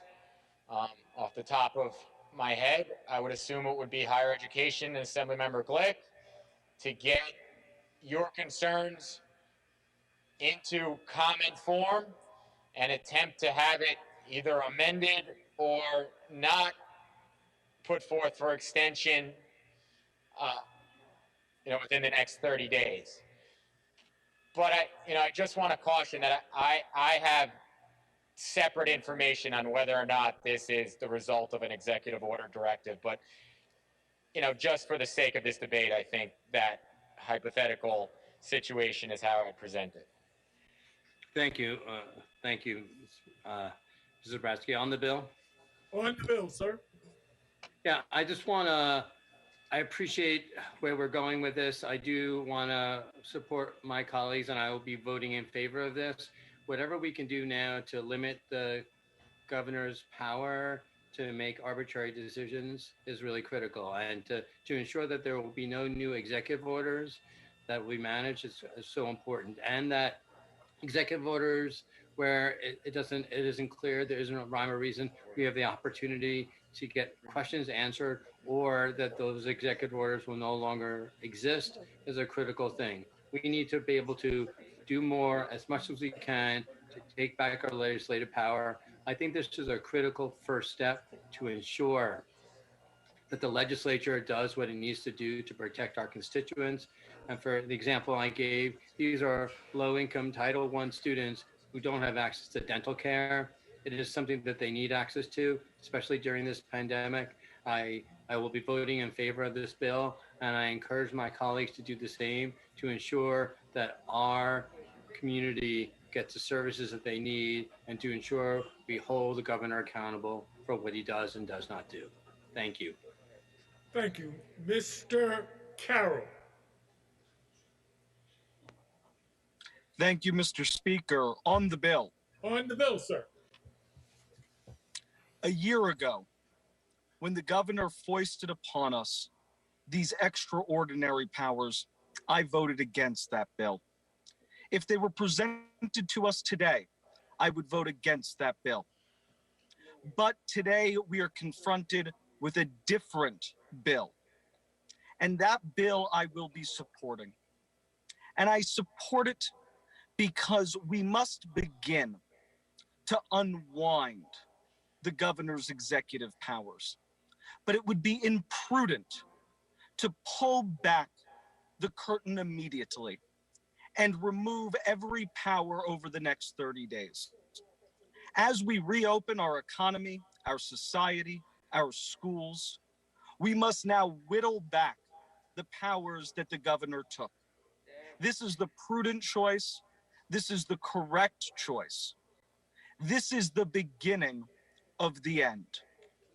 We will begin to reassert our power, begin to reassert our oversight, and make sure that New York's economy, schools, and public health is carefully taken care of. I thank the sponsor for this bill, and I look forward to working with my colleagues in making sure that New York reopens and that we provide the correct oversight and check to this power. And I hope that my colleagues will do the same and vote in favor of this most important legislation. Thank you, Mr. Speaker. Thank you. Mr. Mamdani. Thank you, Mr. Speaker. First, I would like to thank Ken for his stamina and his work. On the bill. On the bill, sir. I am voting for this bill as a first step towards accountability. Accountability for a governor and administration for whom science has long been secondary to the pursuit of power and positive public perception. Accountability for a governor who has grossly mishandled this crisis, who, in response to Mayor de Blasio's call for a shelter in place, said, and I quote, "I have no interest whatsoever and no plan whatsoever to quarantine any city," going on to describe lockdowns as, quote, "counterproductive," to only then institute one a week later. That 7-day delay cost up to 17,000 New Yorkers their lives. The list continues with the ridiculous and continued suspension of 24-hour New York City subway service, an inconsistent and unscientific rationale for reopening and increasing the capacity of indoor dining, all the way up to the lie that Cuomo's top aide Larry Schwartz told us in the majority, that incarcerated New Yorkers would be vaccinated alongside correction officers in Category 1B. To this day, we still do not know when that will occur. I vote for this bill as a first step towards accountability for a governor and an administration for whom abuse is commonplace. In plain, accountability for a governor who has engaged in willful and corrupt misconduct in office. I will now read 5 excerpts that speak to this urgent need. The first is from Melissa DeRosa, Secretary to Governor Cuomo. Quote, "It's the truth, and the truth works almost every time. President Trump directs the Department of Justice to do an investigation into us. And basically, we froze. Because then we were in a position where we weren't sure if what we were going to give to the Department of Justice or what we would give to you guys, what we start saying was going to be used against us while we weren't sure if there was going to be an investigation." The second is from Lindsay Boylan, former Deputy Secretary for Economic Development and Special Advisor to Governor Cuomo. And I quote, "My first encounter with the governor came on January 6, 2016. After his speech, he stopped to talk to me. I was new on the job and surprised by how much attention he paid me. My boss soon informed me that the governor had a crush on me. It was an uncomfortable but all too familiar feeling. The struggle to be taken seriously by a powerful man who tied my worth to my body and my appearance. Stephanie Benton told me in an email on December 14th, 2016, that the governor suggested I look up images of Lisa Shields, his rumored former girlfriend, because, quote, we could be sisters, and I was the, quote, better-looking sister. The governor began calling me Lisa in front of colleagues. It was degrading. I had complained to friends that the governor would go out of his way to touch me on my lower back, arms, and legs. I tried to excuse his behavior. I told myself, quote, it's only words. But that changed after a one-on-one briefing with the governor to update him on economic and infrastructure projects. We were in his New York City office on 3rd Avenue. As I got up to leave and walk toward an open door, he stepped in front of me and kissed me on the lips. I was in shock, but I kept walking. Mr. Mondami, and I appreciate the approach. However, we would like you to confine yourself to the bill and the issues that relate to the passage of that bill. Okay. Other issues can be discussed later. Thank you. Thank you, Speaker. I will wrap it up very quickly in line with what you have said. So I believe that this is the first step, and I vote yes on this bill, but I hope that it is the start of a process to ensure that we hold this governor truly accountable. And I have one last thing that I would like to make clear. I do not believe in fighting the scourge of abuse of power and position, gross misconduct, and sexual harassment because I am a Democrat. I am a Democrat because I believe in fighting the scourge of abuse of power and position, gross misconduct, and sexual harassment. And I will pursue that fight regardless of who it leads us to hold accountable, what their party registration is, and what position they hold. Thank you very much, Mr. Speaker. Thank you, sir. Mr. Gallahan. Thank you, Mr. Speaker. Will the sponsor yield? Mr. Zabrowski, would you yield? Yes, I'll yield. Thank you, sir. I have a couple quick questions.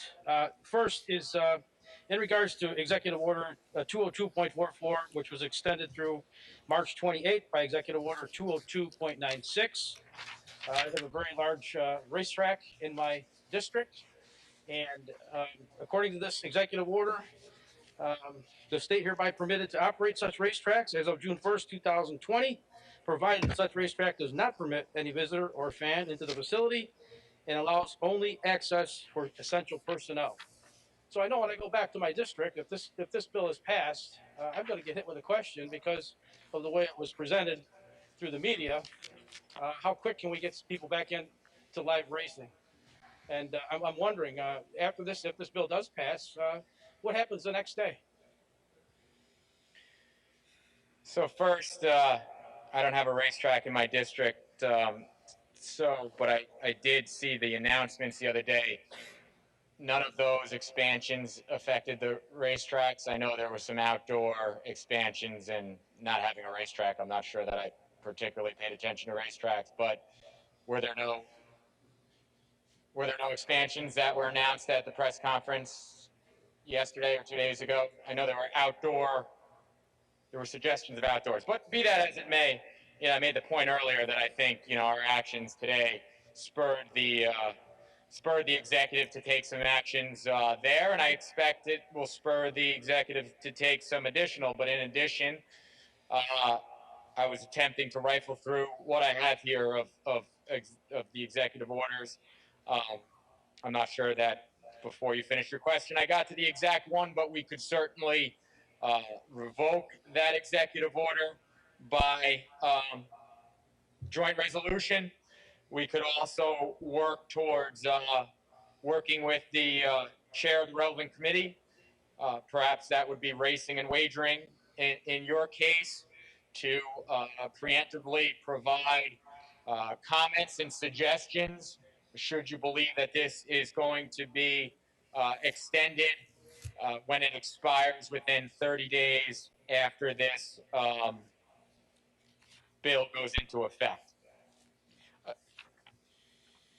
Assuming, of course, it's also a directive. I was attempting to rifle through. So we're talking about directives. Well, thank you for your answer. I am the ranker on racing and wagering, so I will certainly attack that. But so what you're telling me is when I go back and I talk to management, I just tell them that there are no changes.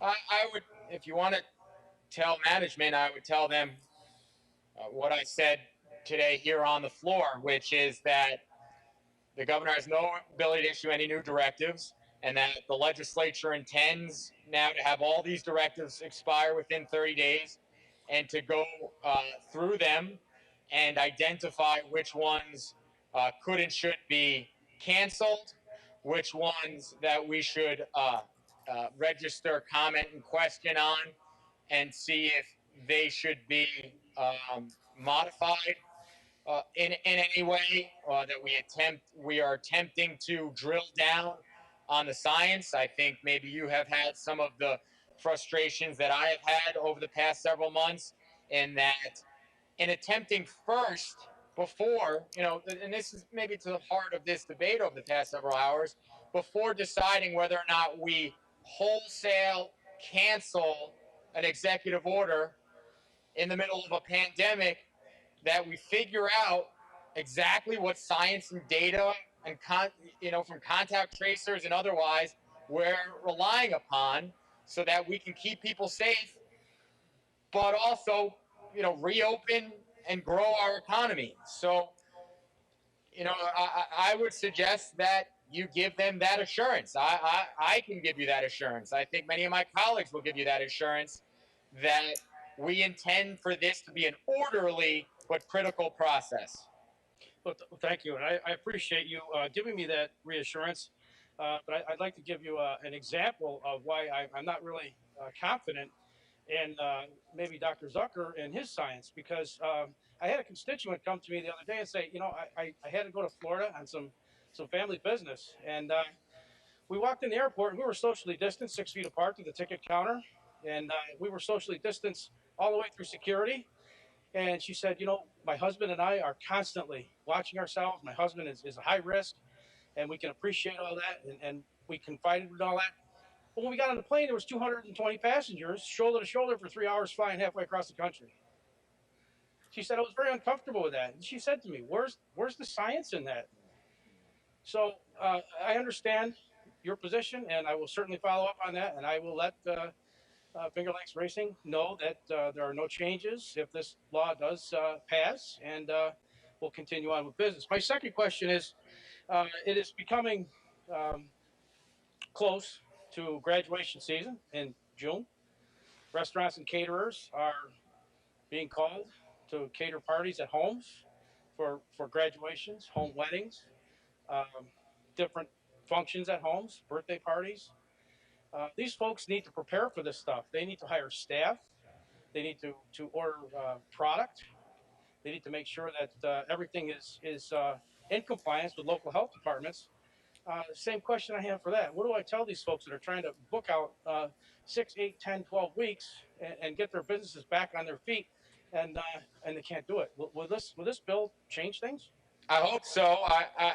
I intend also to utilize this process to attempt to ask questions, seek guidance, and seek the data, but also to bring issues up that we anticipate. I think that throughout this pandemic, my colleagues and I, many of whom I've worked with on various issues, have seen down the road issues and attempted to get protocols and guidance. And sometimes it's not that we even particularly felt like there should be no protocols, but that sometimes we're asking for protocols in particular, like give us the protocol so people can plan. Other times it's there's this prohibitive activity, but we believe that other states have shown that it's safe and it shouldn't maybe be back to normal like 2019, but we think from the experience of other states that you can conduct this activity with some safe protocols, give those protocols. And then other times it's been, whether it's election law or school elections, before that we've heard from constituents in school districts and attempted to interact with the executive branch or the relevant agencies to plan for that. And maybe I, like you and many of my other colleagues, have been frustrated in that process. So this is an attempt to give us that ability to formally request answers, guidance, get the data, get the science. And I think that's a great example of something that we should all work together now in March so that we can, hopefully using these formal procedures, prepare for June, July, August, May. Well, June is the month now. That's very critical, and now's the time that they need to be reacting to that. And quite frankly, even with your explanation, I don't know what to tell them. Do you hire the staff now? Do you bring them on? Do you order your product? What do we tell them? I mean, I hate to go home without answers. What do I tell them? I would tell them that we will work as quickly and earnestly as possible so that we can give them guidance, even though we may not know exactly what the landscape will be then. God willing, we're continuing to move on a path towards vaccinations and lower infection rates. There's no other forks in the road or twists and turns that we don't know about. But, that being said, we're moving down that road and we are going to attempt to figure out as quickly as possible and push so that we have some guidance as to what we can predict that will be and some protocols so that they can properly plan their business. Thank you. My next question is, the governor has stated that you can have up to 150 folks at a wedding, but you have to have either a test or you have to have a test kit available. Who's going to pay for those test kits at those restaurants if, in fact, they do have 150 people?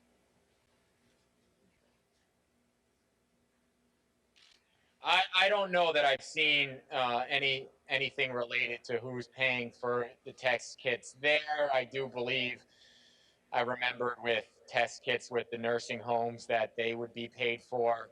I believe for schools there's an opportunity for the state to pay for test kits, although I push for other test kits at times. So I don't have the answer to your question.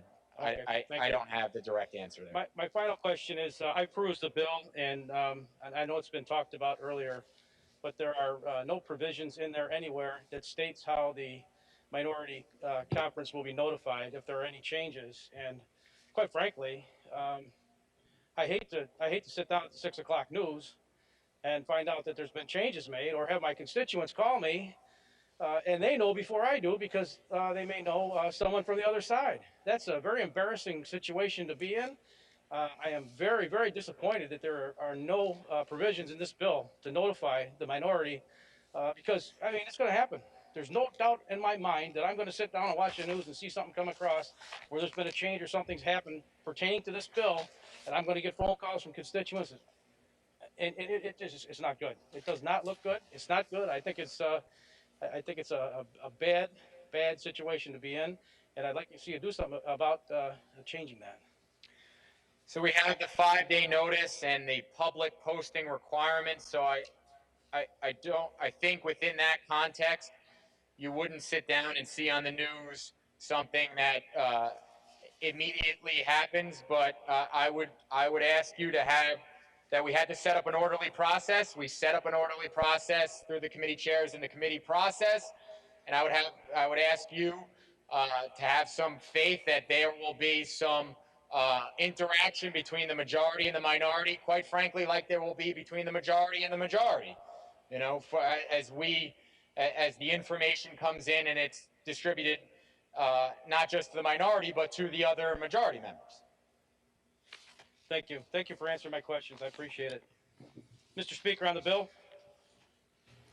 On the bill. Mr. Speaker, this legislation is nothing but a bait and switch. Smoke and mirrors. This announcement is an attempt to pull the wool over the eyes of the legislator and our constituents and trick everyone into believing the legislator is finally going to remove the governor's emergency powers. But when you actually read the bill, that's not the case. A year ago, this legislator gave the governor these extraordinary emergency powers, and he took sole control over how our state handled the pandemic. He's failed us in many ways, including nursing home deaths, allegations of sexual harassment, and just this morning, an article from the Wall Street Journal that I read about an altered report from his advisors on nursing home death numbers. The legislature is supposed to be a co-equal branch of government to the executive, but for a year now, we've been nothing close to being equal. The legislature has initially and literally been on the sidelines during this entire pandemic, and watching from our homes and offices as the governor announces at his press conferences, executive order after executive order after executive order. Is this how a co-equal branch of government should be informed of executive orders? The headlines and the press releases on this piece of legislation might tout that we're going and voting to end the governor's emergency powers, but that's completely false. When we wake up tomorrow morning, we won't have changed anything, except there will be absolutely no firm date or sunset on the governor's powers. Currently, his powers are set to expire on April 30th of this year. This bill totally removes that exemption date. When a constituent whose business has been impacted by these powers calls me to ask, what does this mean for my business? Sadly, I have to tell them nothing, except to expect these executive orders to last for a very long time.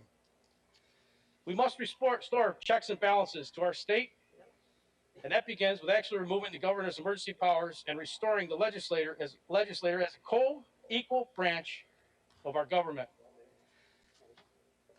Not this piece of legislation that we're being sold a bill of goods on. A full repeal of the governor's powers is neither partisan nor political. It's the only way to restore the proper balance of co-equal branch of government, the way it was designed to be. Thank you, Mr. Speaker. Thank you. Ms. Gonzalez Rojas. On the bill, Mr. Speaker. On the bill. I have thought a lot about what this action means today. I have been clear about what my position is because I believe New Yorkers deserve the truth and that they deserve leaders that govern with transparency and integrity. This governor has lied time and time again to benefit himself and his wealthy donors. He has lied about thousands of New Yorkers who are no longer here with us. He has sought to cover up his tracks and threaten one of our own colleagues and repeatedly abuses his power.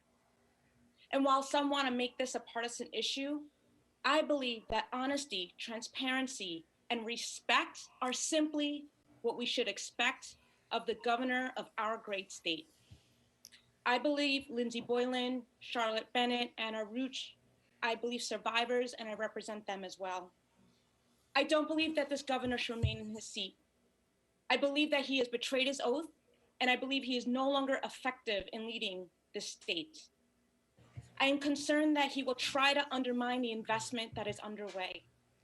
And I believe that he will continue to undermine this legislature as we approach the April 1st budget deadline and will harm the very people that I have sworn to serve and represent. And I cannot compartmentalize these issues because his aggressive tendencies and legally sanctioned power are exactly why he does what he does. So that is why I voted in favor of the previous amendment that would have fully revoked his expanded emergency powers. I also know that we cannot simply stand by and do nothing, and that any move to curtail the power of this governor is a move towards rebalancing the powers of what must be co-equal branches of government. I urge us to think critically about what the executive branch should be allowed to do during this pandemic and what the role is of this body. Our vote cannot be simply symbolic when the implications of our action and inaction are very real. This vote today is just one necessary step towards accountability and reining back his unwieldy expanded powers. I have publicly called for his resignation alongside a robust and transparent investigation led by the Attorney General, and I believe impeachment should not be off the table. I vote in the affirmative, and I look forward to additional steps towards full accountability and justice. Thank you, Mr. Speaker. Thank you. Ms. Fahey. On the bill, Mr. Speaker. On the bill, Ms. Fahey. I too am rising to talk about this legislation, and maybe I should start with where I think most of us agree, and that is that this has probably been the most difficult year of our lives, or at least of our political lives, and full of heartbreak as well as frustration on many, many levels. But the pandemic is not ending today, just the emergency orders. And this is not Texas. So if we had evoked all of the emergency orders today, it would be almost the equivalent of what was done just a few days ago by the Texas governor. And I don't support that. Thankfully, that's not going to happen. Today's vote is about governing, not political spin. We do have an obligation, a constitutional obligation to protect the public health. If we had had to debate every executive order since last year, I think more lives would have been lost, because by definition, we are a deliberative body. And it's been hard. It's been really hard for most of us.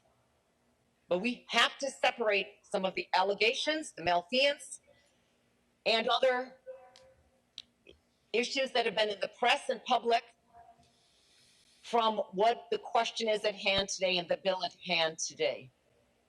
And there are investigations underway. We'd like all those investigations to end tomorrow, quite frankly, or wrap up tomorrow, or give us what we need tomorrow, but that's not going to happen. In the meantime, we have to act as the deliberative body we are. The legislation does rescind the governor's emergency powers. It does require any changes to come before the legislature. And quite frankly, I've had a few bills on a number of those orders for the last year. So I'm quite anxious for us to legislate on a number of those orders. But that said, that will take time. Today is just about making the immediate change of rescinding those powers, as well as making sure there is a very clear process and reestablishing the full balance of powers going forward. Again, on frustration, since the pandemic, I have issued dozens upon dozens of public statements. I've held numerous press events and countless sign-on letters, as well as participating in all the calls you've heard referred to, whether it was regarding jobs, small businesses, restaurants, childcare, shopping mall, gyms, fitness, movie theaters, you name it. And then vaccines. Countless press statements and working with colleagues to get those changes. And by the way, we did achieve a number of changes, but it was frustrating. It was extraordinarily frustrating. This will give us more procedure. This will establish a better process going forward. I think there is some politics being played. I do think we need to let some investigations go forward. In the meantime, while we started working on this weeks ago, and many of us called for this months ago, we're anxious to come back into session so that we could rebalance the balance of power in the state. We still need to have a process going forward. I think, as the sponsor has repeatedly said today, it's not the perfect a bill, although I've rarely voted on major legislation that is perfect, but it does rebalance the powers. It does give us the ability going forward to make changes, and I look forward to legislating a number of those changes. And with that, Mr. Speaker, I want to commend the Speaker, I want to commend the sponsor, and I want to commend so many of my colleagues. Many of us would like to see a lot more going on today. We'd like to see these investigations done. And each day, it seems, there's new, incredibly disturbing news. But in the meantime, we have to act like the deliberative body we are. And with that, I vote in the affirmative. Thank you, Mr. Speaker. Or I plan to vote in the affirmative. Sorry. Thank you, Mr. Speaker. Right. You are on the bill. Yes. Thank you very much, Ms. Fahey. Ms. Hyman.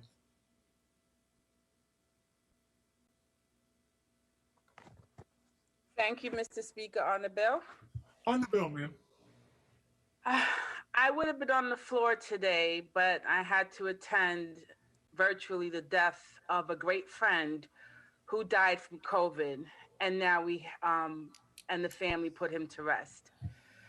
Now, he was living fine with his comorbidities. He took care of himself. He had his doctor's visits. He took his appointments. But as an essential worker, he caught COVID at work. He caught COVID while making sure that people could vote in the borough of Queens because we had 2 special elections. So he had to make sure the machines were functional so that we could conduct the elections. And for that, he's no longer here. And he has left a hole in this community. In Queens, which was one of the epicenters for COVID, for this pandemic, is still dealing with emergency issues because we had to open up a site through the executive branch so that vaccinations could be given to underserved communities. Over 3,000 vaccinations are given a day. Now, while I'm not justifying the executive powers that we voted for a year ago, I do see in some places why it was necessary. None of us knew exactly what was happening a year ago. We were all doing conference and session remotely. Our children were remote learning, and in some cases, like for me, my child is still remote learning. And it was difficult to know exactly how we were navigating through this. I was bombarded with news of deaths every day. Constituents were dying. Constituents could not bury loved ones. We had requests for burials. It didn't matter what faith it was, Muslim, Jewish, Christian, all the hospitals, the morgues were inundated.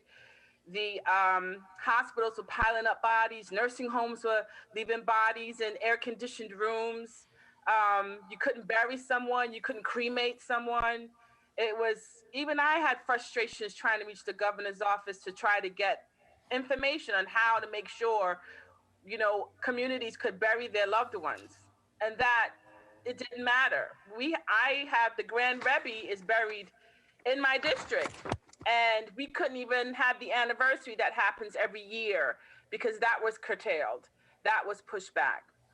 So while we are doing our level best to push back these emergency powers now, just remember where it came from. And this was a pandemic. And I'm thinking on the federal level, when the opportunities were there for leadership, for truth, for fairness, that didn't occur.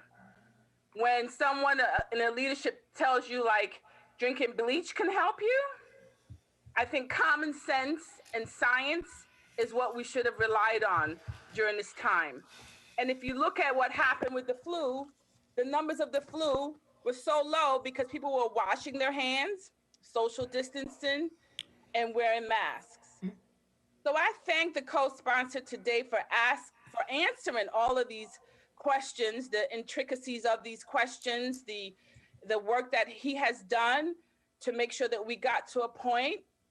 I believe you had given us 3 versions in conference, and this was the version that most of us could get behind and say, yes, this is what we could vote for to make sure that we push back now as maybe things are lifting. So for those who are talking about a light at the end of the tunnel, well, down here in New York City, in the borough of Queens, in Southeast Queens, where I represent, we're still burying loved ones from COVID.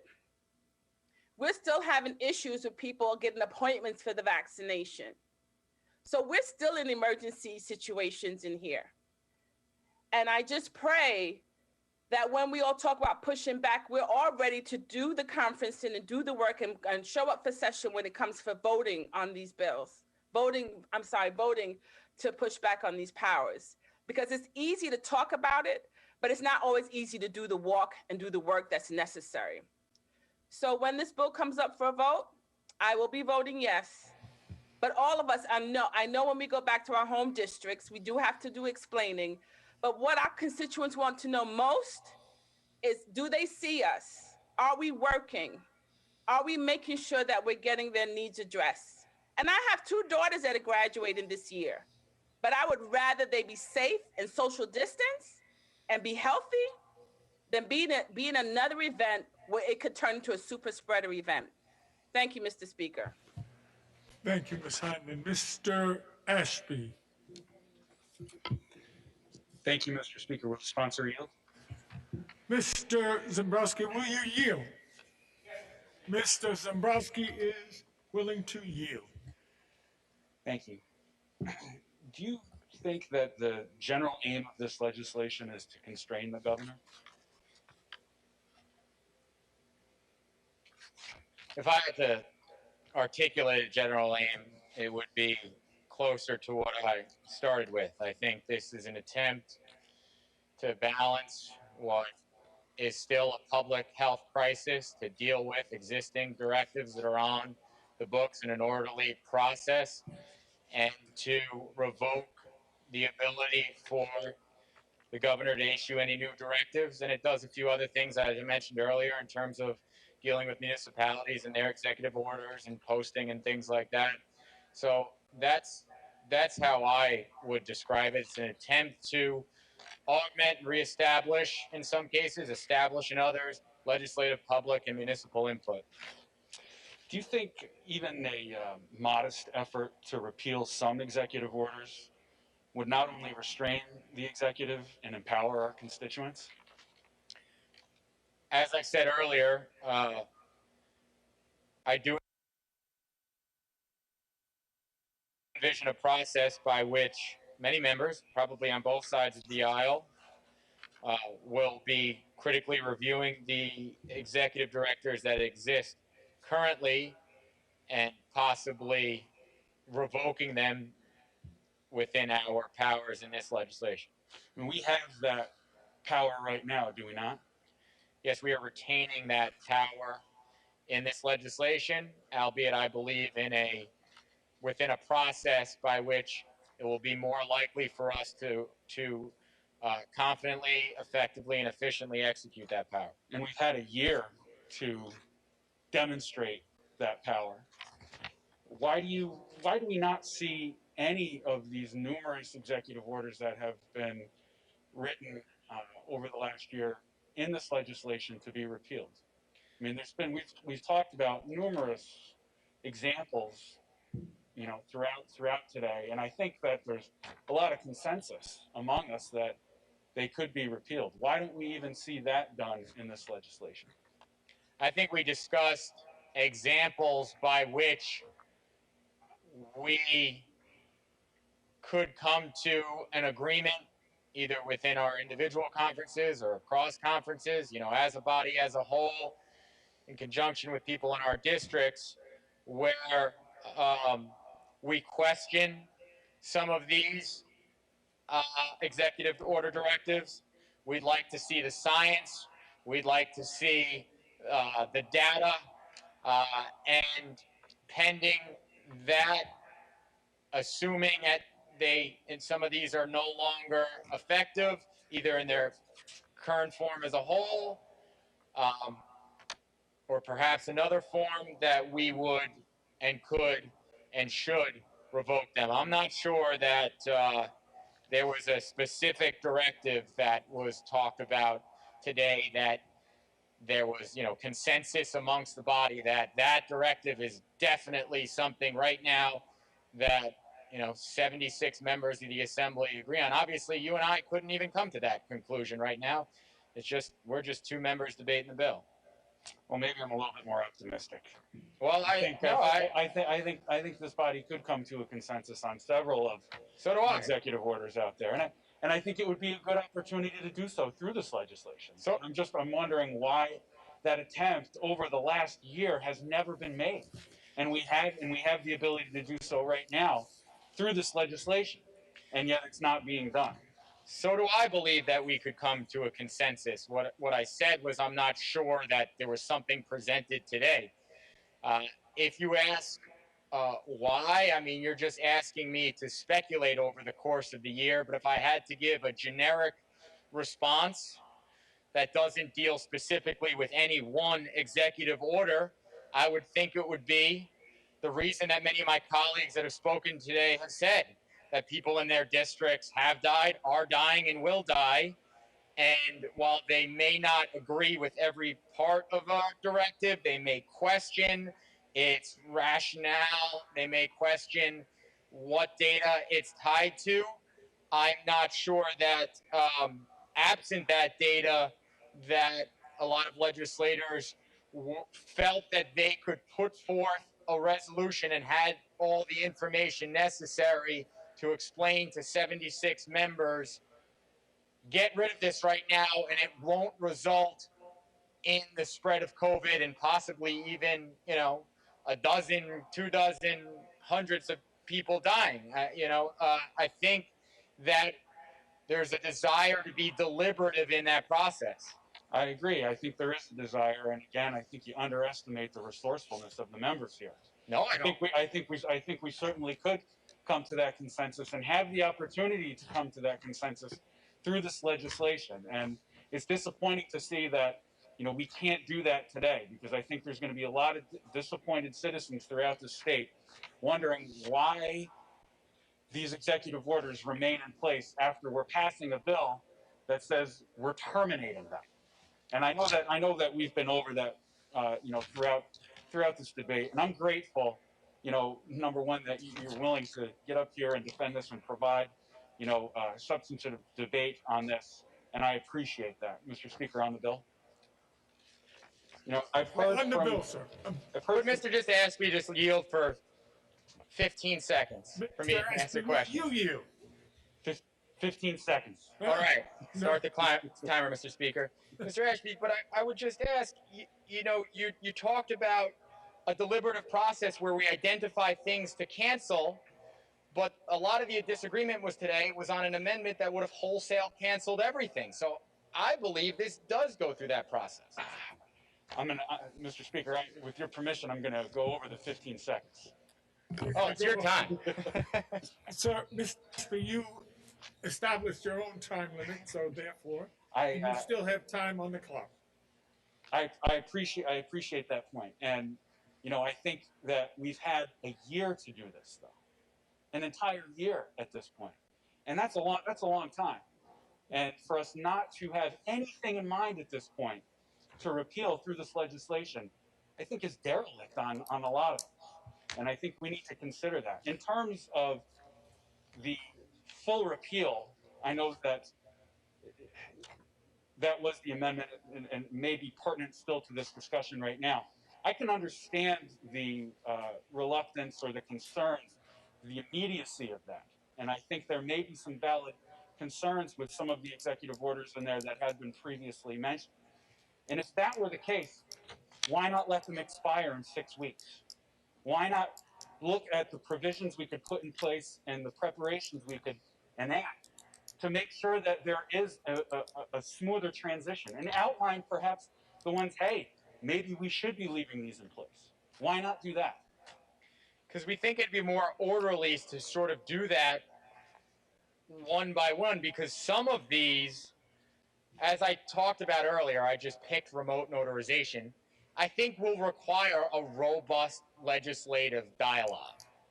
So I think it's more orderly for us to affirmatively revoke than sort of revoke in mass and then attempt to put back. Again, those are things that we could do over the next 6 weeks and could have been doing over the last year. I think we're in agreement on that. Thank you, Mr. Speaker. On the bill? On the bill, sir. As I had stated earlier when we brought up the previous amendment, I think we're going in the wrong direction. I understand that some of my colleagues may believe that we are taking a step in the right direction, but when we look at what this bill actually does and how it continues to provide and really enumerates a path forward for this executive to remain in control, it raises a lot of concerns. And for that, I will be voting in the negative. Thank you. Thank you, sir. Mr. Angelino. Mr. Speaker? Yes, sir. Giving the gentleman from the 96th District continued respite, I will speak on the bill. I'm sorry to ask. Did the member I ask me believe to it's yield? asking you to yield. Oh, absolutely. I'll yield. I offered to give the gentleman from the 96th district continued respite. So please, I'll speak on the bill. Oh. Thank you, sir. Yes, sir. Oh, go right ahead. Faith, trust, and confidence. This was on our constituents' minds when they sent us here to represent them. And now that I'm here, listening to my constituents, I can add hope that is also on their minds. Now, I wasn't a member of this body last year, so I'm not going to attempt a Monday morning quarterback, but know that I appreciate what you did in the face of an unknown challenge. But in the short time that I have been a member of this assembly, there have been weekly and now near daily revelations about the executive's unprofessional, personal, and professional conduct that has caused me to lose those important emotional and also rational feelings of faith, trust, and confidence in his abilities. And these are going to be lost going forward under this legislation. And the future of governing of our state is also going to be lost with those emotions. I cannot support giving the governor any further authority managing this pandemic alone and also with his staff. Thank you, Mr. Speaker. Thank you, Mr. Angelino. Ms. Bashat Permelin.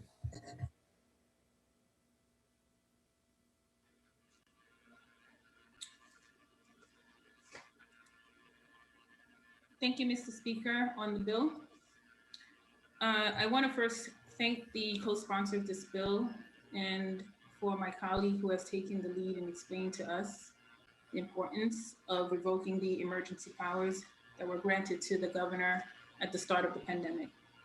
This week, we passed the tragic one-year anniversary of the first confirmed case of coronavirus here in America. Our patient zero was discovered right here in New York. Although we now know the virus may have been lurking undiscovered even earlier. A year ago today, with the federal government in disarray and with limited guidance, we knew we needed to act quickly. Although we had no idea how long we would face the invisible opponent that is the coronavirus, we understood that our actions were a matter of life and death for everyone we knew and loved. We had the enormous responsibility of making decisions and passing laws that had the power to save lives. My colleagues and I in the state legislatures expanded executive powers related to the COVID-19 pandemic in order to combat the spread of the virus and protect the health and safety of New Yorkers. Under this legislation, the governor will no longer be able to issue new executive directives. Today, we must put politics aside and ask ourselves, what is best for the people? Bill A5967, which I am a co-sponsor of, restores the balance of power. It does not allow the governor to issue new directives and permits the legislature to repeal a state of emergency at any time. The governor under this bill will now require approval of the state legislature before making any new directives. That includes directives like lockdowns. It also ordered that keep us safe, like the statewide mask mandate, to remain in place. This bill takes power back from the executive and puts it in the hands of local. This bill embraces the system of checks and balances that makes America's democracy so successful. Our economy is in a bad state. New York's small and minority business owners have been disproportionately hard hit by the lockdown after lockdown. Parents and teachers already facing a segregated school system have been severely impacted by the unpredictable closings and openings of schools. We know this because women are leaving the workforce at unprecedented rates. They are choosing between their jobs and their children's education. During the early days of the pandemic, we clapped every night for our heroes, New York's frontline essential workers. We need to continue to honor them now, but by ensuring that they have access to health care and fair working conditions. The virus is not yet behind us, but with 16% of New Yorkers at least partially vaccinated, and with a steady reduction in cases, we are finally able to see a light at the end of the tunnel. It is without a doubt that today we must revoke those powers and revert to the balance that our Constitution calls for, putting more control in the hands of local government. We must govern as the people elected us to govern, and that is our constitutional responsibility. Our next challenge is perhaps our greatest yet as legislators. We are tasked now with salvaging the ruins of our economy and lifting up our workers, our mom and pop businesses, and our places of worship. We are tasked with keeping families in their homes and making sure every child receives an education despite the obstacles we face. And we must make sure that we meet these challenges using the guidance of public health, professional, and in partnership with federal government. Under this new administration, who are bringing us more resources, we must meet this next challenge head on. That's why I'm calling on all my colleagues to join me today in repealing the emergency powers granted to the governor. Thank you, Mr. Speaker. I will be affirming my vote for this bill. Thank you. Mr. McDonald.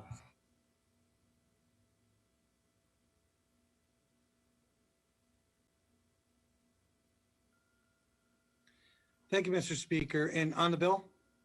On the bill, sir. I want to commend not only the Speaker, but also Mr. Zabrowski for doing an excellent job today explaining this bill. We all know that this has been an insurmountable healthcare crisis that we're all trying to endure through. And I share the collective frustration of many of my colleagues. It's been a very difficult time for us to get answers, but more importantly, for those people we serve, to give them the answers and to give them some hope and some direction. And inevitably, when looking at this revocation or pulling back on some of these emergency order powers, it's clear there's no perfect solution by any stretch of the imagination. And therefore, we have to find something that's going to work.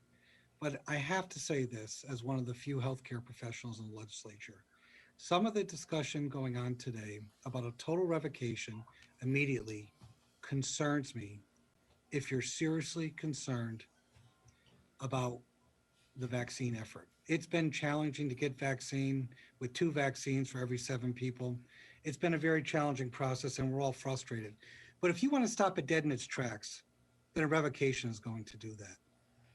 The reality is, as much as people don't like to admit it, there are executive orders out there that have actually opened up opportunities to vaccinate the homebound, to vaccinate individuals in hard to reach areas, to allow volunteers like retired doctors and nurses to come out of retirement to help this effort along.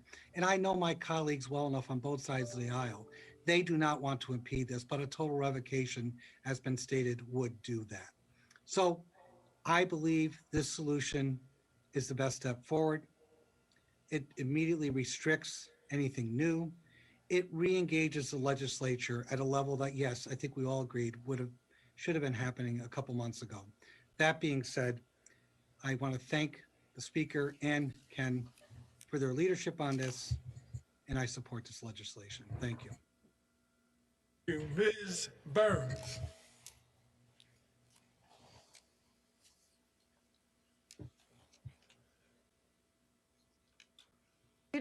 Thank you, Mr. Speaker. Would the sponsor yield? Mr. Zabrowski, will you yield? Yes, I'll yield, Mr. Speaker. Sponsor yields. Thank you, gentlemen.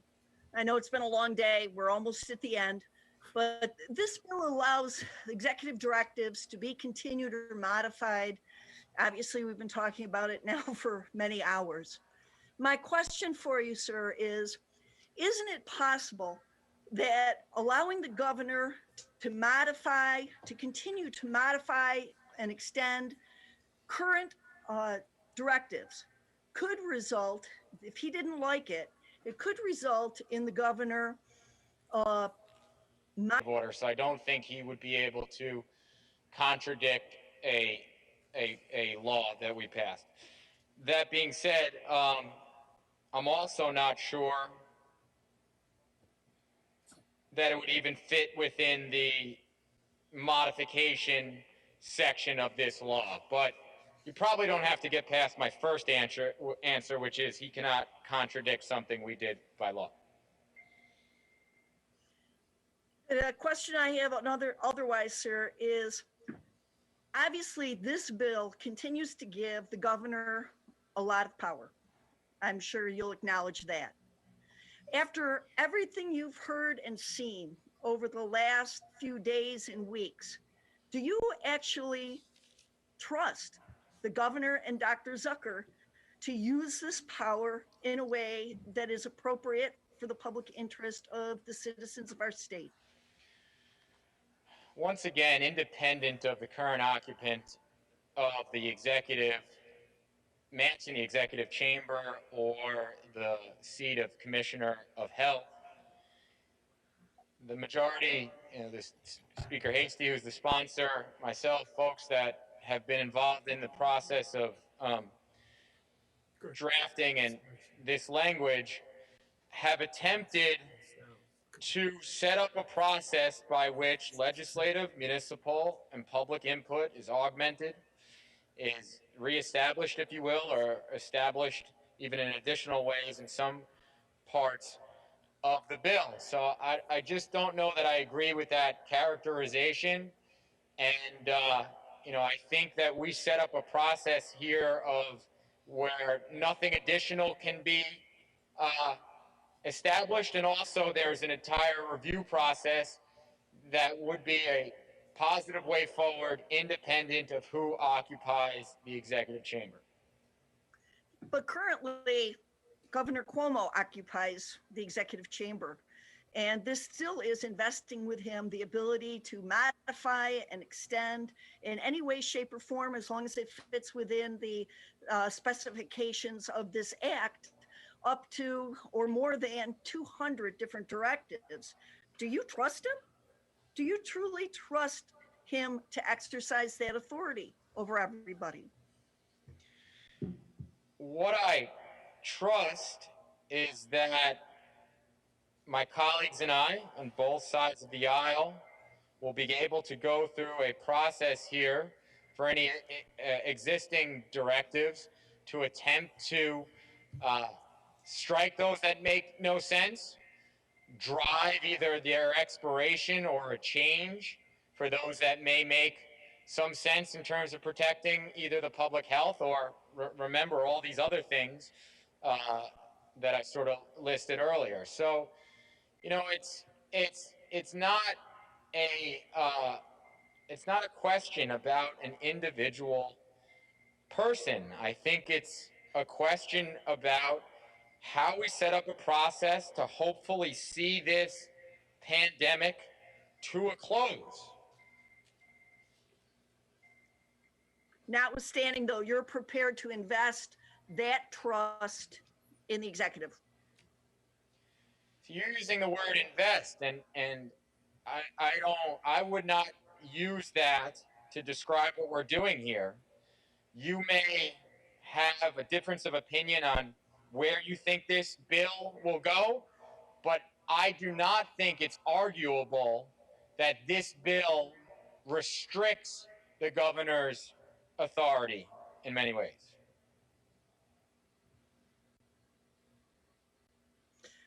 Thank you. Thank you, Mr. Speaker. Thank you. Ms. Kelly.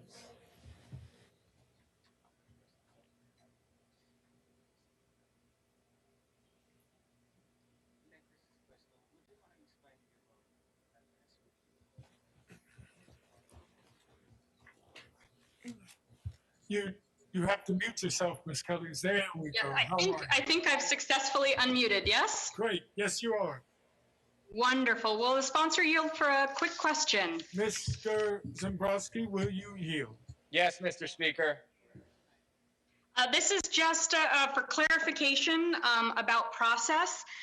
In the bill, it states the governor shall provide an opportunity to comment on any such directives by the relevant committee chairs, which comments may be received after the issuance of the directive and shall not affect the validity thereof.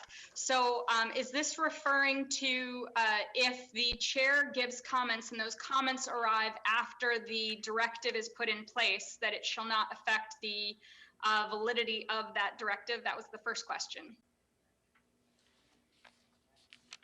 Yes, I think. Or is it referring to the response? I'm sorry. Or is it referring to the response of the executive to any comments? I wasn't sure, and maybe it's both. I would say it's both. And so then my next question is, if the comments that are given by a chair are such that we would want to see a modification of the directive that has been now put in place, what would be the procedure for that? That we would have to push to repeal it, and then the executive could put a modified version in place? So the executive would have to answer publicly with the evidence and the data for which the directive is being extended, independent of our suggestions for a modification. Would have to answer those questions, put those responses into a public format on the website, in addition to giving them through the committee process. And if the executive at that point is giving nonsensical answers, things not backed up by science, things not backed up by data of any kind, I think then the legislature would be in a very good place to revoke that directive without worrying that there's some unforeseen health effect, which is kind of the case right now, right? Like right now, there's not enough interaction, there's not enough data, there's not enough science. Either way, sometimes to suggest why the directive is necessary, but also either to prove or suggest why it's unnecessary. So at the end of the day, I think this sets up a process by which we can follow the science, then make an informed decision and exercise our prerogative as a legislature to revoke any executive orders which are not in the best interest of New York State or public health. Great, that's a very thorough answer, thank you. So another, of course, course of action that the executive could take would be to modify if the comments were valid. Yes, within the construct of the bill. Great, wonderful, thank you for that clarification. Speaker on the bill, please. On the bill, ma'am. Thank you. So I wanted to see a full repeal of the executive extended powers, but with a strategy to guarantee a united and coordinated public health response across the entire state, specifically to protect the safety and lives of our people in the middle of this pandemic, which I want to note we are still in the middle of. Although I would have liked to see this bill go further, I'm in support of this bill strongly for one clear and crucial reason, and I want to be on the record stating this reason. I stand with all public health experts that the health of our people must be central before politics.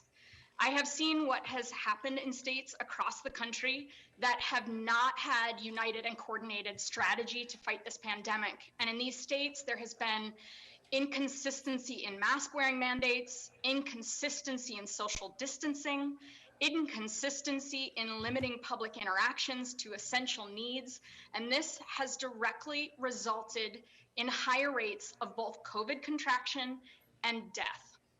We cannot ignore the science. And I've watched while an inadequate production and distribution of PPE, COVID tests, and vaccines have contributed directly to the death of over 500,000 people in our country.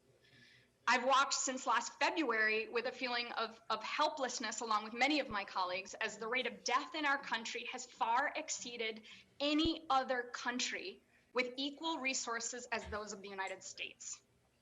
So in direct response to what I have heard today, and I will say, in direct response to what I have heard today by my colleagues across the aisle, and I've heard repeatedly by many local officials that it is time to reopen without limitations, it has solidified my desire to see a coordinated response across the state.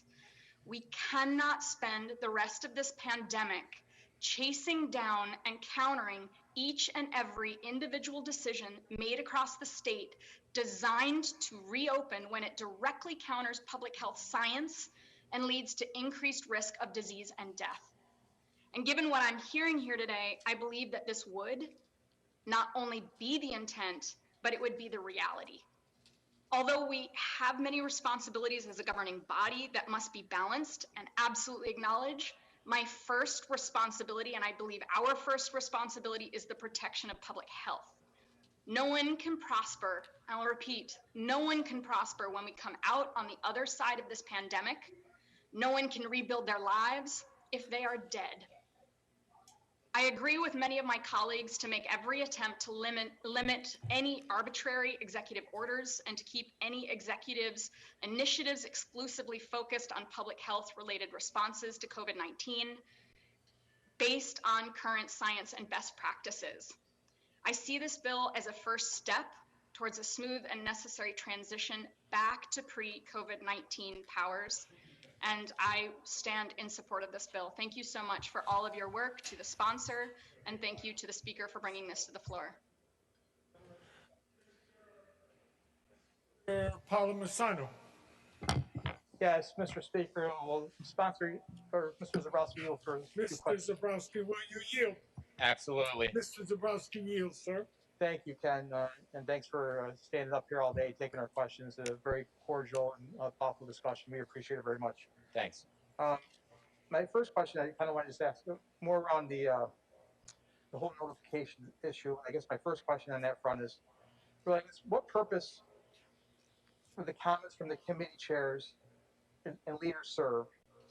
I guess, in other words, if the governor does not modify or rescind an executive order based on the legislative comments, what happens? So you're presenting that the legislature gives comments or asks for clarification or gives suggestions, and they're ignored by the governor.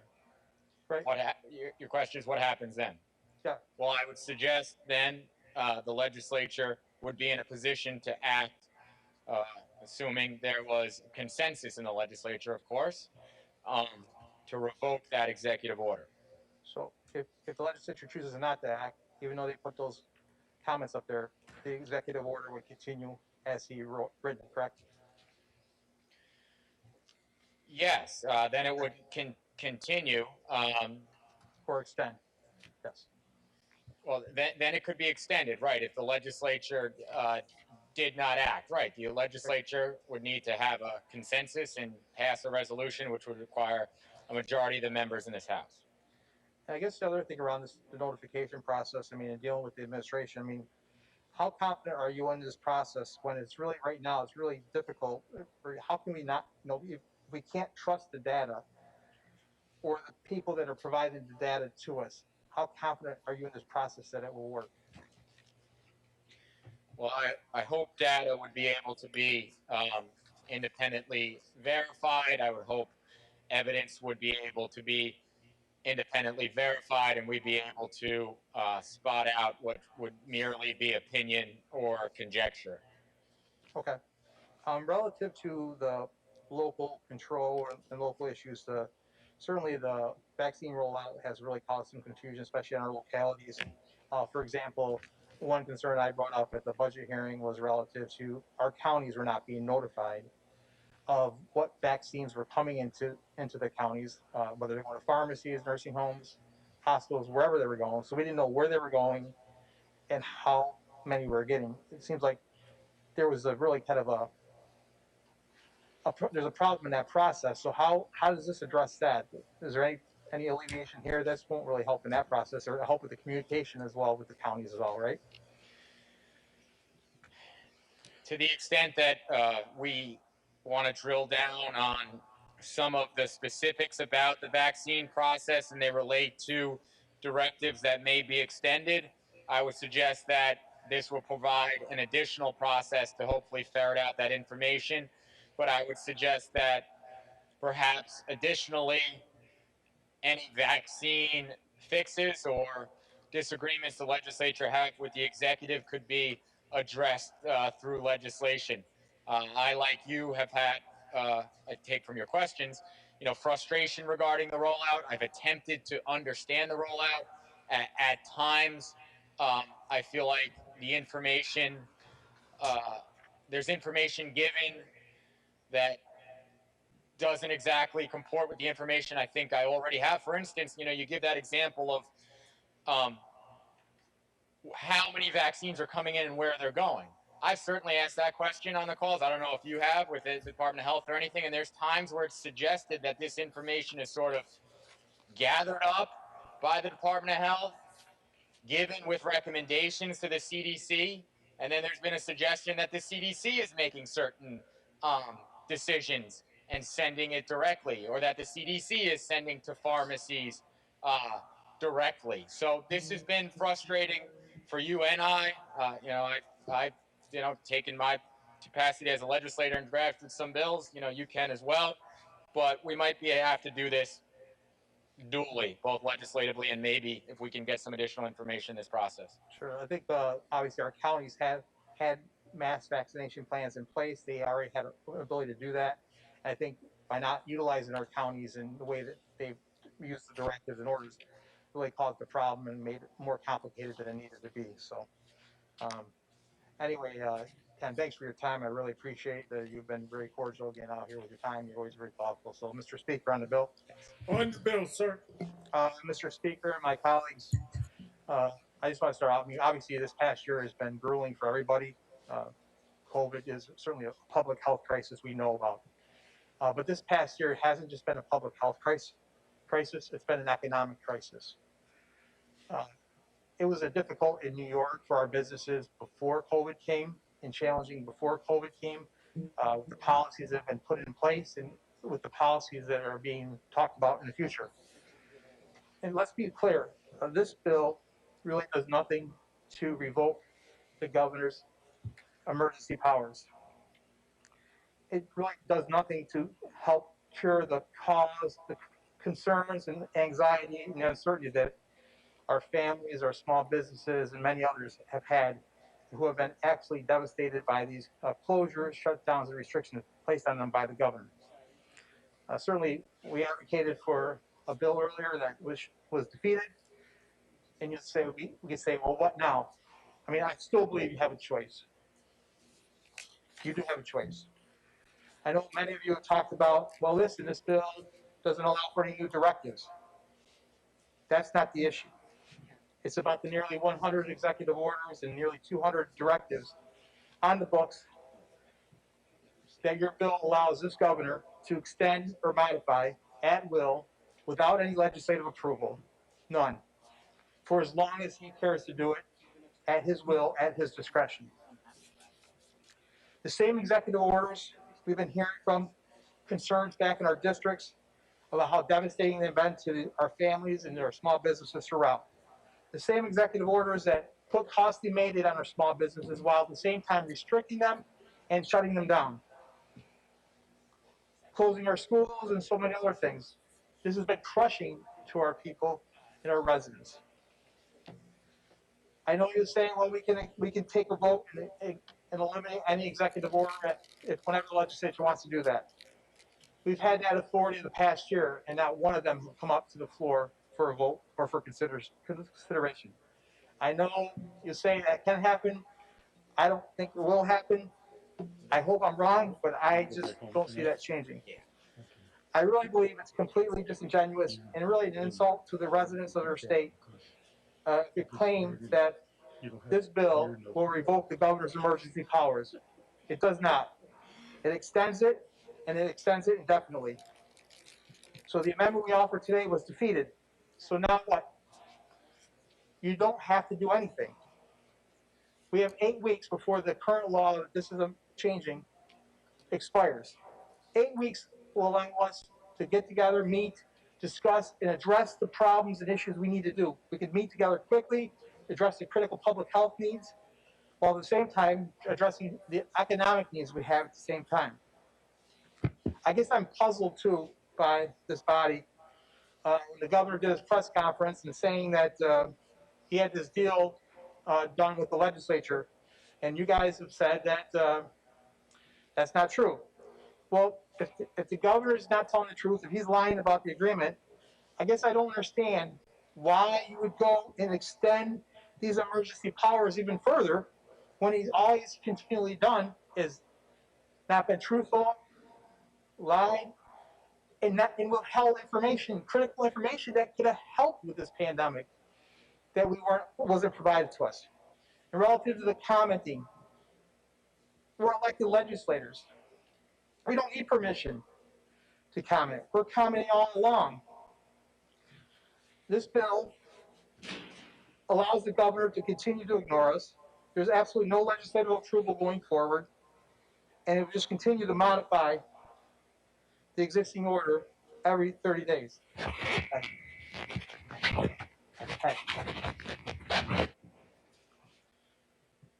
If the governor wasn't involved in drafting this bill, it's worse than nothing, because this extends his powers, which we don't need any further. What do you say to those back home, the small business owners, the gym owners, the restaurant owners, the small movie theater owners, the bowling alley owners who have been just crushed and devastated by these shutdowns and restrictions and closures, who are just trying to make a living to provide for their family and for their employees? What do we say for the kids who want to be in school 5 days a week, attend their prom, play sports, participate in arts and music, or have a high school graduation with their full family member there so they don't have to leave their brother, sister, or grandmother home? What do you say to them, for them who have been crushed again by these closures, shutdowns, and restrictions that this government has placed upon them? We're not telling them enough. We're not doing enough to give them hope by continuing to allow this governor to have these powers and move forward and implement these orders as he seems fit, at his will, whenever he decides to do so. So I know I heard a number saying we need to do something. Actually, you don't. I would urge you, those who didn't want to support the amendment for your reasons, I understand, you still have a choice. Vote against this bill. Do nothing. Vote against this bill. Let the current law expire on June 30th, which would allow us 8 weeks to work together as a legislative body to address the needs we have as a state. If we have to look at some of these orders, we have to look at directives to codify it. That's what our job is to do, to act. We're a separate body. That's our job to do.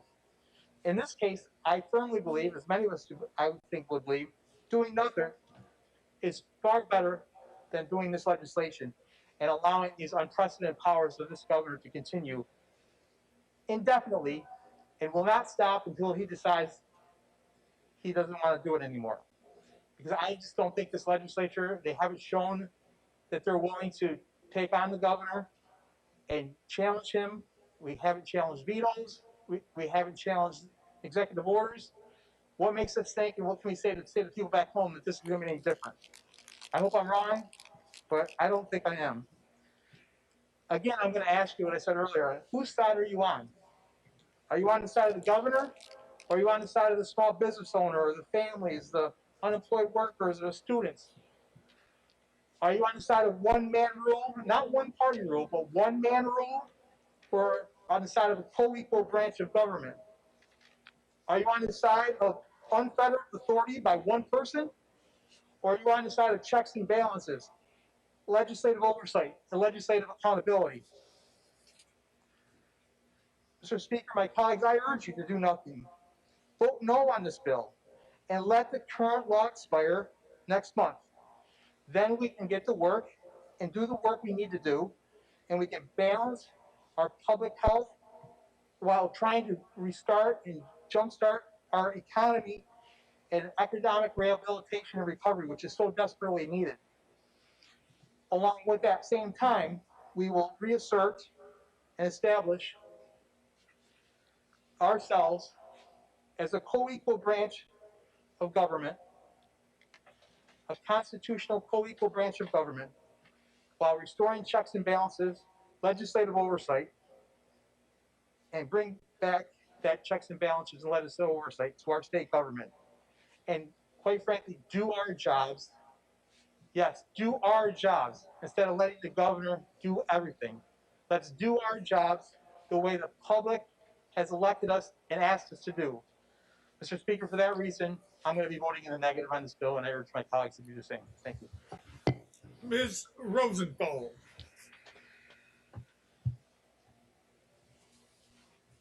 Thank you, Mr. Speaker. On the bill. On the bill, ma'am. Nearly a year ago, we stood in this chamber together and without masks as we voted to give the executive broad latitude to manage a developing crisis. At that time, the true scale of this ongoing crisis was unknown and unknowable. In the days and weeks that followed, as the pandemic unfolded before our very eyes, its scope exceeded even our worst nightmare. New York State and its people were enveloped by the COVID-19 virus, which has been swift, ruthless, and unrelenting. As a result of the exigency, the legislature agreed to provide the governor with the authority to manage a statewide mobilization to fight COVID. Now we have seen the consequences of concentrating extraordinary power in the hands of the few. The people of this state have a right to a government that is transparent, responsive, and accountable. As we navigate this recovery, New Yorkers must be able to trust that their government is acting at all times for safety and honest expedition of our recovery and to save lives. The legislature is a co-equal branch of government. We have a sworn duty to act as a check on the exercise of executive power, particularly when that power has been misused and the public's trust has been damaged as a result. And it is beyond time that we act as that check. And in exercising that authority, we have a responsibility to ensure that none of the important progress we have made is eroded by our actions today.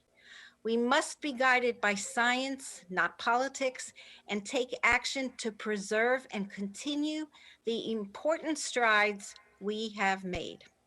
While I believe that the legislature is more than capable of making vital public health and economic decisions quickly and efficiently moving forward, I am voting for this bill because it is an important public health tool that will prevent a disruption just as we are about to round the corner. However, it is but a first step, and it will not be the last step. As some of my colleagues have said, statewide action is needed to guard against a dangerous patchwork of public health actions that will risk our recovery and the health of our residents. After months of loss and fighting, a light is visible at the end of a long and dark tunnel. We're not out of this crisis yet, though. The moment demands strong leadership and members of the legislature who are elected by and speak for the people of New York together can lead the way toward a fair and equitable recovery for all. Thank you. Mr. Barron.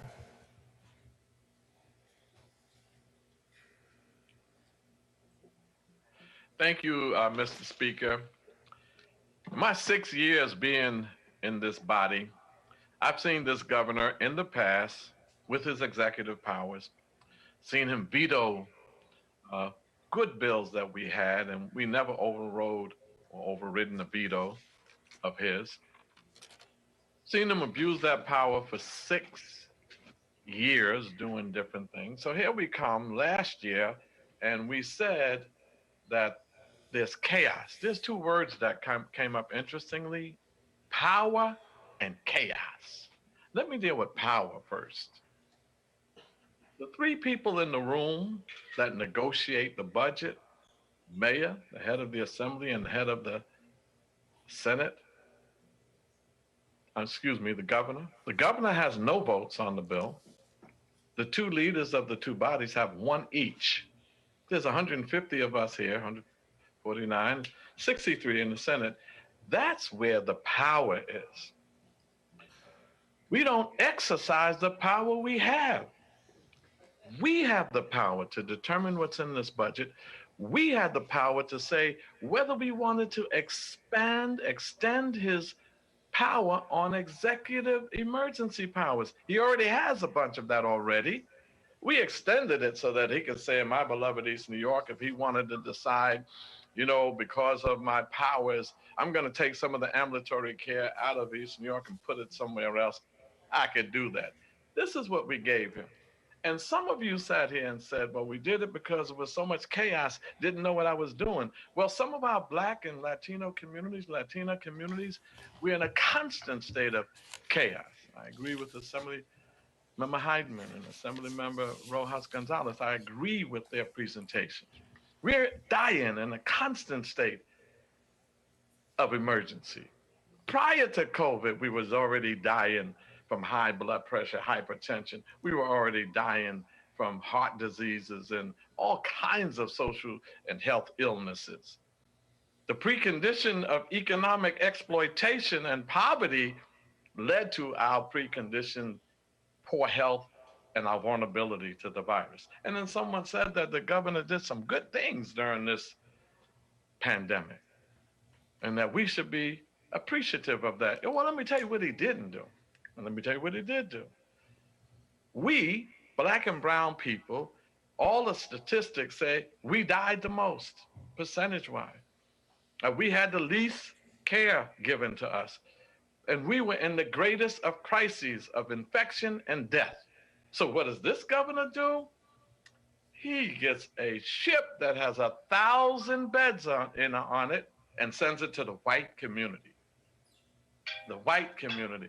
And he makes sure that they didn't even use all of the beds. So what does this governor do? During this great pandemic, wrote a book on how great he did. Well, when we were dying, he converted the Javits Center in the white community. And they didn't even use all of that. What did he do? Turn Central Park in the white community into a medical facility. We had to fight for PEE. We had to fight for ventilators, more staffing in our hospitals. We had to fight for masks. We had to fight for everything. And this is a man that we entrusting power to. This was an interesting day. I voted for both of these bills. Neither one of them go far enough. I think he should be impeached and brought up on charges because of the death in the nursing homes. But, in the midst of chaos, we said, well, if we vote to take all of his powers away, repeal all of his powers, there'll be 100, 200 bills. That will be chaos. So let's do it this way. All right, I'm going with that. We'll see what happens. Chaos. One of the jewels of wisdom in leadership is calmness of mind, being able to function during chaos. We live in a constant state of chaos in our communities. So I'm voting for these two pieces of legislation, but I'm going to appeal to us. Let's truly prioritize the people over these two parties. Let's truly prioritize the need over people over the greed of some of people around that are looking to benefit themselves in the midst of this crisis. So I can name a few corporations that are doing well during this crisis, but not the people. Let's make sure that we cancel rent. Let's make sure that we have billions for housing, rent relief, and let's make sure that we get more money. What a one-shot deal, $1,400 one shot. In some places around the world, they're getting monthly payments to help out during their crises. And in the richest country in the world and one of the richest states in the world, we can't make sure out of our $193 billion budget that we don't come up with some monthly stipends and money for our people. So to me, was a day where neither one of these bills really went far enough. This was a day, yes, this bill that we're talking about now doesn't go far enough and should take even more power away from him. And the other bill that I supported and said, absolute take it all, that didn't even have a plan to deal after you do take it all. So both of you were right. But the people will suffer if we don't prioritize them over our party politics. Voting for this bill, I voted for the last amendment, but I'm appealing to us. Be servant leaders. Serve our people. Our people are dying, and we are playing politics with the lives of our people. I want to commend the sponsor of this bill. He worked hard. He stood up patiently and handled all of the debates, as he always does, very well. But we must be truly the chamber, the body, the legislative body of the people. We always say that, but it's time for us to really be that. So I vote in the affirmative for this bill critically, as I did in the prior bill. Straight ahead. Ms. Griffin.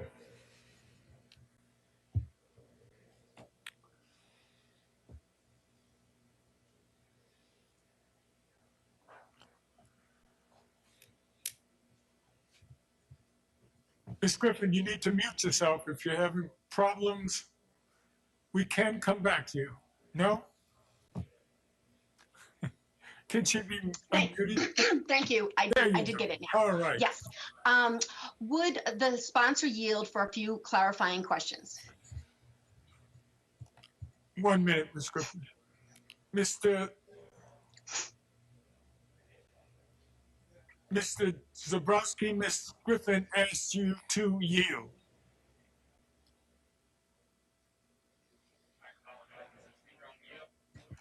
Sponsor yields, ma'am. Okay, thank you. Thank you, Mr. Zabrowski. We are hearing a lot of rhetoric today, a lot of opinions. Just wanted to ask you a few questions to clarify some things. While we discussed this issue in conference over countless hours, we finally came to a consensus on this legislation without any influence from the governor's office. Although many of us wanted to revoke his powers immediately, can you share why we opted for this legislation?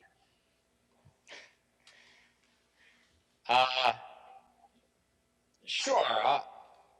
I'll attempt to broadly describe.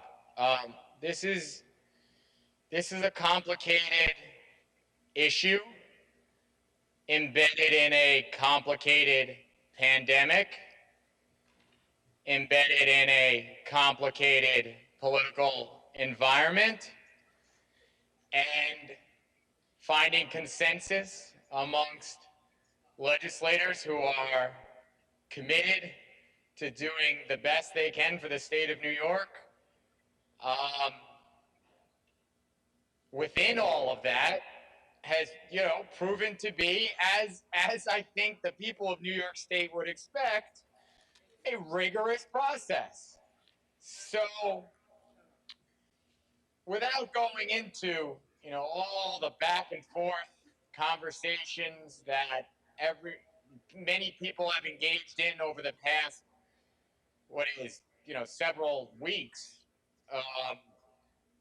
I think there was consensus that people wanted to restore, augment legislative public and municipal input in this process. I think there was consensus that they wanted to revoke and curtail the governor's powers. I think there were many different opinions about what to do with existing directives, how to handle them, those that both protect public health, those that arguably protect public health, right? And by arguably, I mean that people support some of them, are skeptical of other parts of it. Issues that have helped local businesses, ability to take out alcohol products in a safe way, ability to execute documents remotely, ability to do certain remote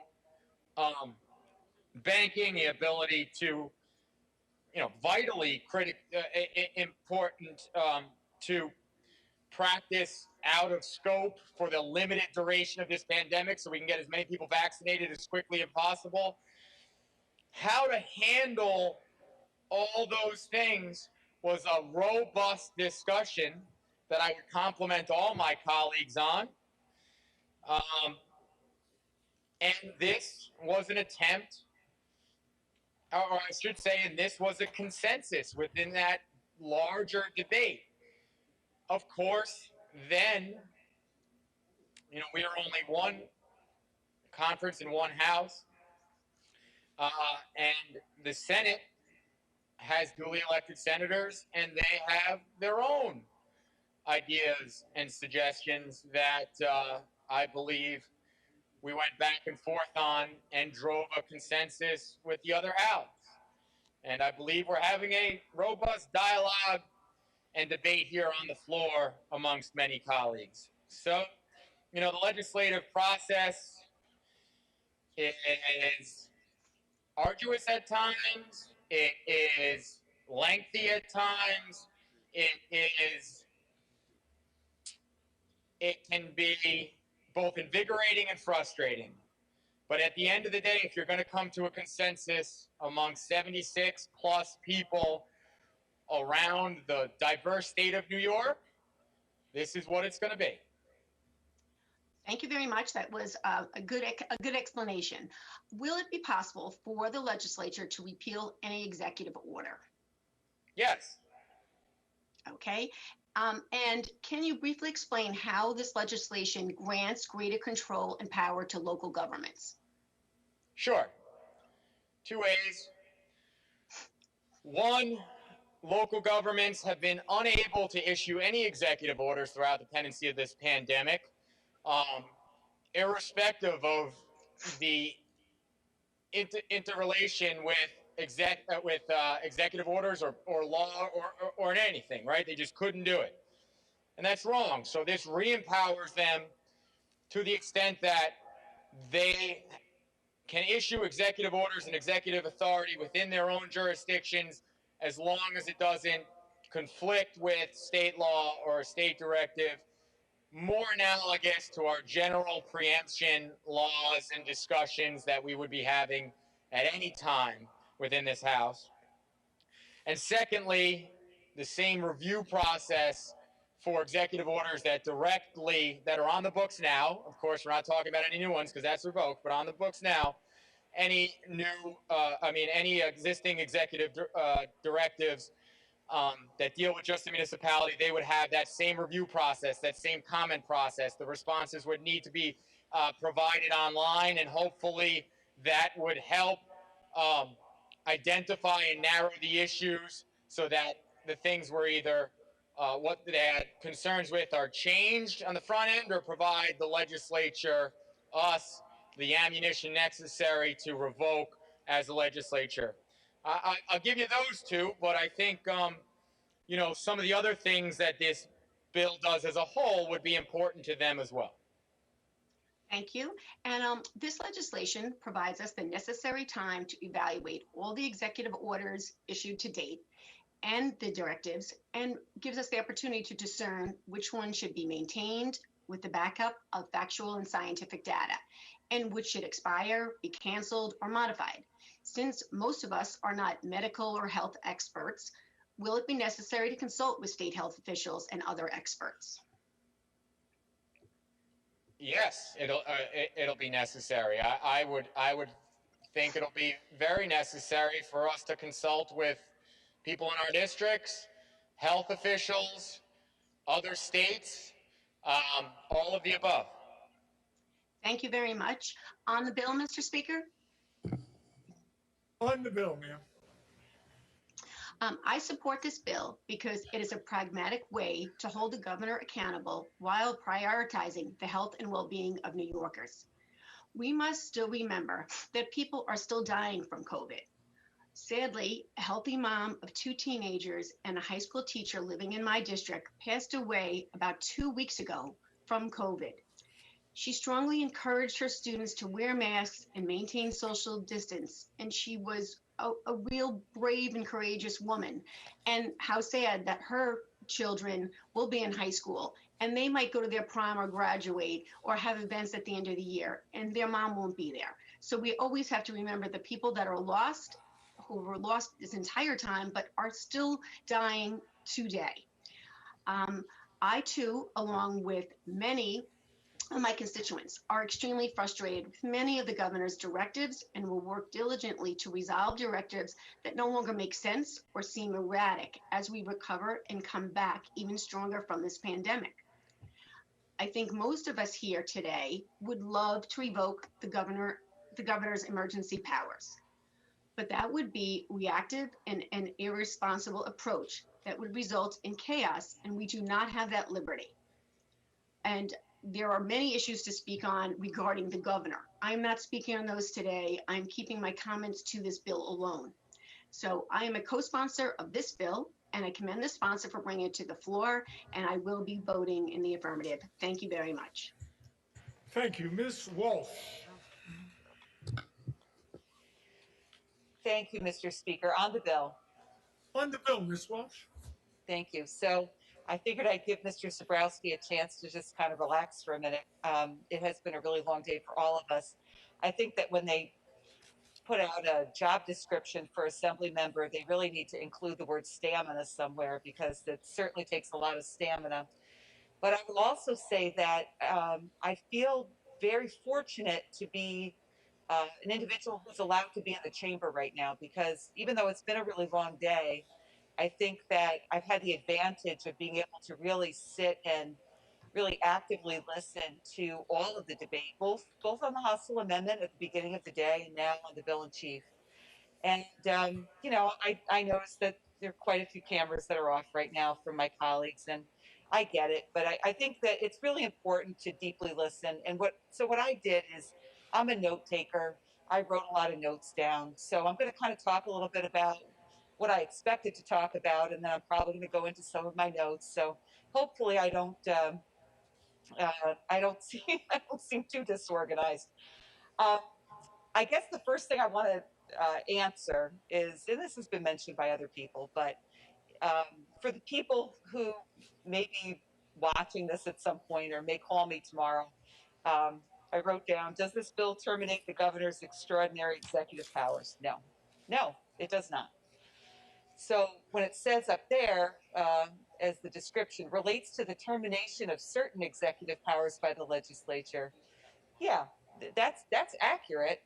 But the way that this bill has been promoted and kind of marketed and spun over the last couple of days sounded like all of the governor's extraordinary powers were going to be revoked, taken away, you know, done, restore checks and balance, all that stuff. But that's not really what the bill does. So let me talk about that a little bit. This bill allows for the governor to continue to amend or modify any of his prior directives, so long as his friend Howard Zucker says that the particular directive is related to managing the COVID-19 pandemic. So out of all those directives, which I've reviewed, and there are a boatload of them, I don't see any that are not related to managing the COVID-19 pandemic. because that's very, very broad language. So arguably the governor gets to keep all the ones he already did, at least, probably. Which ones are those? Well, there are, I don't know, 100, a couple hundred. You know what they are. They relate to restaurants, indoor dining, outdoor dining, seating capacity, whether you have to order something to eat that's substantial, safe distancing in restaurants, bars versus restaurants, the maximum number of people at a table, whether you have to wear a mask within the restaurant, curfews. And I mean, that's just the ones that relate to restaurants. We know that there are so many directives that cover so many other things. So I was thinking about my favorite restaurant in my town, which I won't name, but if you're that restaurant owner and you're watching this debate or you heard about this bill reported in the media saying that the governor's powers are being revoked, you're thinking, great, right? At last, I'm a small business and I've been holding on by a thread, and my employees, at least the ones I didn't have to lay off already, we're going to be so excited to be able to reopen. But as we've talked about today, when you wake up tomorrow, guess what? Nothing changed. This bill passes the Assembly today, the Senate today, and it goes to the governor's desk. He's got 10 days to sign it. So 10 days pass, or before he signs it, that's the effective date, and then we stop at that point, and according to this bill. And we ask ourselves, what directives are already out there? That's the date to measure that by. Now, so between today and when the governor signs it, the governor could, I suppose, I don't know if he will, who knows, right? The governor could submit a whole bunch of other directives, because that would expand the scope of what he could get to keep under his little power umbrella. But then the directives that are in place, however many they are, that we measure at that time, that, the the date that we measure it by, they're all eligible to be continued for another 30 days. So sometime during that point, governor says to his appointee, Dr. Howard Zucker, I need those restaurant directives to stay put. And Zucker says, and it's in his sole discretion. All right, I see that. All the restaurant directives that had to do with stopping the spread of COVID-19. So those restaurant directives are going to stay within the governor's control. He gets to amend them or modify them. He gets to extend them in 30-day increments of time, just as he has been doing.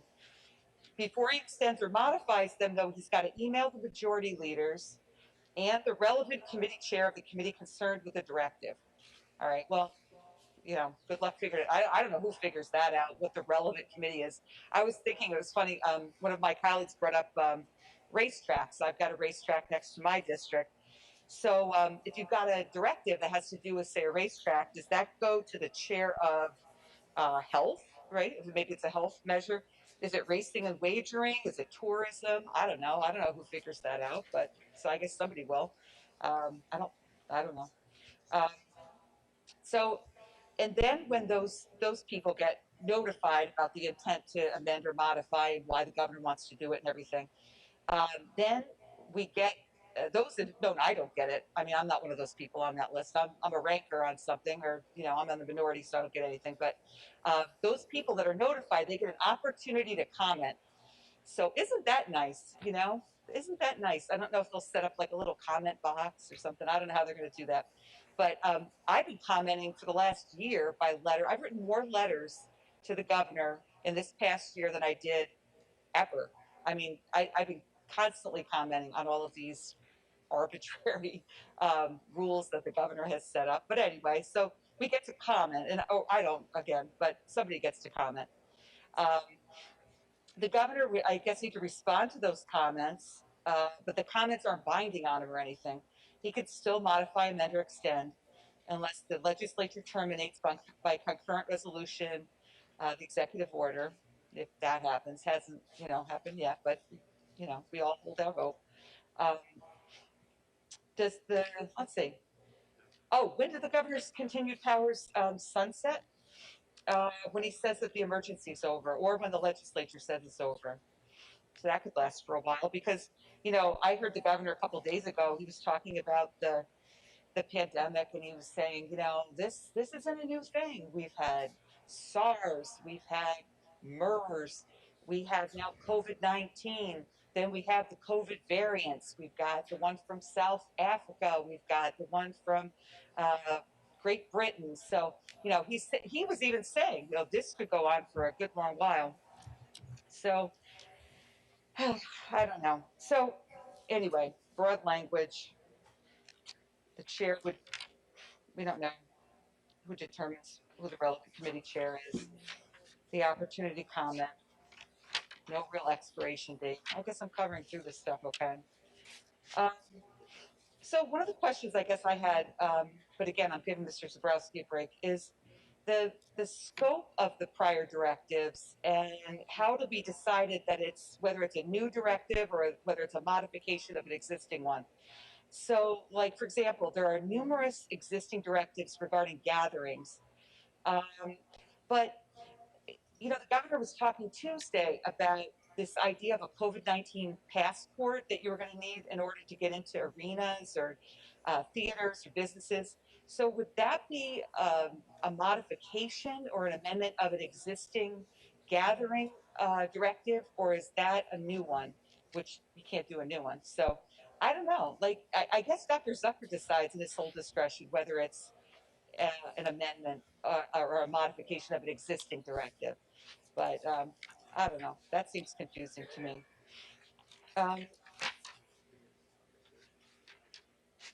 You know, one of my colleagues mentioned, I thought it was a really good point.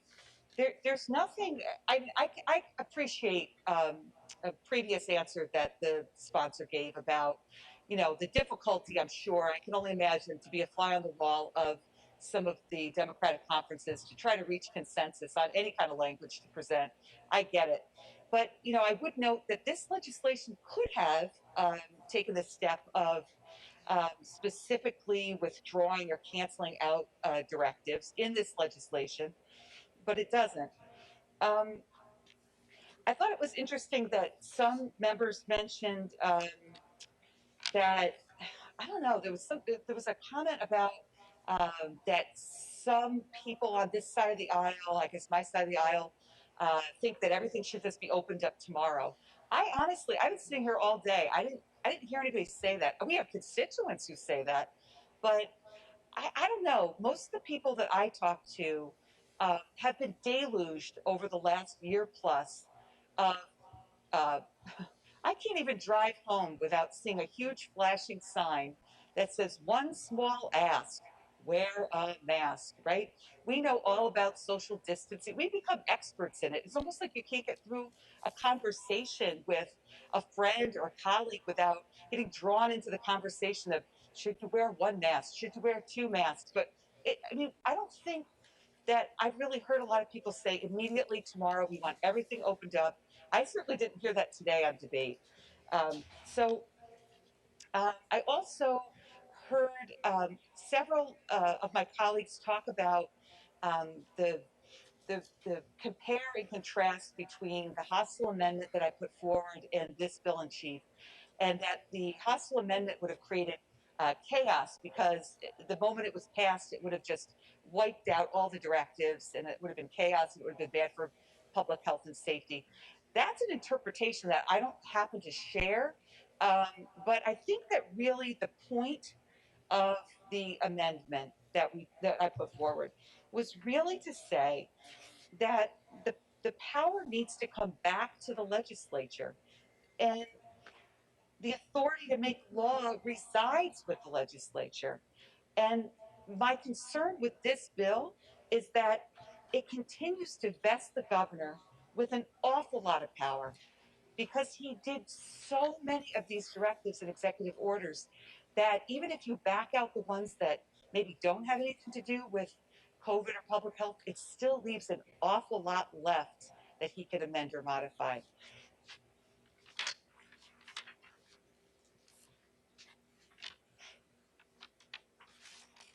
I would note that although the sponsor talked a bit about the orderly process of reviewing these directives, that orderly process does cut out the minority parties. So and with all due respect to the sponsor, who indicated so many times today that he would be happy to work with those of us on this side of the aisle on creating new language or working together on so many things, you know, with all respect, that's not generally how things go around here. I also think that, you know, the some of the people who are voting in favor of this legislation talk about this as a first step. I don't see it as a first step. I see it as basically checking a box. You know, I don't believe really that today's what, March 6th. I think that really turning from today to tomorrow and next week, all eyes are going to be on the development of the budget. And that's where the attention is going to be focused. It's not going to be on reviewing these 200 or so directives and trying to follow this orderly process. I don't believe that.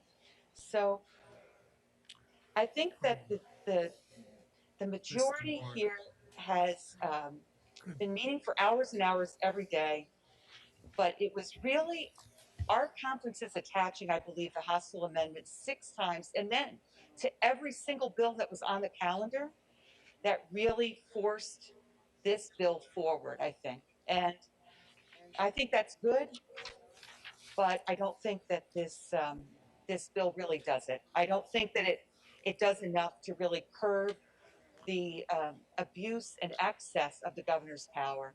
And I cannot support it. So while I appreciate always my colleagues bringing forward legislation for our debate and consideration, I will not be supporting this bill. Thank you, Mr. Speaker. Perry.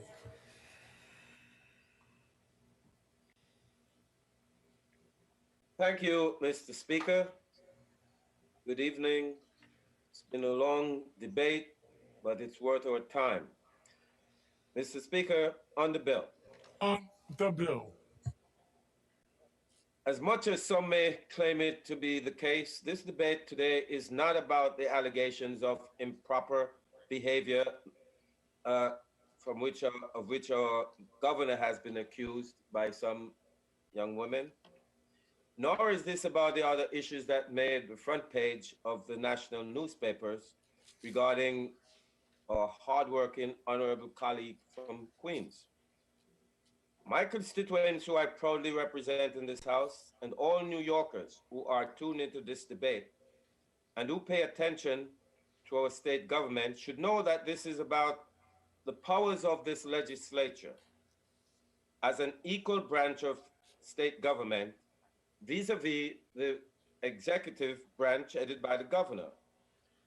New Yorkers should understand that this is about the legislative process of power sharing and about us doing our jobs as we should. This bill is no flexing of our legislative muscle. This, Mr. Speaker, is a necessary exercise of our responsibility as a legislature to ensure that we are adequately able and enabled to represent the best interests of our constituents at all times. A year ago, we deliberated extensively and took a lot of time and yet acted expeditiously to ensure that our state government was able to do all that was possible to protect the lives and the best interests of all New Yorkers. We determined that it was wise to cede extra and adequate powers to the governor to take actions that at times needed to be swift and decisive to respond to a deadly and raging pandemic that even today still takes the lives of many New Yorkers. It was prudent at that time to fully empower the governor to be able to take those actions determined necessary and determined as urgent.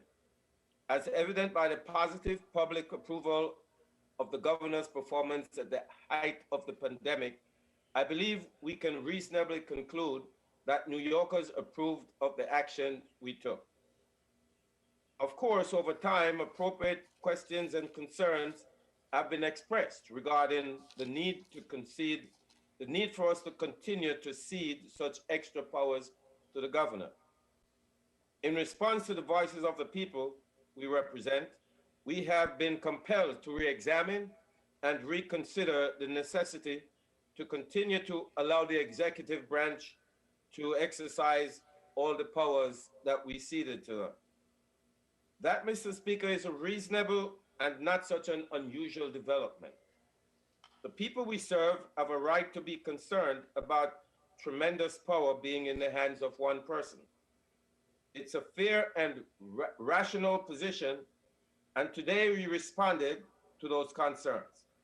And having participated in the extensive deliberations of this matter, I am fully convinced that it is appropriate that we reinstate the power sharing and exercising legislative prerogative and reimpose the checks and balances which are traditionally revered in American democracy.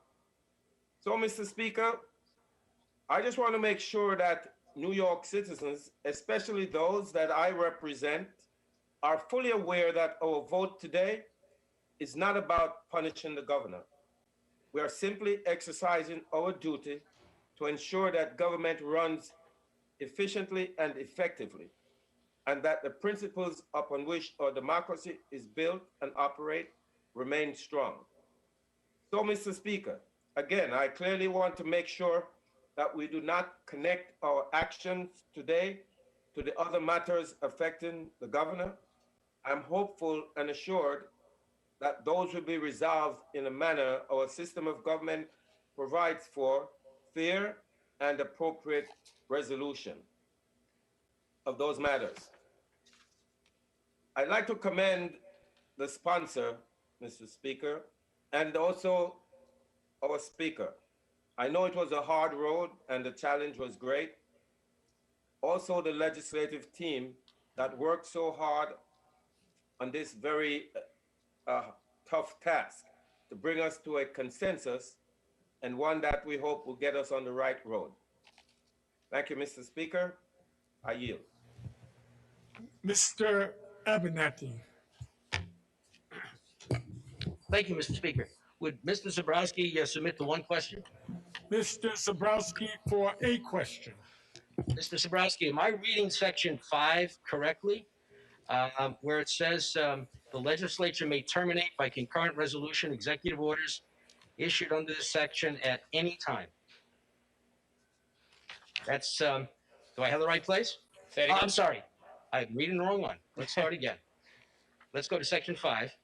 The legislature may terminate at any time disaster emergency issued under this section by concurrent resolution. That is a new power for the legislature, correct? Yes, Mr. Abenanti, that is a new power for the legislature and one that I believe is very important. Yes, previously we would have had to have passed a law and had the governor sign that law. That's right. So but this is just a concurrent resolution, which means a majority of both houses without the governor's signature, correct? That's right. Thank you. A very important new power to the legislature. Mr. Speaker, on the bill. On the bill, sir. Yes, on March 2, this legislature passed Chapter 23 of the laws of 2020 to enhance the emergency powers of the governor. On March 2, 2020, I voted no. I voted against Chapter 23. I voted no, as I said on the floor that day, because I wanted decisions affecting the health of New Yorkers to be made by the state's health officials, not by an elected official. I would have preferred that we had some different kind of legislation to enhance the powers of the health commissioner, not the governor. But the legislature saw fit to pass Chapter 23. And today we visit, again, Chapter 23. We revisit that determination. Today is different than March 2, 2020. Today we know far more about COVID-19, but we still don't know everything we need to know. Today, numerous executive orders have been issued by the governor, some pursuant to Chapter 23, and some pursuant to other powers that he has inherently or under the statutes. Chapter 23 is about to expire at the end of April. This bill does three very important things. One, it repeals Chapter 23 immediately. Two, this bill continues existing executive orders. And three, this bill gives the legislature some new powers. I am pleased that this bill repeals Chapter 23. It's very clear in this bill that section is repealed. It expires immediately. I am pleased that this bill gives the legislature a new important power. You heard Mr. Zabrowski answer my question. The legislature may terminate a state disaster emergency declaration, not just the present one, but any one in the future. That is an extremely important enhancement of the power of the legislature, which we did not have before. And we can do it by concurrent resolution. We don't need the governor's consent. Some of my colleagues have expressed concerns about a governor dragging on some emergency declaration. This returns the power to the people in this House to overturn a governor's declaration if some governor decides to drag it on too long. With respect to the executive orders, Mr. Speaker, this bill does some very important things. One, it limits the governor's power to issue new and to reissue existing directives. Secondly, it reaffirms the local government's power. And thirdly, it establishes an organized process for involving the legislature in dealing with this pandemic. On this last point, let us remember that it's the governor who issues the declaration of disaster. And some of the things that we talk about doing, and which the governor has done through executive order, I believe are permissible only because of that declaration of emergency. I don't think without that declaration, this House would start to restrict the number of people who can congregate in one place or the hours of a business. You need that emergency declaration, so we need to have a partnership with the governor. And the bill that has been presented by Mr. Zabrowski today and is before us today cements that partnership. It brings us into the emergency situation. So we too have a basis for regulating conduct in an emergency situation. Further, we must recognize that many of the executive orders have had a significant impact on limiting the spread of COVID-19. If we are concerned about the health and safety of New Yorkers, we need to have a united statewide effort to coordinate the response to the COVID-19 pandemic. We cannot have one county requiring masks and another not. We cannot have one county prioritizing vaccinations to medical personnel, another to seniors, another to teachers, another to elected officials, and another on a first-come, first-served basis. We have to have a uniform policy so the people of the state of New York know what New York is doing. Similarly, as I said before, we need health professionals leading the way. Now, I know there's been some criticism of our present health department, and I share that criticism. But we cannot have a legislative body debating the fine points of how many people should be in one space at the same time, or so many of the other matters covered by the various directives. But by allowing the continuation of the directives, this legislature will have an opportunity to systematically review the executive orders and pass legislation where legislation is appropriate and leave in place those executive orders that are appropriate. With a little bit of effort, we can replace those existing executive orders with better drafted legislation. And we should do so. And I urge my colleagues to look at these and to present legislation where they think it's appropriate. I, for example, have introduced several bills. There's one right now, which is on our agenda, which hopefully we'll get to on Monday, dealing with the election law. And I've introduced a comprehensive election law reform for the pandemic time only. And I've introduced a bill authorizing local governments to use virtual meetings, and a bill to extend from 21 to 23 the end date for kids in school with IEPs. So if we want to work together and we want to say that we're in charge, not the governor, then we all have to get together and look at these resolutions and put forward legislation that makes sense, that protects the people of the state of New York. But we need time to do so. Now, clearly there's a difference of opinion in this House, reflective of a difference of opinion throughout the state.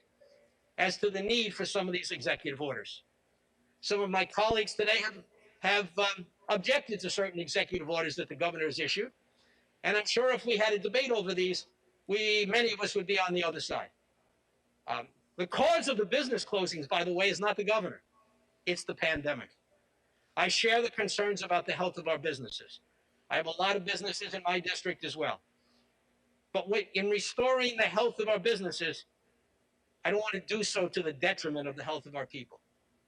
And that's a very fine balance that we must consider.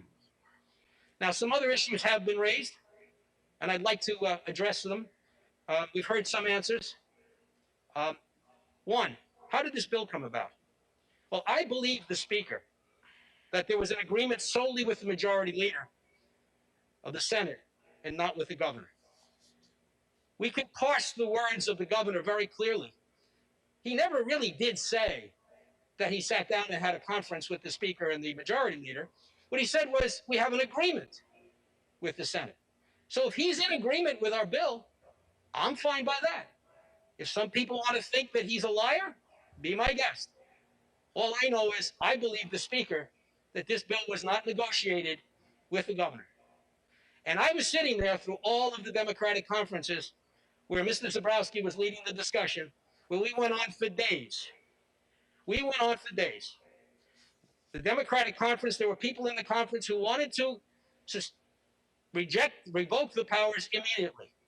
But then we started to realize that that had implications beyond just the image of taking charge.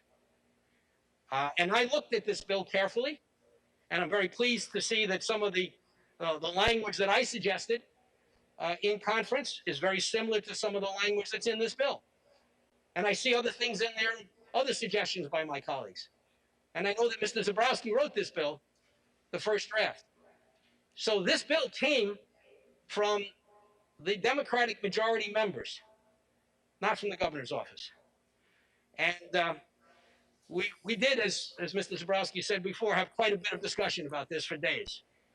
But we were very concerned about being sure that in revoking the governor's powers, we did no harm, that we didn't hurt the people of the state of New York. And we hope that this bill will do that, and I believe it's a good step forward. The second issue that's been raised is about the governor. This bill is not about this governor. It's not about this governor's powers. It's about the executive branch's powers, no matter who the governor is, about how best to keep the people of the state of New York safe. And I think this bill is a good balance. Thirdly, the question has been asked, what do you say to those who complain about restrictions that are keeping them from fully opening their businesses, from congregating in large numbers, from doing what they used to do? What I say is New York is trying to keep you safe and keep your family safe. And when the spread of the pandemic subsides, we will return to normal. And if the then governor does not lift the disaster declaration, this legislature will do so, a power we did not have before. So as I end, I want to reiterate 2 points. First, the emergency declaration is the governor's to issue. It automatically gives him some powers with or without Chapter 23. There are some things that we can't do, or at least we shouldn't do, without a declaration by the governor. And secondly, under this legislation, the legislature gains power to terminate an emergency declaration of disaster if we believe that it was wrongfully issued or is going on too long. This is not a perfect piece of legislation, but it's a good piece of legislation. While I voted against Chapter 23, I now will vote for this legislation. I will vote yes and urge my colleagues to do so. Thank you, Mr. Speaker.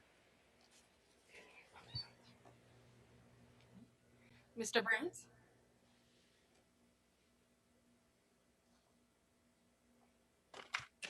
Thank you, Mr. Speaker.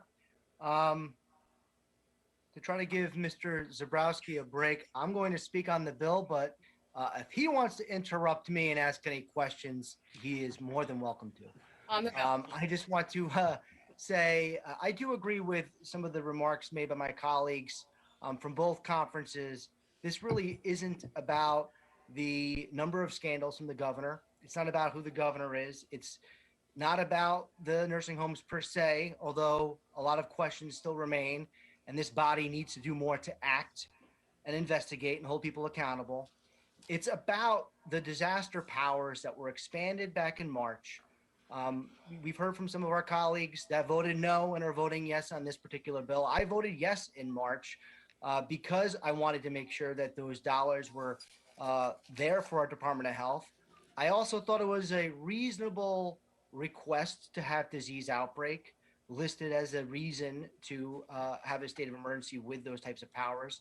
But I also understand that epidemic was already listed, so some of those things were a bit redundant. And I also wanted to make sure that the executive had the tools that he needed to respond, to be nimble. But the understanding by so many of our colleagues was this was to be temporary. It wasn't meant to be for a prolonged period of time.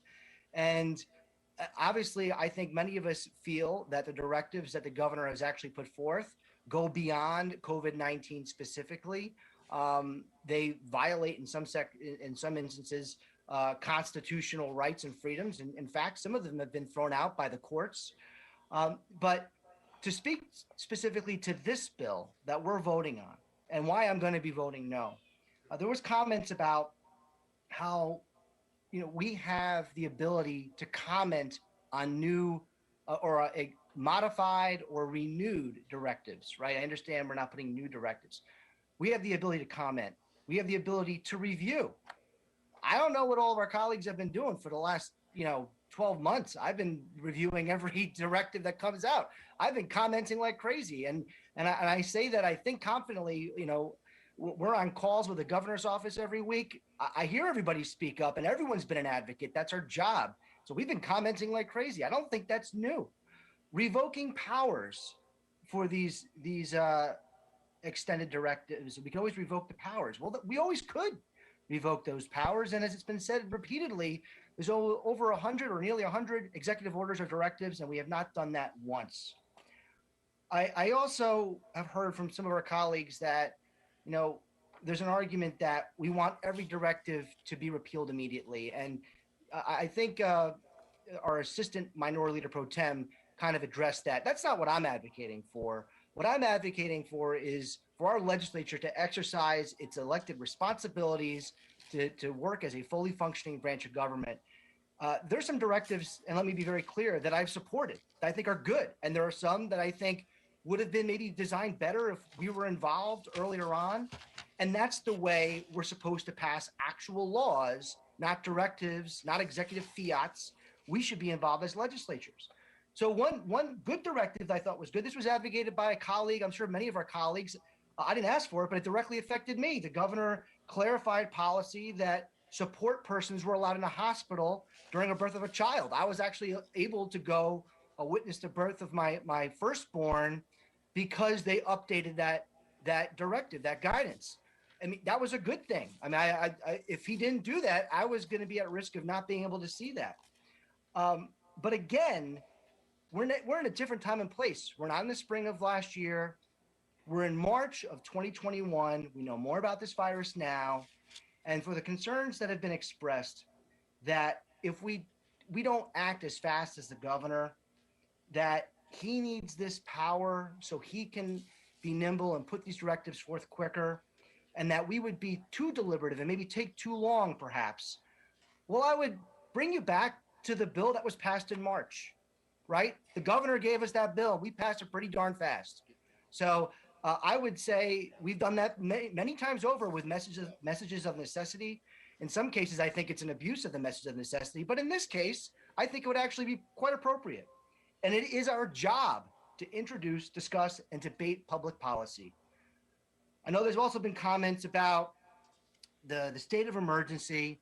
I think that actually would be a good new power. So that's the one good thing that I could really find from this proposal, is being able to take that back, the state of emergency. And when I say we can't live in a state of emergency for the rest of our lives, that doesn't mean that we pretend this virus doesn't exist. It does not mean that the danger is not real or not present. It means that there's always risk in our daily lives. We know more about this virus now. We arm people with information, with resources and tools, and we actually allow people to live. I also want to point out, and this was mentioned by some of our colleagues, you know, we get hung up on COVID, just COVID, and the state of emergency about the coronavirus. Well, there's a lot of other public health consequences that have been harmed because of all these restrictions. Heart disease, cancer, opioid use, alcoholism, depression, all these things. We're going to be dealing with these problems not for weeks, not for months, for years. For years when we finally think COVID-19 is a thing of the past. Why don't we think about those when we are putting forward these directives? Some comments were made with comparisons about colleagues, words like hypocrisy were used, federal government. You know, those that know me well, I don't speak very often about federal policy. I'm not a member of Congress. I'm a state legislator. I ran for office in 2016. I don't think I ever talked about President Barack Obama. Didn't really talk about President Trump. Don't really talk about President Biden in so much as it's an advocacy for state policy. I think the one time I really talked about President Trump was when I thanked him for fully funding the 9/11 Victims Compensation Fund, because I joined my colleague from Long Island in criticizing Senator Rand Paul for threatening to withhold that funding. I did agree with the governor appealing to the federal government, asking for help with the Army Corps of Engineers, the USNS Comfort, the PPE, the ventilators, and vaccines. And we got a lot of that. But let me make myself abundantly clear so this doesn't seem like it's some sort of partisan, bashing on either side here. Obviously, I think the federal government fell short. They weren't prepared. The state wasn't prepared. The world wasn't prepared. And we all need to do better. But I'm looking at this bill, and I hope I'm wrong.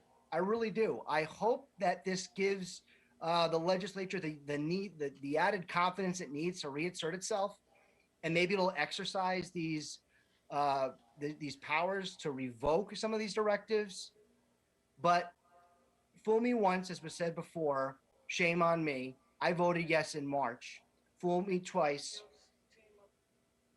shame on you. And is it what? Or the other way around. That's a George W. Bush thing, right? Yeah, that sounds like W. But in all seriousness, I think we need to do better. I'm going to be voting no. I appreciate Mr. Zabrowski's comments and answering all these questions. I know I don't question people's motivations, integrity, or anything like that, or their intentions. I think everyone's heart is in the right place. But this really doesn't reassert ourselves as an equal branch of government. It doesn't restore checks and balances. And I hope we get to that place soon. Thank you, Mr. Speaker. I will be voting in the negative. Mr. Goodell.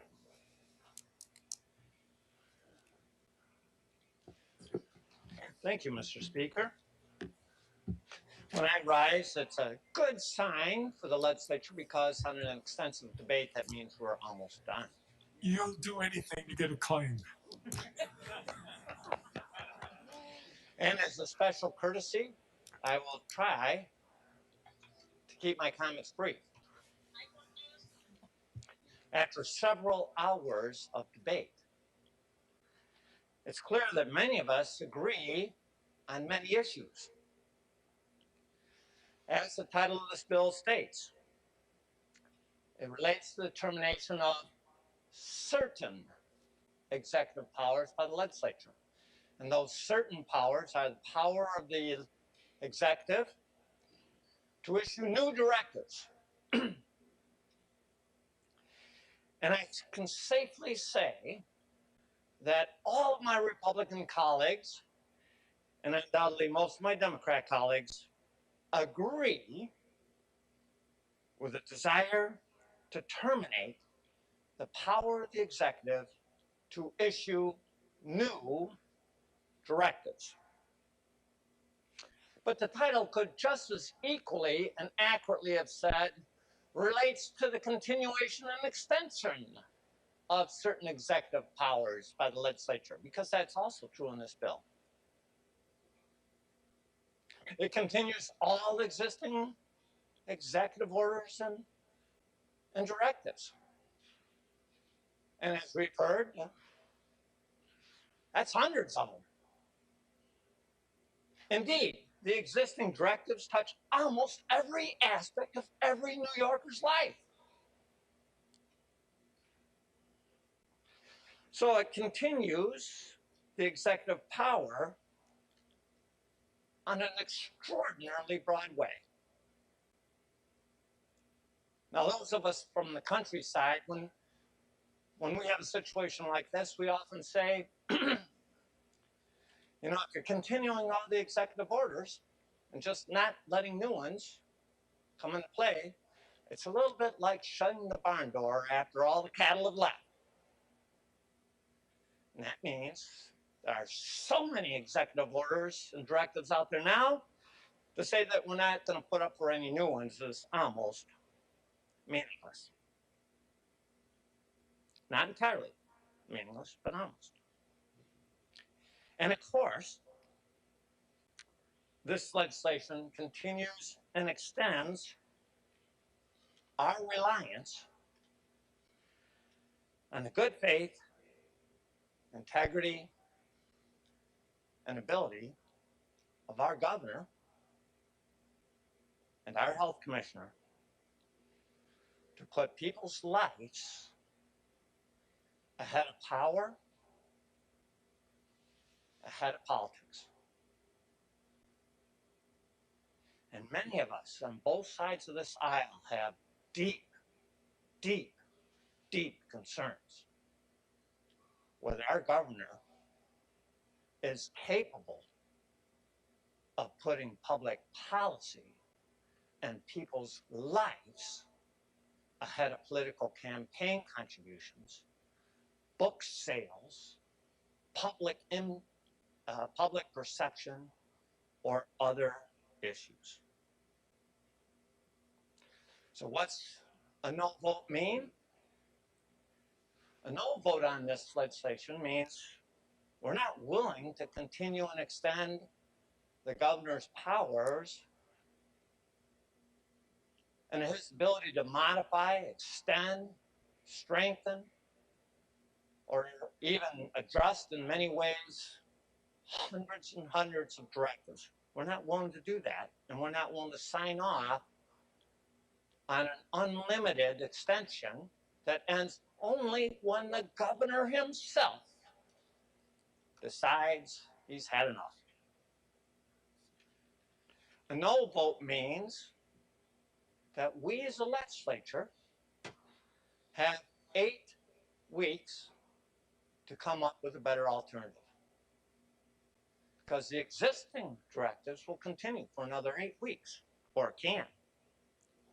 Which means that we as a legislature can thoughtfully enact legislation to continue and support those directives we like. And my colleagues have mentioned some, you know, remote signing of documents or notarizations or, you know, mask mandates or whatever. We have 8 weeks. Even this legislature is capable of coming up with thoughtful legislation in 8 weeks.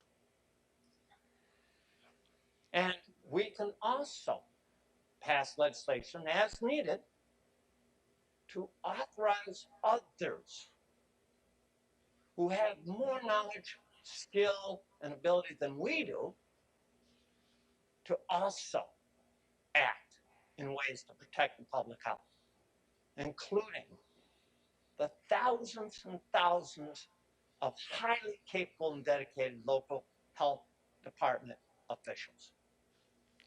So for me, I appreciate my colleagues' desire to terminate the ability of this governor to issue more directives. I appreciate it. I support that sentiment. Thank you. That's heading in the right direction. But I cannot, in good conscience, continue and extend the governor's power to continue to rule by executive fiat and dictate through the hundreds and hundreds of existing directives with no firm end. And therefore, I will be voting against this legislation. And again, my hat's off, my great thanks to my colleague, Ken. You've done a phenomenal job. We always appreciate when my colleague is debating because he takes the time to know all the facts and all the background, and you've done a phenomenal job. Thank you, Ken. Thank you, Mr. Speaker, and all my colleagues for their patience. Thank you. Ms. People-Stokes. Thank you, Mr. Speaker. If I could begin exactly where Mr. Goodell left off at, and applaud Ken Zabrowski, our colleague, and this awesome job that he has done in debating this, I think, critically important piece of legislation. Mr. Speaker, everything has pretty much been said here today. Only one difference is it hasn't been said by everybody. I know it seems like it's been said by everybody, but it hasn't. And so I actually wanted to applaud my colleagues who attentively paid attention to the debate in their respective offices and or homes. And I know that at some point they will all have an opportunity to weigh in on this legislation. There are a couple of dates that come to my mind, Mr. Speaker, when we talk about the fact that we're still in a pandemic and, you know, even how we got here. The first one that comes to mind is last year's budget process. Not so much the fact that we had to 6 or so of our members had already contacted the disease, and we were trying to figure out how we were going to deal with governing in the midst of it. But the fact that our own Ways and Means chair was one of those folks who had contracted the virus and was unable to do her job either remotely or in the chambers. And it put me in a precarious position because I didn't attend any of the budget hearings where the decisions were being made about what we were going to put forward as a conference on the budget, or what we were going to even try to get approved at the end of the day. I went through conferences, I heard a lot about it, but the details I did not have. But for reasons unbeknownst to me, I ended up standing in this same position, doing what Ken just did, more like 5 hours though, rather than 6, getting through last year's budget process. That was a challenge I would have never imagined ever would have happened to me in my life. And I do like to sometimes think I can plan how my life is going to go. That one, I did not.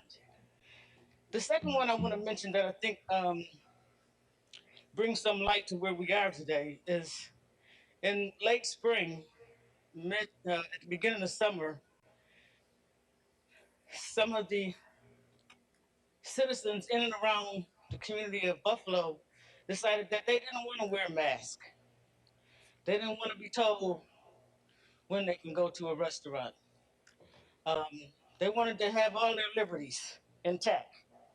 And so they put themselves together into caravans of cars.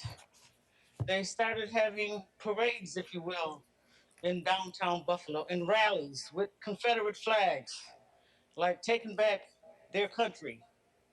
They even planned to ride by all of the assembly members' homes in the district.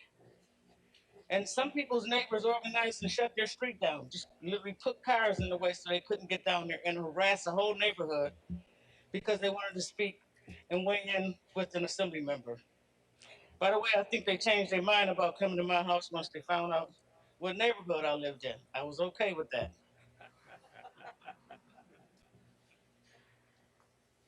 I know some of these people. I've known them for a while.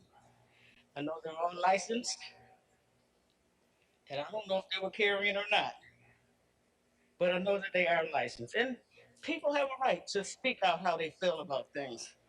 But some of these same people who didn't want to wear masks, didn't want to be told when to go to a restaurant, I later found out that they were actually sick with the virus. And they wanted to go to the same hospitals where nurses on a regular basis were asking people to please adhere to the executive orders that are coming out. Because every time you protect yourself, that means you don't have to come in here and we don't have to try to take care of you in mass numbers. The third thing that comes to mind, Mr. Speaker, is came around November when in Canada, the president over there, he decided that he wanted to cancel Thanksgiving. Now, I don't know how they cancel Thanksgiving in Canada, but I know that's not something you can do in America. I don't really care what's going on. You're not going to cancel Thanksgiving. And so I did hear that the governor made some recommendations that people should not gather in certain numbers in order to have dinner. You should not travel from out of the area and go somewhere else to have dinner. You should try to have dinner with the people you've been having dinner with for a while. A lot of people balked against that. The news media was covered with it. You can't cancel Thanksgiving. How dare you tell us when we can get with our families? You don't have a right to do that kind of executive order. And you know what? He didn't. And people did what they wanted to do. And as a result of that, some people traveled into our community, brought the virus with them, and infected everybody that they had dinner with, their loved ones. Most of them survived that, but the grandmother didn't. Because people didn't want to pay attention to the fact that we really are in a virus pandemic situation. These three things stand out for me because they are part of what we've been living for the last year. This is not a life that we like. This is a life that we want to go away as soon as possible. And I think that this legislation that we are putting forward today, thanks to the Speaker and his awesome staff as well as Mr. Zabrowski, it's going to allow us a process of recovering from this pandemic with a new vision in a way that the response to the disaster is not just handled through the executive branch, but is handled through the executive branch and the legislative branch. This is a task that we're saying we are going to do. Now, yes, we have had the capacity to do some concurrent resolutions and push back on things, but I didn't have any of my council members calling me saying, listen, introduce something to push back on this piece right here. What I did have is businesses calling me saying, this is not fair to me right now. Can we get some different consideration? And when my office and my staff made calls, they actually did get some different consideration because sometimes it's very difficult to manage how you think things should work when you're not at the level where the things are happening. We are at the level where things are happening. And so I think that this legislation, without a doubt, brings us closer to a recovery process from what has been an horrific pandemic. With that, I would encourage all of my colleagues to say yes to this opportunity to move us forward in pandemic 2021. Look forward to voting for this bill, Mr. Speaker. Thank you, Mr. People-Stokes. Mr. Zabrowski, to close. I've never been happier to say that word. Thanks, Mr. Speaker.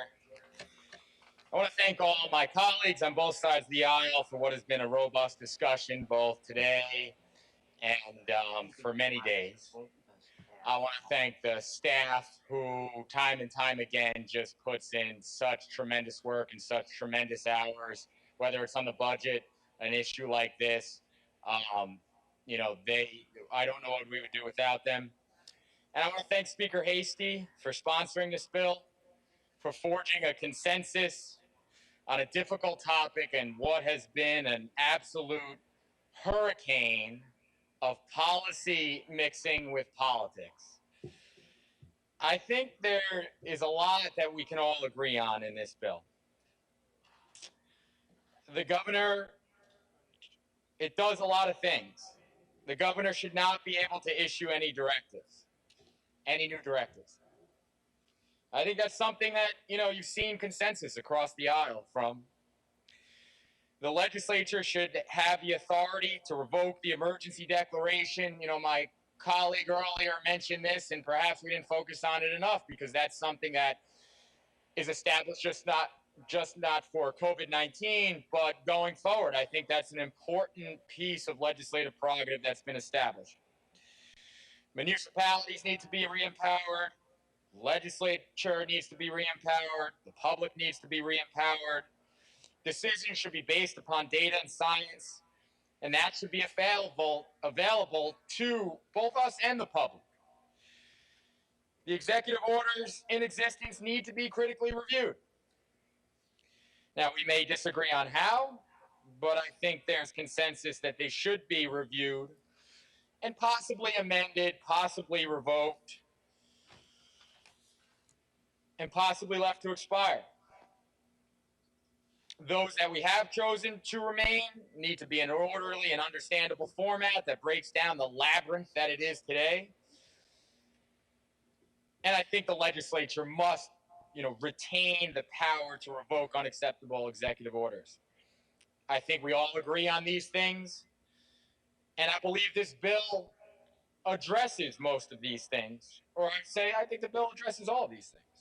Granted, as you heard today, we may disagree on how and to what degree the bill addresses these items. I'm not trying to suggest that there wasn't great disagreement, but I think if I listed those items, there would be agreement on them, and at least an agreement that we improved the process. I believe we vastly improved the process here and came to a good consensus to the COVID-19 response in a way that empowers legislators, the public, and municipalities, as you've heard me say many times today. The bulk of the disagreement in my mind really condensed down to, over the past, I don't know if it's 7 or almost 8 hours, what to do with the current executive order directives.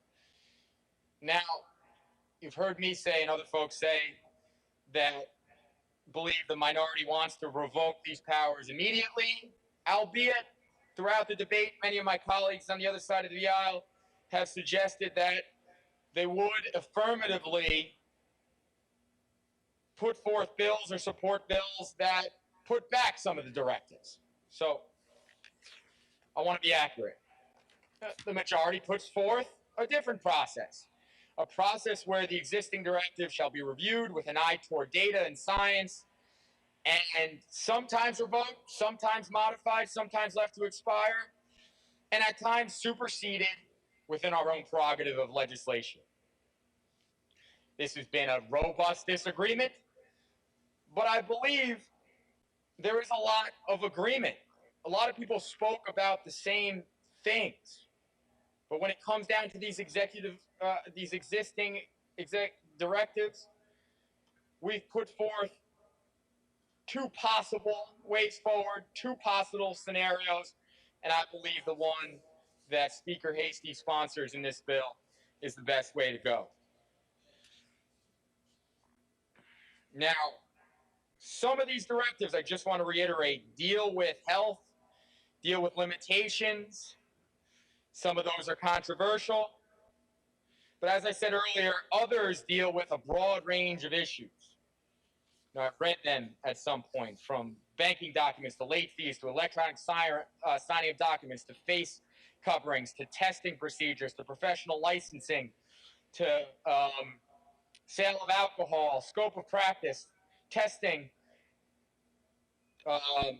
vaccines, all important things, all things that we need to review with a critical eye towards improvement and possible ratification, and some things that, quite frankly, right now are critical to the continued health response and to the continued functioning of businesses and other areas.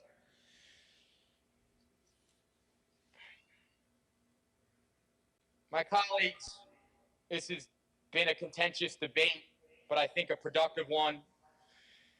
I'll reiterate that I think this bill presents a workable and balanced approach that curtails and revokes executive power and reestablishes, once again, legislative, municipal, and public input.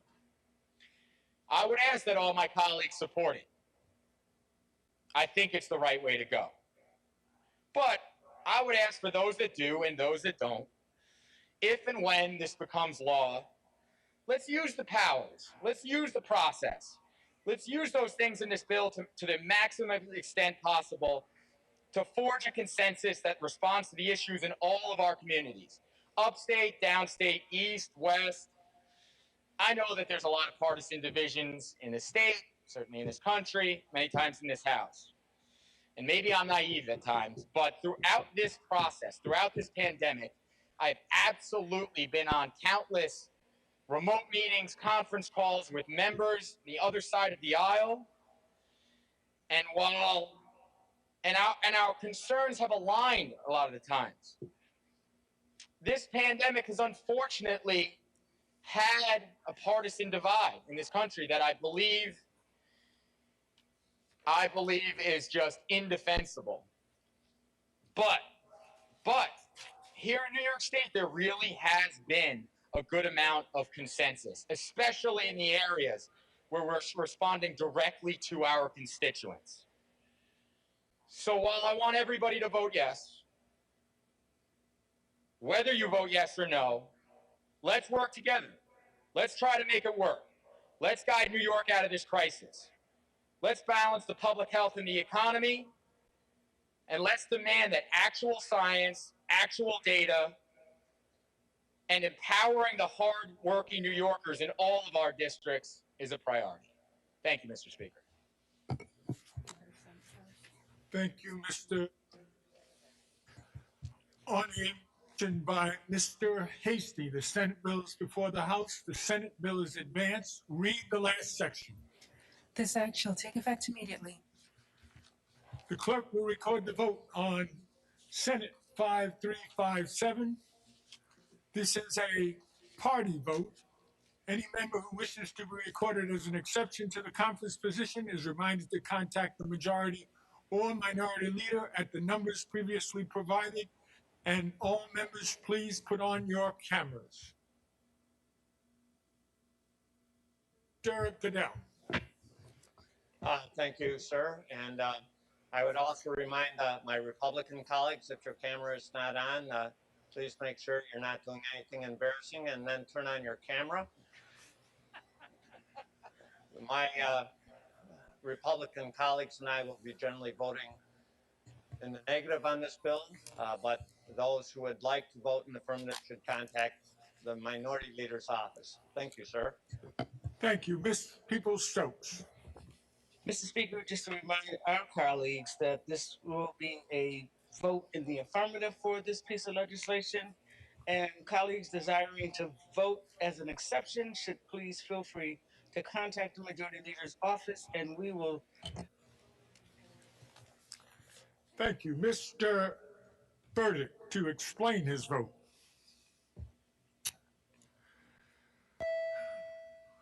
Thank you, Mr. Speaker. I asked my colleagues just to take a moment to reflect back to last year when the pandemic hit with all its fury and our nation was terrified and New York was at the epicenter. Right now, I'm sitting in my district office just a few miles from New Rochelle, which was at ground zero. And New York City, as you'll recall, came to a grinding halt. Everything came to a grinding halt. At that time, you might remember that scientists were predicting that it could take years to develop a vaccine. There was fear that we were going to run out of hospital beds, we'd run out of respirators, and millions might die. So in that environment, the legislature acted and did so wisely. And while there are some now who would say we should have revoked the powers weeks ago, this pandemic is far from over. Every one of us is working furiously to get our residents vaccinated. That's evidence right there that we all recognize that we're not out of the woods. Yes, it would be simple and easy to strip the governor of all emergency powers. Just revoke them right now. Replace them with nothing. But this bill takes a responsible approach. It now revokes Chapter 23 immediately and in its entirety, revoking those special powers, but it not only replaces it with a sensible process, but it does more than reverting to the status quo ante. It confers important new powers and authority to the legislature for any future governor. And it confers to the power to the legislature to revoke an emergency declaration, which is the foundation for scores of the governor's executive orders. Mr. Burdick, you have expended your time. How will you vote? I would vote in the affirmative. Thank you. Mr. Burdick, in the affirmative. All members, please, you have 3 minutes to explain that vote. I ask you to stay within that time, or I will end your conversation and ask the vote. And that's on both sides of the aisle. Thank you. Mr. Anderson. Thank you, Mr. Speaker. I rise to explain my vote. Sir. I'm voicing my support, Mr. Speaker, for this bill as it essentially begins the process of ending the emergency powers for the executive. The original intent of giving the governor executive power was based on trust to do the ethically and morally right thing in protecting us against the unknown violent virus while being transparent with the people of the state of New York. But as a historian once said, Mr. Speaker, power tends to corrupt, and absolute power corrupts absolutely. And this is what we've seen, Mr. Speaker. While I was not elected to office during this time, I do acknowledge that the state needed strong leadership that sorely lacked in Washington. My district was decimated by COVID-19, hundreds of lives lost, businesses closed, and schools. Fear, uncertainty, and anxiety gripped our communities, but to be clear, we needed leadership, not dictatorship, Mr. Speaker. We needed honesty and clarity, not confusion and evasiveness and lying. However, in recent weeks, we've seen the governor abuse this power that was given to him, extended to him by the legislature at the time, for his own political agenda by withholding data on nursing home deaths, listening to paid consultants, Mr. Speaker, and not leading healthcare voices. This has led to an increase of suspicion from people of the state of New York towards the governor and what other information has come out and been withheld. Through this lack of transparency, it has dealt untold damages onto families, as some never realized that loved ones have passed. Withholding this data has been critically painful. The various culture towards women has been crucially painful, and it speaks to the character. It speaks to the inability to make adequate judgment of this individual. Therefore, it is necessary, and it's wholly in our right and responsibility to restrict these emergency powers, Mr. Speaker, as we are a co-equal branch. How do you vote, Mr. Anderson? Please, I'm asking you guys to hold within 3 minutes. So with that, Mr. Speaker, I vote in the affirmative. Mr. Smith.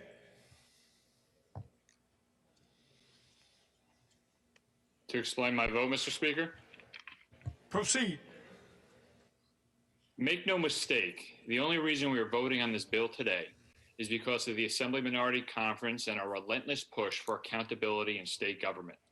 The fact we see some reduction in the governor's power moving forward with no new directives being able to be issued is because we stood up as the conscience of the Assembly and as a check to one-party control in this Capitol. Unfortunately, though, this bill does not go far enough. It does not immediately end the more egregious overreaching directives of the governor regarding schools, restaurants, routine daily life activities, and more that negatively impact my constituents. This bill actually amends the existing law to allow the most concerning overreaching directives issued by Governor Cuomo to go on without a sunset clause. So for these reasons, I must vote no and will focus on a continued unrelenting push to hold our governor and state government accountable. Thank you. Thank you. Ms. Seawright.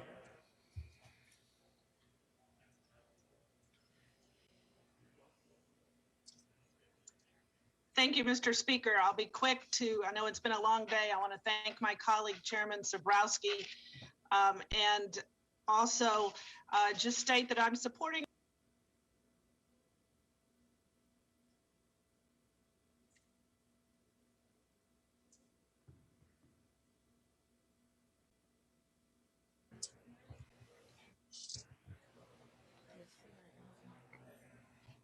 got a technical problem there.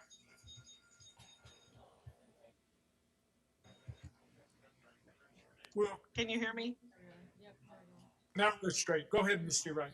If we are to effectively address the healthcare disparities revealed every day during this pandemic, then we must restore the balance so that there is true accountability from the agencies of state government and their leadership.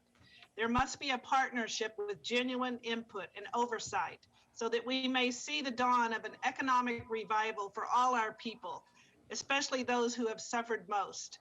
These measures provide a framework for a new collaboration, and I'm proud to join with my colleagues today in supporting its passage.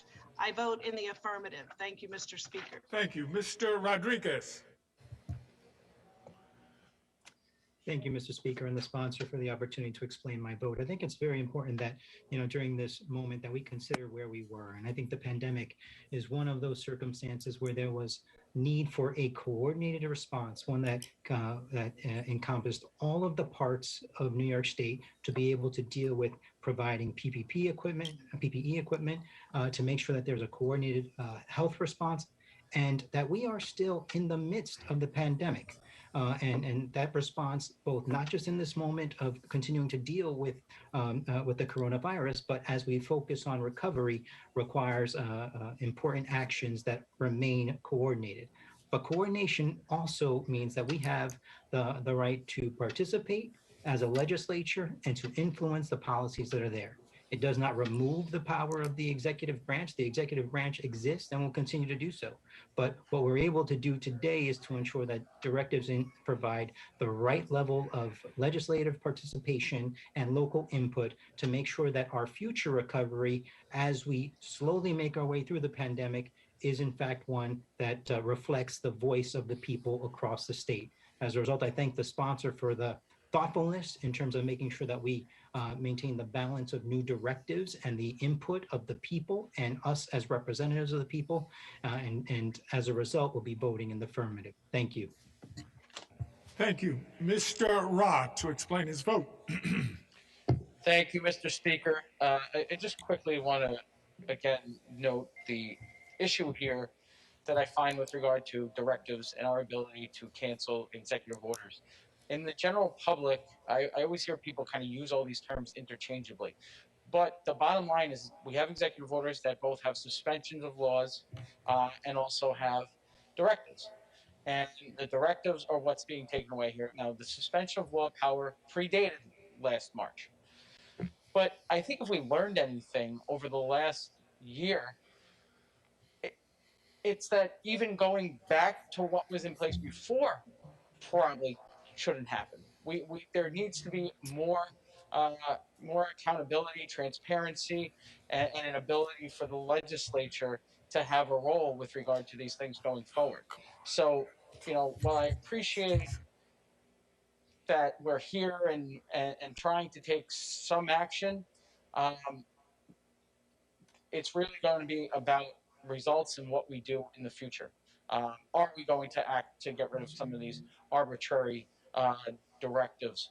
Are we going to put some of the things that we feel are necessary in statute rather than allowing them to be extended by the governors? Because let's just remember that this both extends everything that's currently out there for 30 days, and then really the governor has to go through a process, but he still can extend them. So there's a process that I like better. And some of you may have seen the first day session, I had a mask on with the I'm Just a Bill from Schoolhouse Rock. There's a process they sing about in that song. It's a really great one. A bill comes, goes through committee, gets voted on, and then the executive signs it or doesn't. You can override. So maybe I'm dating myself by talking about Schoolhouse Rock, but I like that process better. And that's the process of legislating through a legislature. I cast my vote in the negative. Thank you, Mr. Speaker.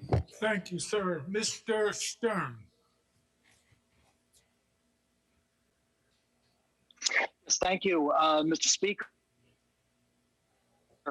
And thank you to Chairman Zabrowski.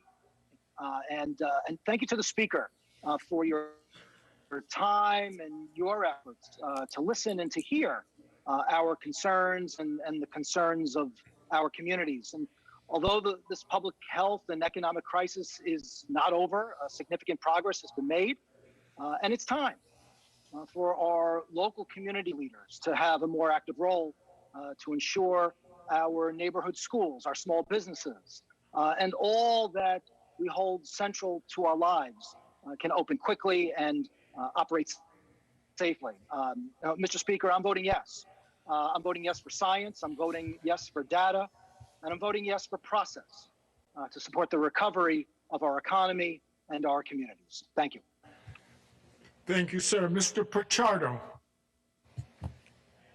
Thank you, Mr. Speaker. To briefly explain my vote, I believe this particular piece of legislation, and again, I want to thank my colleague who so admirably explained this legislation, as well as the Speaker and the leadership of this House, to talk about what strikes the right balance between science and moving forward, understanding this virus as it exists today, but as well as what is going to be the next pandemic and how does this legislature and the executive should respond.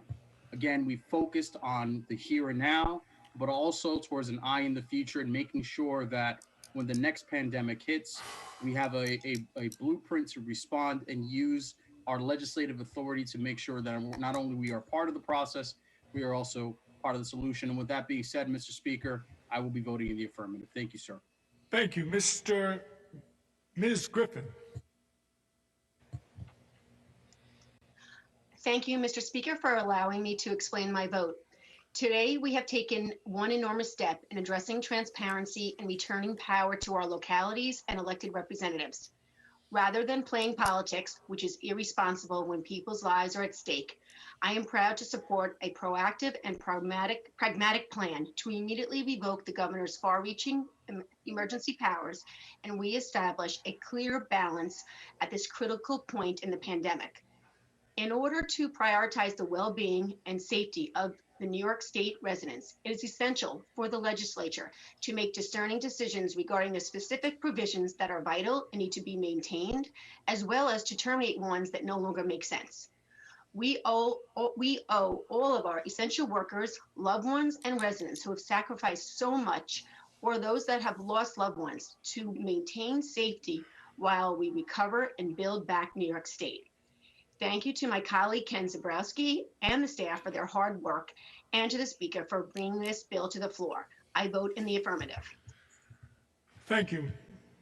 Mr. Burke. Thank you, Mr. Speaker. I vote yes to responsibly revoke the governor's powers. Thank you. Thank you, Mr. Burke. Mr. Abernathy. Thank you, Mr. Speaker. As I've said before, I support this legislation. I particularly support it because I believe that we should be acting now.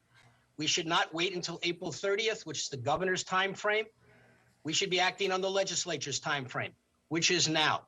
We need to resolve these issues before budget time. We should not allow the discussion of the governor's powers to interfere with our discussion of the budget, and we should not allow it to become intertwined with the discussion of the budget. We all know that the powers the governor has at budget time. So it's important that we resolve this now. This is a good resolution. I vote in the affirmative. Thank you, sir. Ms. Zimmerman. I want to thank the Speaker and to Ken Zabrowski for bringing forth this bill, for all the staff who worked diligently on bringing it to the floor today.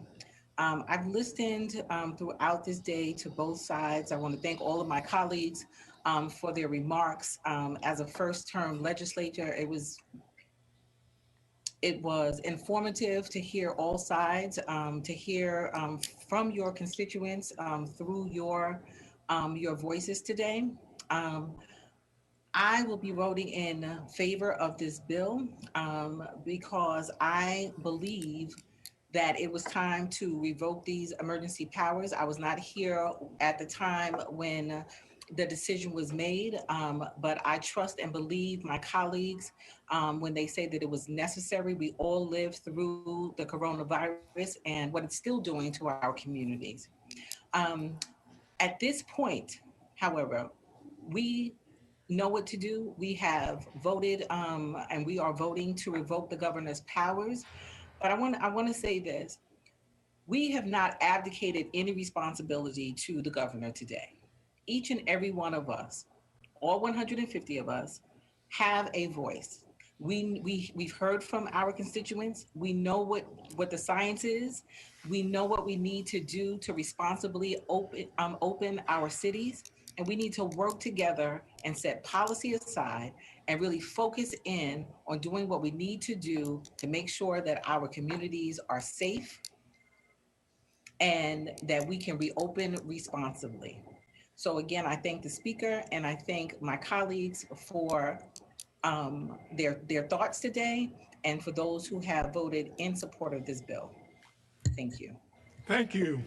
Mr. Durso to explain his vote.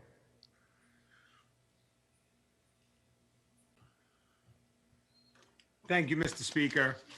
To explain my vote, we heard many great arguments today, and I thank Mr. Zabrowski for standing up there for numerous hours and answering all of our questions. But one of the statements I heard a lot today was this was the beginning of the process. This bill that we're currently voting on now begins the process of taking away the governor's extraordinary powers.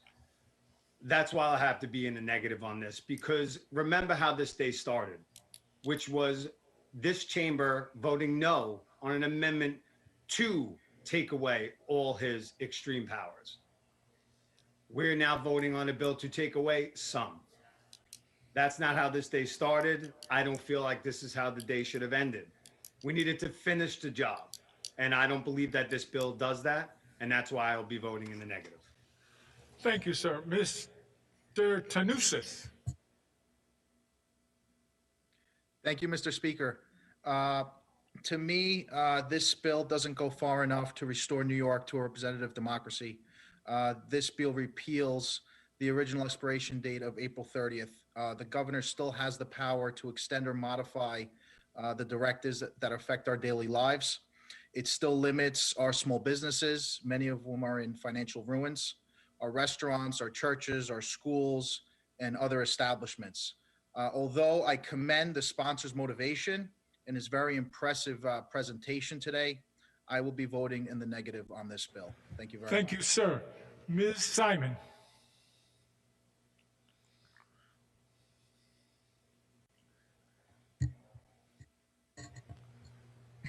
Sorry, trying to unmute.